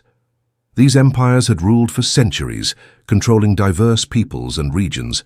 When they fell apart, a wave of nationalism and self-determination swept across Europe and the Middle East. People who had long been part of empires began to demand their own countries, places where they could speak their own language, practice their own culture, and govern themselves. One of the most significant results of this reshaping was the creation of several new countries in Central and Eastern Europe. Austria-Hungary, a massive empire made up of many ethnic groups, vanished completely. In its place arose a patchwork of smaller nations. Austria and Hungary became separate countries, but others like Czechoslovakia and Yugoslavia were formed to unite groups with some shared history or culture. Czechoslovakia brought together Czechs and Slovaks into one country. It was a new idea, to unite these groups under a democratic government, hoping to balance their differences. Yugoslavia was even more diverse, combining Serbs, Croats, Slovenes, and other South Slavic peoples into one kingdom. But these new nations faced challenges right away. Many groups within their borders wanted more independence or felt they were being dominated by others. This sowed seeds of tension that would flare up again later. Poland, which had been wiped off the map for over a century, returned as an independent country. Its borders, however, were hotly contested. Poland had to fight wars with neighboring countries like Soviet Russia and Germany to secure its territory. The new boundaries were often drawn without perfect regard for ethnic or cultural realities, causing friction and conflict. The Russian Empire had already collapsed due to the revolution and civil war, but its fall also meant that Finland, Estonia, Latvia, and Lithuania declared their independence. These Baltic states emerged as new nations, trying to find their footing in a chaotic region. Their independence was fragile and threatened by larger powers nearby, especially Soviet Russia. Meanwhile, Germany lost large portions of land. It lost Alsace-Lorraine to France, which had been a major point of conflict for decades. Parts of Eastern Germany were given to the new Poland. The Saar region was placed under League of Nations control, and the city of Danzig became a free city to avoid conflict between Germany and Poland. All of these changes left Germany feeling humiliated and economically weakened, creating a bitter mood that would have consequences later. The Middle East underwent some of the most dramatic changes. The Ottoman Empire, which had controlled much of the region for centuries, was dismantled. Britain and France took control of much of the Middle East through a series of mandates. territories that they governed on behalf of the League of Nations. These new colonial borders often ignored the complex ethnic and religious makeup of the region. Britain controlled Palestine, Iraq, and Transjordan, while France took Syria and Lebanon. The promises made during the war to Arab leaders for independence were complicated by these new mandates. Arabs who had hoped for self-rule felt betrayed, leading to unrest and revolts in the years ahead. One of the most contentious issues was the future of Palestine, where the British government issued the Balfour Declaration in 1917, supporting the establishment of a national home for the Jewish people. This was the beginning of a long and difficult conflict between Jewish and Arab communities, a conflict that continues to affect the region to this day. The redrawing of borders wasn't just about drawing lines on a map, it affected millions of lives. People found themselves living in new countries overnight, sometimes as minorities in unfamiliar lands. Borders divided families, communities, and ethnic groups. This caused significant social and political tension as new governments tried to build unity and stability. In some cases, these new borders created countries that were simply not sustainable. They combined groups with long histories of conflict or ignored the desires of certain peoples. This reality meant that political instability and ethnic tensions became common in the years after the war. The League of Nations was created to help manage these new states and promote peace, but it often lacked the power to enforce its decisions. Many disputes over borders and minority rights remained unresolved.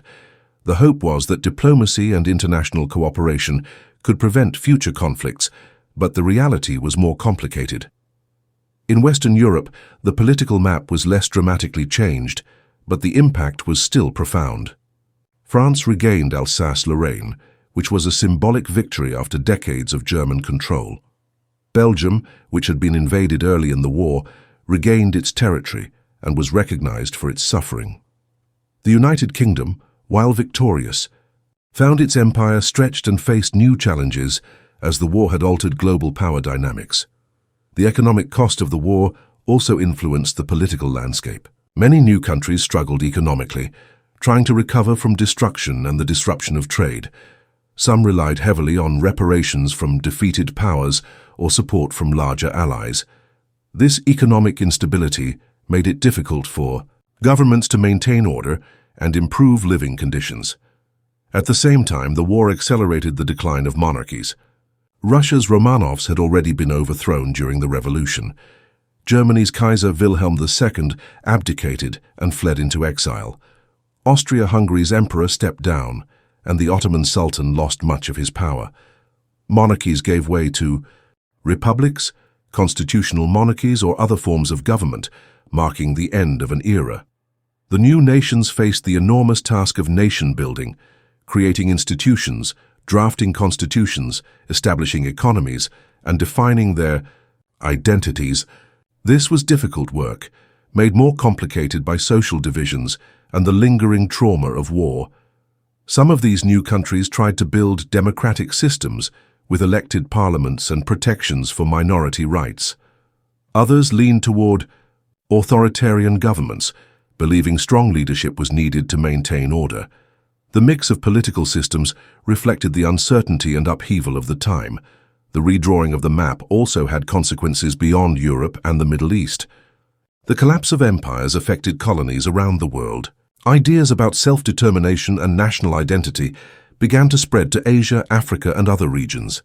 While these areas remained largely under colonial control, the seeds of future independence movements were planted. The story of new nations and borders after World War I is a complex one. It is about the hopes for peace and self-rule, but also about the difficulties of creating stable, fair governments in a world still reeling from destruction. The borders drawn by victorious powers tried to balance power and satisfy national claims, but often ended up creating new tensions. This reshaping was a major part of the legacy of World War I. It showed that war didn't just end conflicts, but could start new ones, sometimes in unexpected ways. The new nations that emerged carried both the promise of freedom and the burden of division. As the 1920s and 1930s unfolded, the political map would continue to be a source of instability. Some new countries struggled to survive, while others faced external threats. The unresolved conflicts over borders, ethnic groups, and governance helped create the conditions for future wars. Yet despite these challenges, the period after World War I was also a time of innovation, hope, and new beginnings. The creation of new countries reflected the growing belief in national self-determination, the idea that people should have the right to govern themselves. This principle would shape international politics for the rest of the century. Understanding how the world was redrawn after World War I helps explain much about the conflicts and alliances that followed. It shows us the fragile balance between peace and conflict, and how history can shape the future in unexpected ways. The story of new nations and borders is not just about lines on a map. It is about the people who live within those borders, their struggles, their identities, and their hopes. It reminds us that the aftermath of war is not simply an end, but a complex beginning. Chapter 28. Seeds of Future Conflict. How WWI led to WPATUY. The end of World War I brought a fragile peace to the world. The guns had fallen silent, and nations were busy trying to rebuild from the enormous destruction. But beneath the surface, many problems from the war remained unresolved. The peace that was created was uneasy and unstable. The new borders, harsh treaties, economic turmoil, and political upheavals planted the seeds for another, even deadlier conflict, World War II. One of the biggest reasons for this was the Treaty of Versailles. While it officially ended the war, it left many people feeling angry and humiliated, especially in Germany. The treaty forced Germany to accept full responsibility for the war and to pay huge reparations to the victorious Allied powers. These demands devastated the German economy and created widespread resentment among its people. Many Germans believed the treaty was unfair and that their country had been betrayed, a feeling that became known as the stab-in-the-back myth. This idea suggested that Germany hadn't truly lost the war on the battlefield, but had been betrayed by politicians, workers, and minorities at home. This atmosphere of bitterness and humiliation became a powerful tool for extremists to gain support.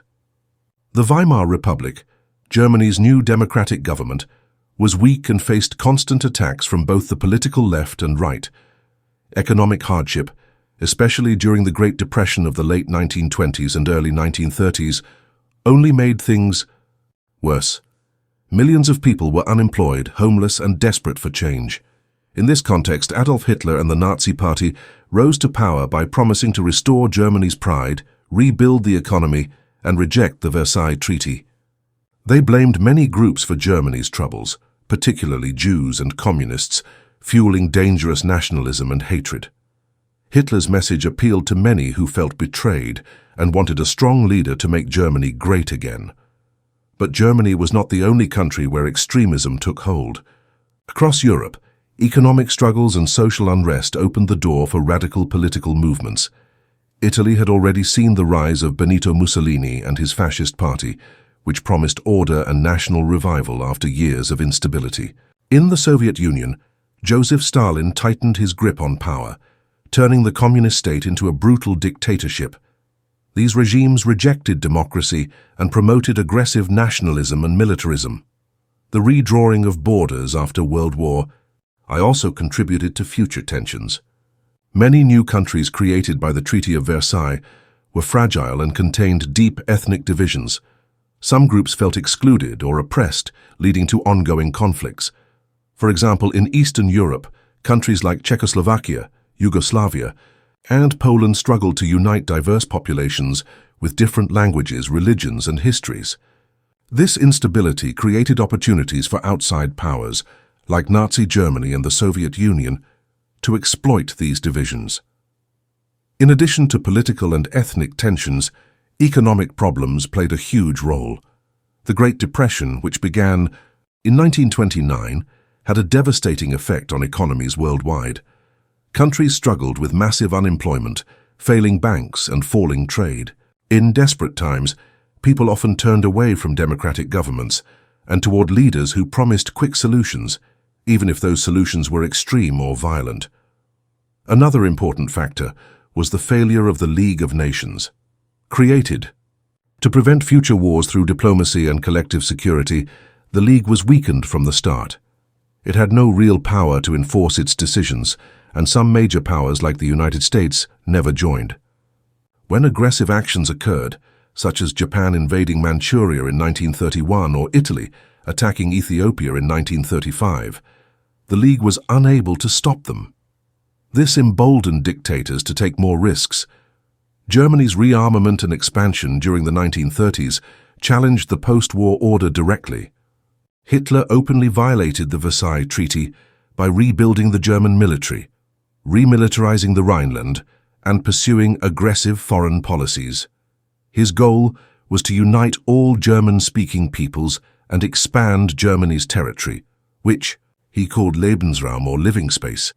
These actions increased tensions across Europe and alarmed other nations, but many chose appeasement, hoping to avoid another war.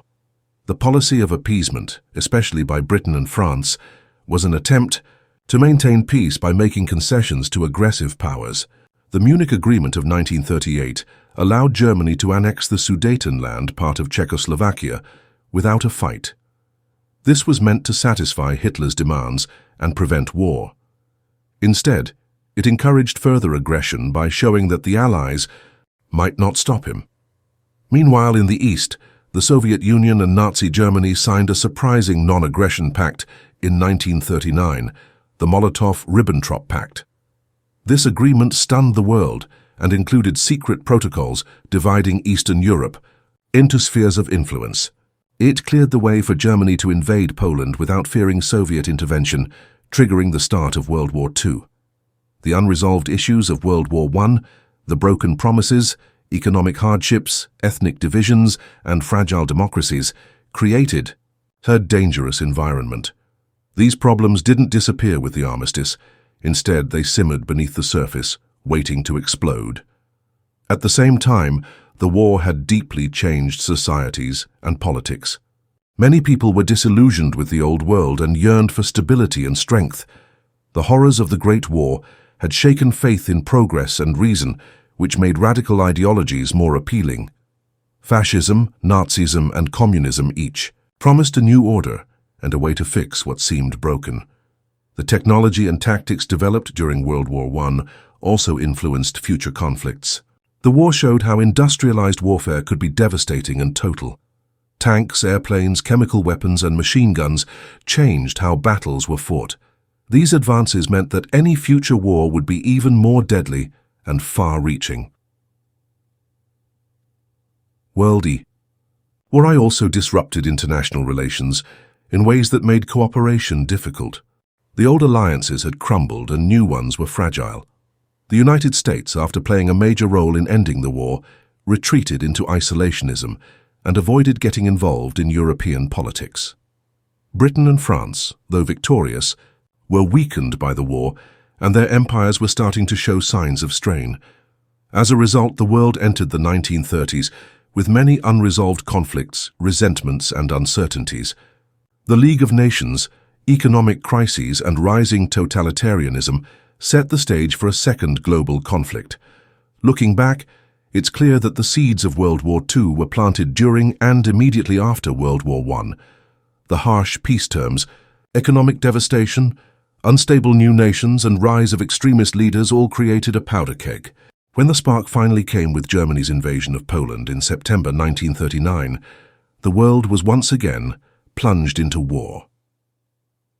Understanding how World War I led to World War II helps us see that wars are rarely isolated events. The aftermath of one conflict can shape the next in powerful ways. The unresolved tensions from 1918 didn't just disappear. They grew, changed, and combined with new forces to create a far worse catastrophe. This chapter closes the story of the Great War by showing how its legacy lived on, shaping the world for decades to come. The hopes for lasting peace after 1918 were real but fragile. The failures to resolve deep issues and the rise of hatred and fear made another war almost inevitable. But knowing this history also offers lessons. It reminds us that peace requires more than treaties and borders. It requires justice, understanding, and efforts to address root causes of conflict. Without that, the seeds of future wars remain. Chapter 29. Remembering the War, Memorials and Memory. The Great War left an enormous mark on the world. It was not just a conflict of armies and borders, but a deep trauma that touched millions of lives. When the fighting finally stopped in 1918, the question quickly became, how do we remember all that happened? How do we honor the sacrifice of those who fought and died? And how do we make sure that the terrible lessons of the war are never forgotten? This chapter explores the ways the war has been commemorated through memorials, ceremonies, literature, and collective memory. The scale of the loss was staggering. Over 16 million people died during World War I, with many more wounded or missing. Families were torn apart, entire communities shattered. For countries involved, remembering the war was a way to mourn the dead and try to make sense of the enormous human cost. Almost immediately after the war, nations began to build memorials to honor those who had served and died. These memorials took many forms, from grand monuments to simple plaques in village squares. The goal was the same, to create a physical space where people could remember and pay their respects. In France, the site of some of the war's bloodiest battles, the landscape itself became a memorial. Fields and forests where men had fought and died were preserved, marked by rows of white crosses and tombstones.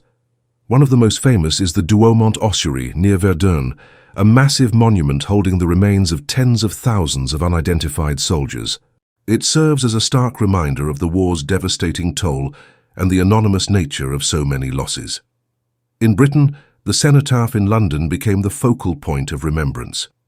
This simple yet powerful structure, designed by Sir Edwin Lutyens, stands as a symbol of national mourning.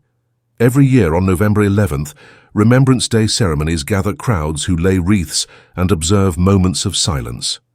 The poppy flower, inspired by the poem In Flanders Fields, became the emblem of remembrance, worn by millions as a sign of respect and solidarity. Other countries also created memorials that reflected their own experiences and cultures. In the United States, the Tomb of the Unknown Soldier at Arlington National Cemetery honors unidentified American soldiers who died in the war. This concept of the unknown soldier became widespread, symbolizing the sacrifice of all those whose names were lost or forgotten. Memorials are not just about honoring the dead. They are also about telling a story. They shape how a nation or community understands the war and its meaning. Some memorials emphasize heroism and sacrifice, while others highlight the tragedy and futility of war. For example, the Menin Gate Memorial in Belgium lists the names of missing British and Commonwealth soldiers, emphasizing loss and remembrance. Over-glory commemoration also took place through ceremonies and rituals. Annual Remembrance Days, Armistice Day observances, and memorial services became part of the national calendar in many countries. These ceremonies provided moments for reflection, bringing people together to acknowledge the past and express hopes for peace. Beyond physical memorials and ceremonies, literature and art played a crucial role in shaping memory. The war inspired countless books, poems, paintings, and films that captured different perspectives on the conflict. Writers like Wilfred Owen and Siegfried Sassoon, who were soldiers themselves, wrote powerful poetry that revealed the horrors of trench warfare and challenged romantic notions of battle. The arts helped people confront the emotional and psychological impact of the war.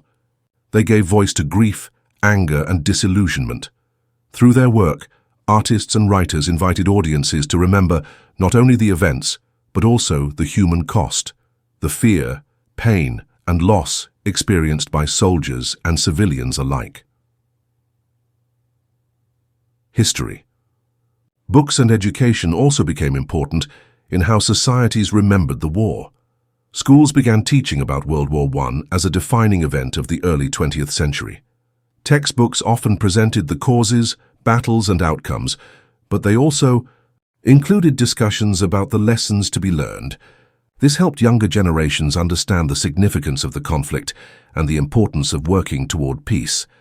However, memory is never simple or uniform. Different groups and nations remember wars in different ways, sometimes with conflicting interpretations. For example, While some countries emphasize heroism and victory, others focus on suffering and loss. Political changes over time can also affect how the war is remembered. In Russia, for instance, World War I was overshadowed by the 1917 revolution and later by World War II, so its memory is often less prominent. In recent decades, there has been a growing effort to remember all sides of the conflict, including the experiences of soldiers from colonies and minority groups who fought but were often forgotten in earlier histories. This broader perspective helps to create a more complete and honest understanding of the war. The war's memory also raises questions about the nature of conflict itself. Many memorials and works of art emphasize the need to prevent future wars. The phrase "never again" became a powerful call to action, reflecting hopes that humanity would learn from the mistakes of the past. Yet, the reality is more complicated. The world experienced another devastating conflict just 2 decades later. This shows that memory alone is not enough. It must be combined with political will and international cooperation to truly prevent war. Still, the way we remember World War I matters deeply. Memorials and ceremonies keep the past alive, connecting us with those who came before. They remind us of the sacrifices made and the costs of violence. They also serve as warnings about the dangers of hatred, nationalism, and unchecked power. Today, as the centenary of the war's end passed in 2018, millions of people around the world took part in commemorations. Museums, exhibitions, and educational programs helped bring the history to life, ensuring that the stories and lessons continue to be shared. In a world that faces new conflicts and challenges, remembering the Great War remains important. It teaches us that peace is fragile and must be actively maintained. It shows how quickly societies can be drawn into destructive violence and how deeply war affects individuals and communities. The legacy of World War I is found not only in textbooks or memorials, but in the ongoing commitment to peace and understanding among nations. By remembering the war honestly and fully, we honor those who suffered and renew our responsibility to build a better future. This chapter closes the story of how the Great War is remembered and why those memories still matter. It is a reminder that history is not just about the past.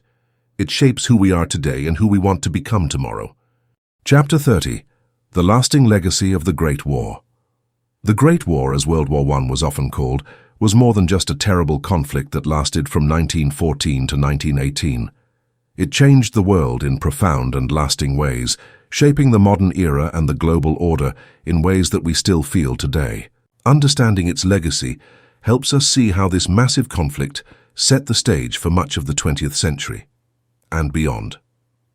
This chapter explores the lasting effects of the war on politics, society, technology, culture, and international relations. First, it's important to recognize that the war shattered old empires and paved the way for new nations and new political ideas.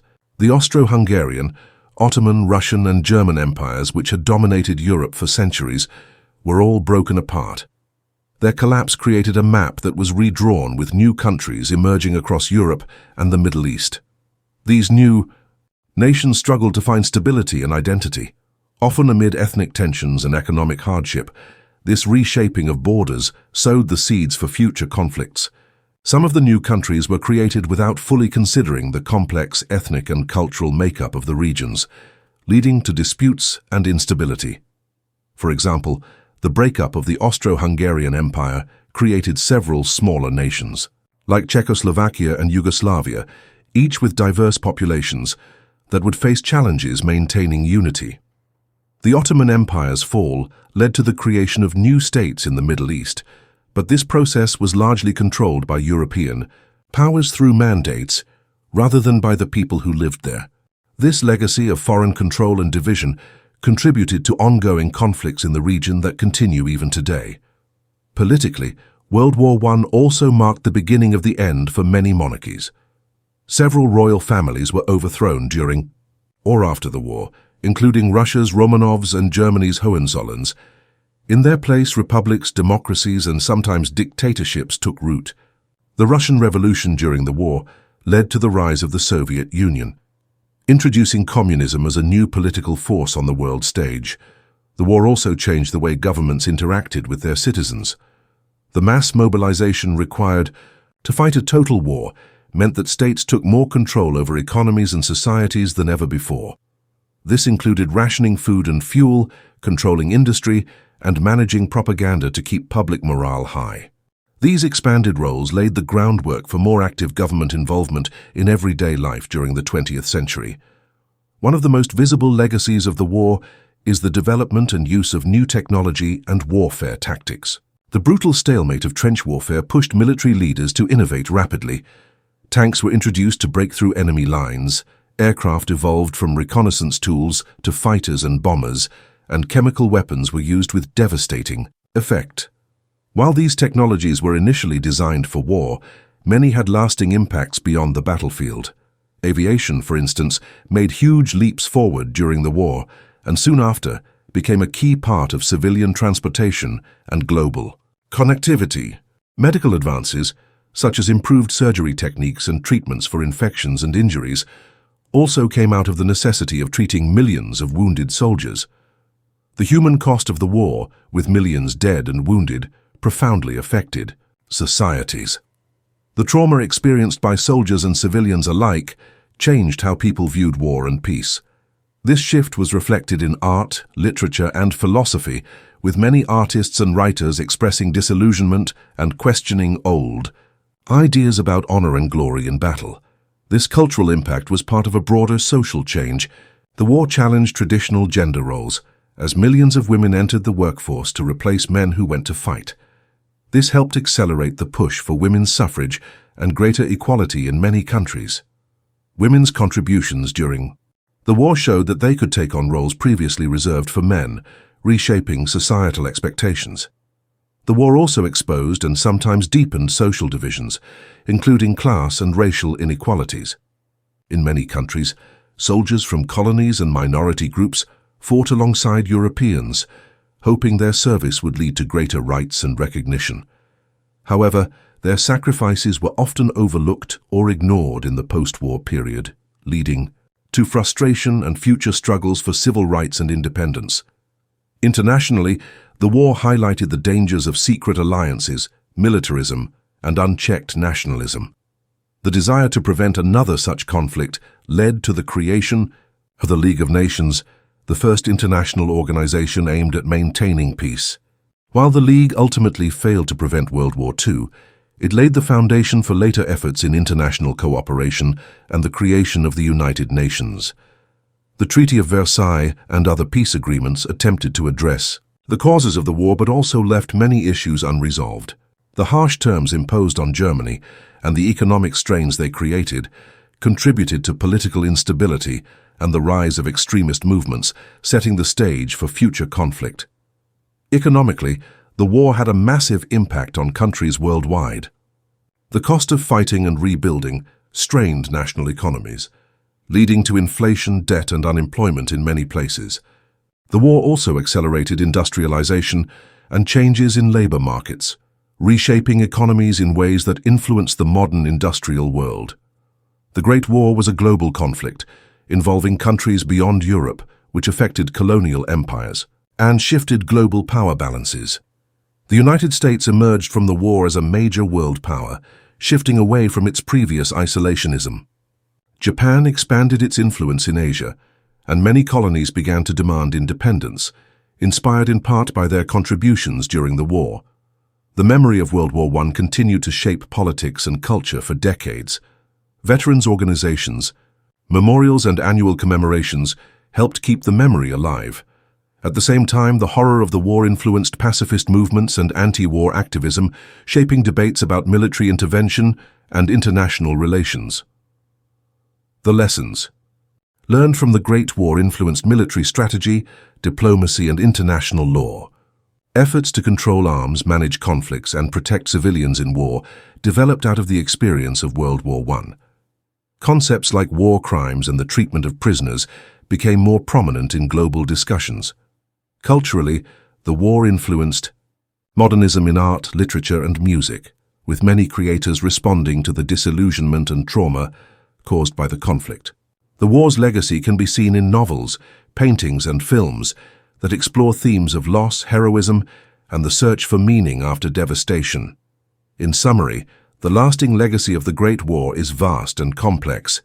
It reshaped nations, politics, and societies. It accelerated technological and cultural change. It altered how people viewed conflict and peace. While the war's immediate aftermath included unresolved tensions and new conflicts, the changes it set in motion have continued to influence the modern world. Understanding this legacy helps us grasp why World War I is often called a turning point in history. The war marked the end of an old world and the beginning of a new era. Its lessons remain vital as we face ongoing challenges in international relations, social justice, and the quest for peace. The Great War reminds us that the costs of conflict are not only measured in lives lost, but in the long shadows it casts over generations. By studying its legacy, we can better appreciate the importance of diplomacy, cooperation, and the human desire to avoid repeating such a tragedy. This chapter closes the story of World War I, connecting its past to the present and future. It encourages us to remember not just the battles and leaders, but the deeper changes that shaped the modern world. In doing so, it honors those who lived through the war and those who continue to live with its consequences.